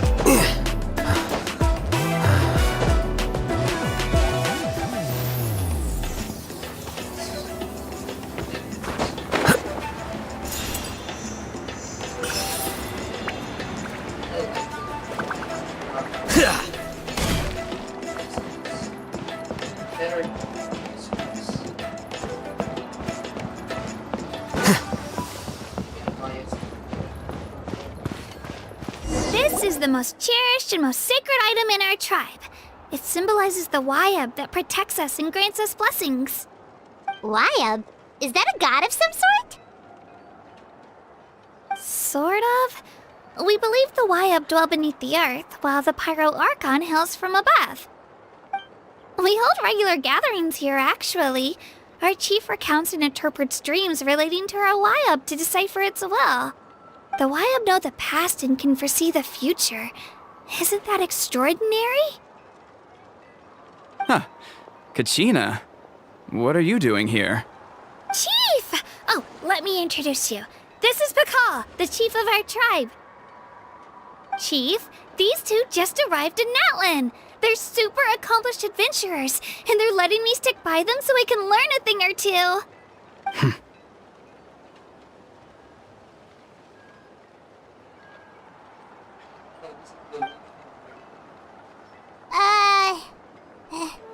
Hello?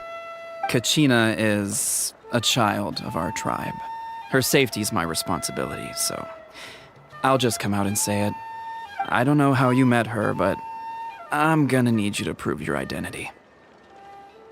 Whoa! There's no need for that, Chief. They're good people. I can feel it. A feeling isn't going to satisfy your parents, Kachina. How about, we show you our adventurer handbook? It's where all our previous travels are recorded. The people who belong to the Adventurers Guild are kind of a mixed bag. I'd prefer something more reliable.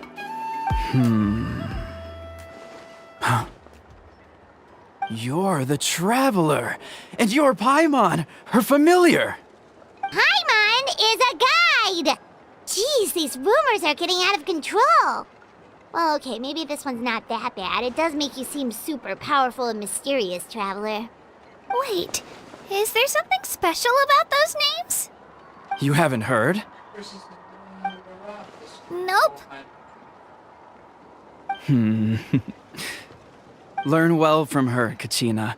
It's unlikely you've ever had a teacher of greater merit. Really? To earn that kind of praise from the chief, you guys must be even stronger than I thought. Apologies for not trusting your word. Oh, don't worry about it. You were just doing your duty. Well, Kachina's still young, so you can never be too careful.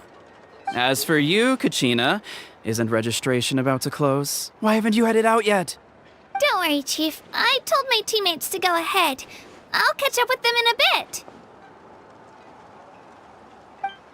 I may not be much of a fighter, but I am quick on my feet.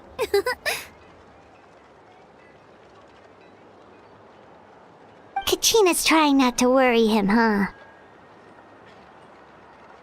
I see. Well, I hope I wasn't interrupting anything just now. If I did, just tell me where you left off, and I might be able to help with the explanations. Let me think. I told them about the Wayab, so now's the perfect time to dive into ancient names. Good thing you're here, Chief. I don't think I could explain it very well. Oh, right! That word kept popping up in our conversation earlier. So what does it mean exactly? Well, Natlan is a nation of heroes whose valiant deeds are preserved and passed down over time in the form of stories. You can think of an ancient name almost like a label for these stories. By mentioning an ancient name, we remind ourselves of the epic sagas of heroes past.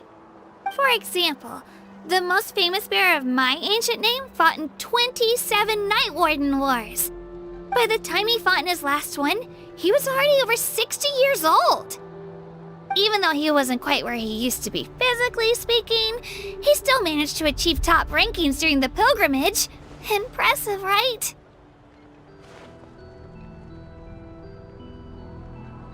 Ancient names allow us to preserve the stories of the past, but they're also much more than that.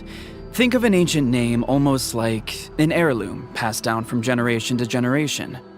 Do you have your stone on you, Kachina? Of course. Here, take a look. Whoa, that black stone looks so mysterious. It's like there's something shiny inside it. The Wayab decide who is deserving of inheriting an ancient name. Once a successor is selected, the name becomes theirs to bear, and their deeds are then preserved within it. As time passes, ancient names come to represent the heroic deeds of more and more bearers, and their value becomes even more profound. In turn, the accomplishments preserved within it serve as an inspiration for the next generation of successors. Just like me. I'm still not sure why our Wayab chose me of all people. But if I didn't know the stories of all the past heroes, how they never stopped fighting, I probably would have given up a long time ago. Then you're saying this stone doesn't have any actual power? Like it's not gonna make Paimon super strong or smart? None at all. And that is precisely how it exercises its unique value. Think of it this way. If you become a hero because the heavens granted you strength, are your triumphs earned or given? Oh, Paimon gets it! If people start to ask those kinds of questions, the stories suddenly become a lot less inspirational. Someone had this to say about ancient names. Our forebears carved miracles into obsidian rock, yet future bearers looked upon them and saw strength. The miracles of the past become the motivations of the present. The limitations of the past become the breakthroughs of today. That's more or less the gist of it. So there's no rush, Kachina. Many people struggle to understand the Wayab's judgment after receiving an ancient name. As long as you never stop trying to improve your abilities and surpass yourself, your time will come. Thank you, Chief. I'll get it together, just you watch. Well, it's getting late. I've got to get to the Stadium of the Sacred Flame. Oh, right. I'm not sure where you're headed, but mind taking a detour with me? Is that where the pilgrimage is taking place? Yep, and outside of competition season, it's the place where our intertribal gatherings are held. Of course! She's the most important figure in the entire event! Sounds like a plan then. Let's go! Well, if the Traveler and Paimon are with you, then I don't need to worry about your safety. Be on your way now. Alright, we're off! See you later, Chief!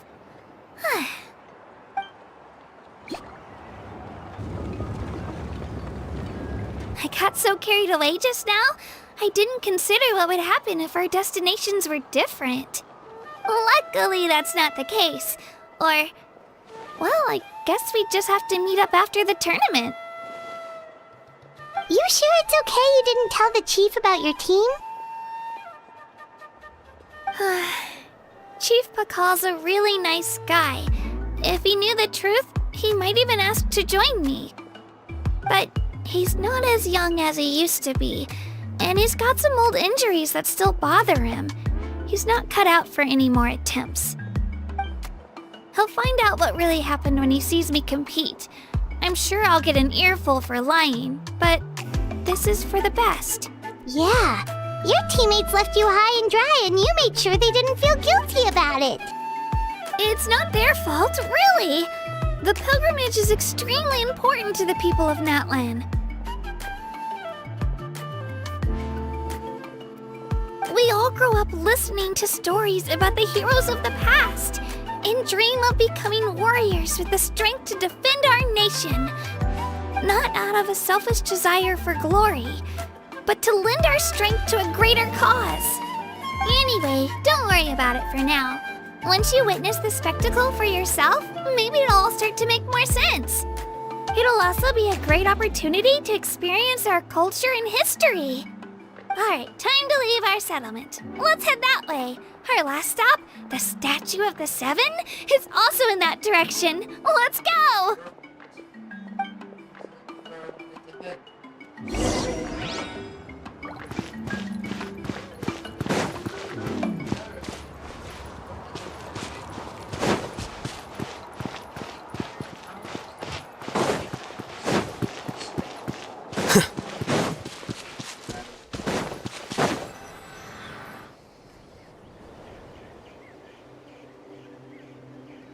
The statue is so pretty.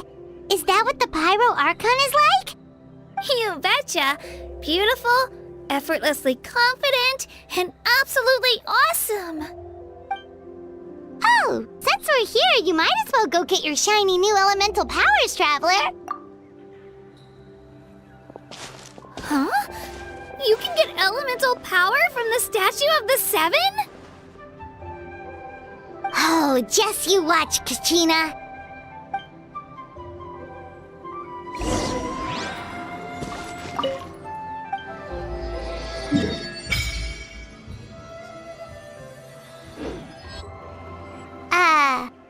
Huh?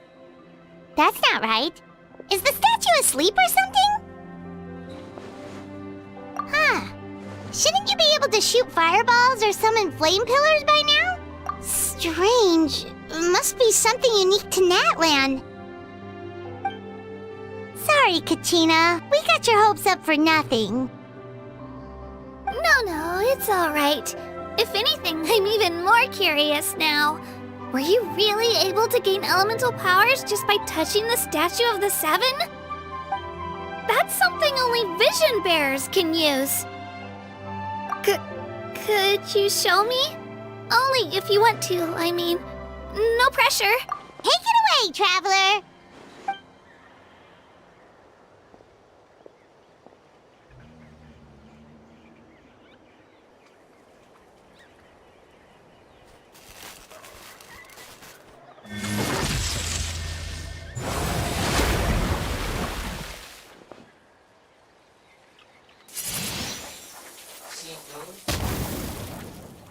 Wow!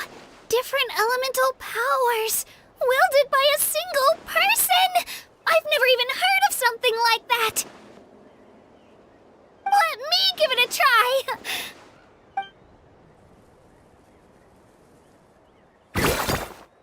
Nope. Still just Geo. Anyway, I was right! You really are something special! Just wait until you hear about our previous adventures. Whoa! What's that?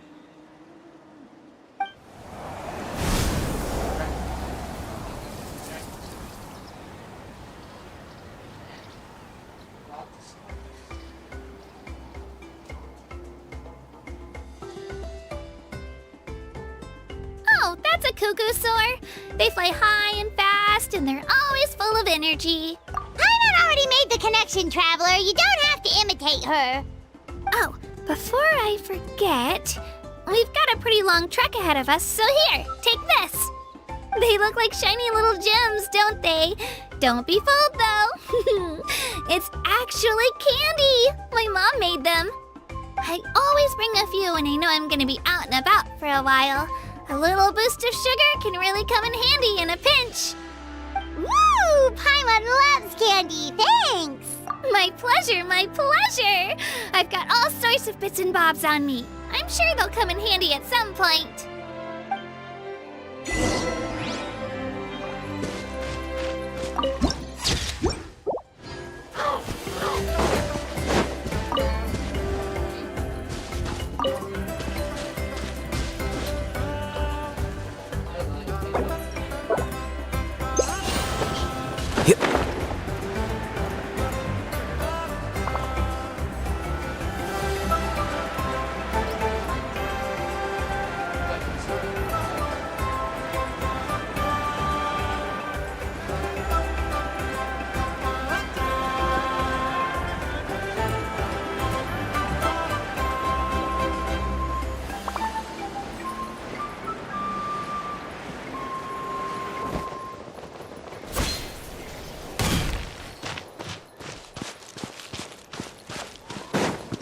Alright, Watch this! let's finish this fast. Yoo-hoo! Flicker. That was Forget it!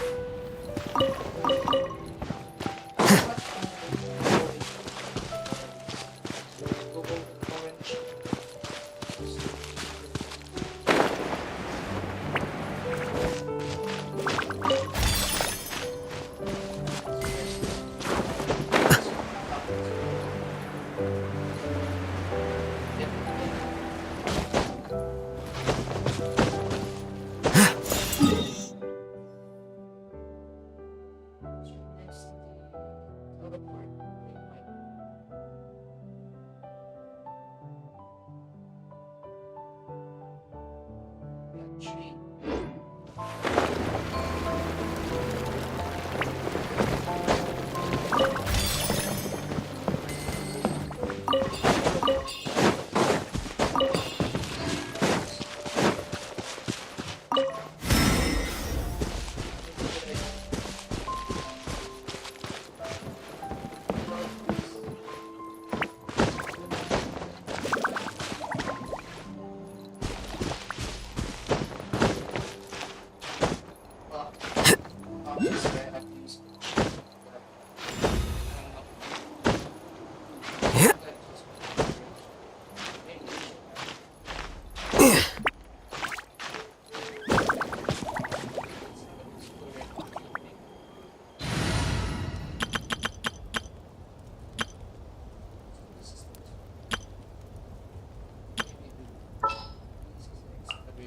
Sounds good to me.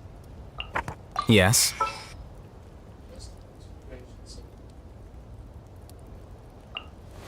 Thank you for choosing Komania Express. Another chance to learn from you!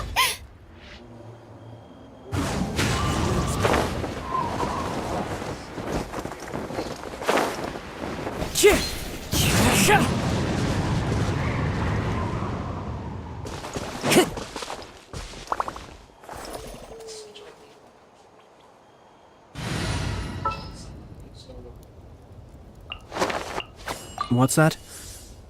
Join you for a walk? Why not? Let's go, Swirly!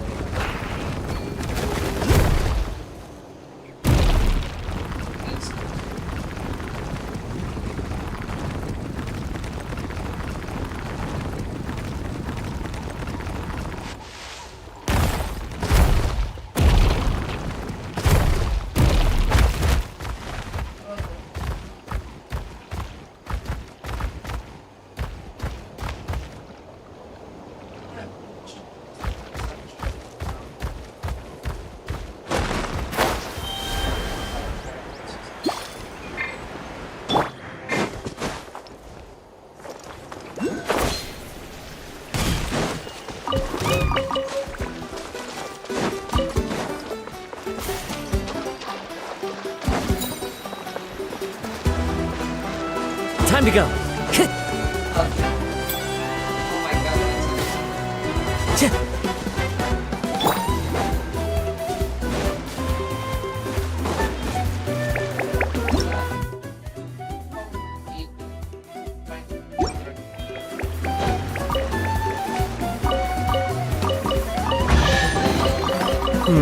Yes.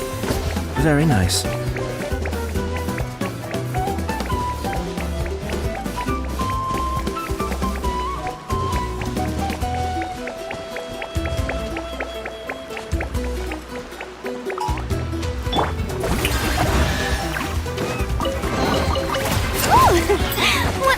pleasant surprise. Truly an extra slice of joy.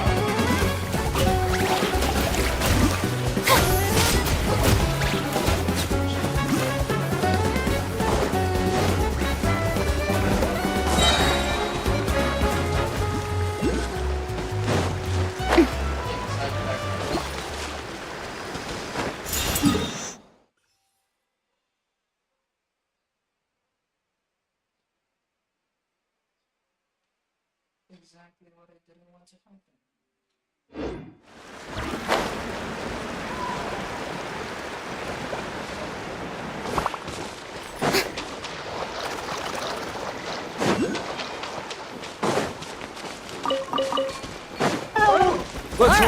Let's finish this one with nature.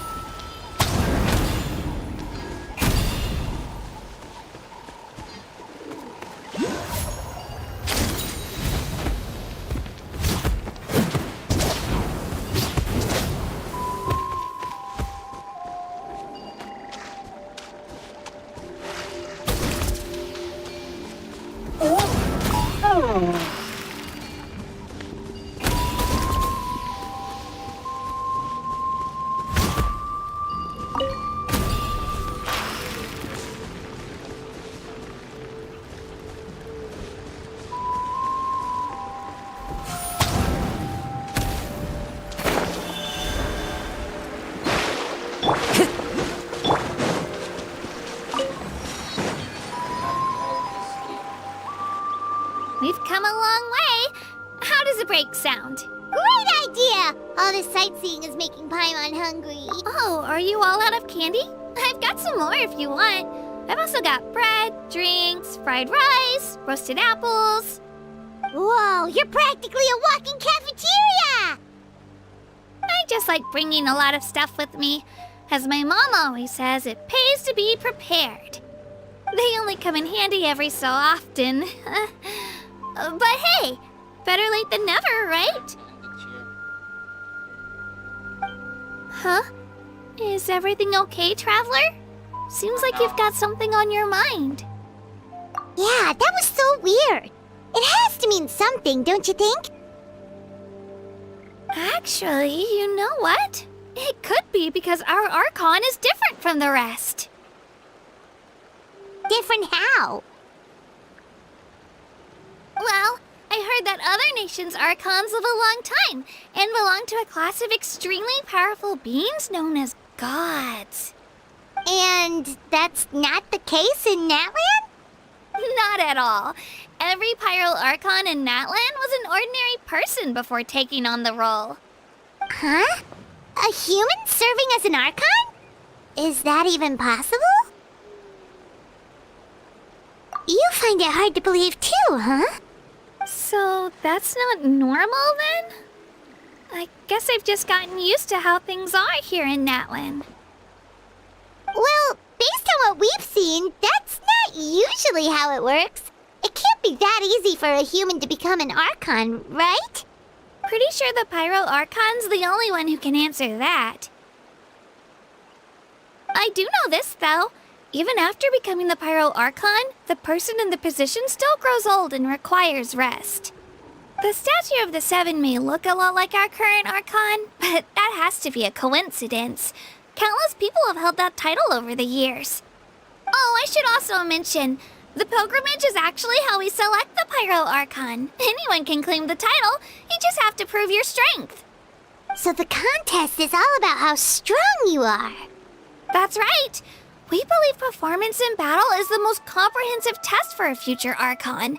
Plus, when someone emerges victorious, it's hard to argue with the results. Our current Archon achieved an overwhelming victory. The result was obvious from the beginning. Don't just take my word for it, though. Even the tribe elders said they've never seen an Archon with such strength before. But it's just as Chief Pakal said. Today's limits are tomorrow's breakthroughs.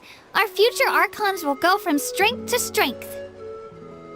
Okay, Paimon's gonna ignore the whole human becoming an Archon thing for now. It's just, if she's really that strong, do you think that's a good thing or a bad thing for us? If we think back to what happened in Inazuma...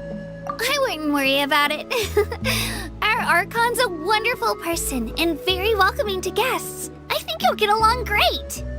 Yeah, you're right. It's not like we're planning on causing trouble either. It'll all work out. You'll meet her soon enough. Alright, Paimon's just about ready to... Huh? What's that? Oh, we call this a phlogiston chisleth. Good things happen if you infuse it with phlogiston. Sorry to disappoint, but only people from Natlan can use that power.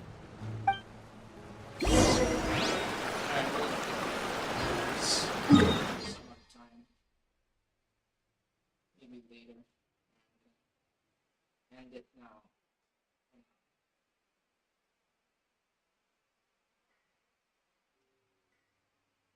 What?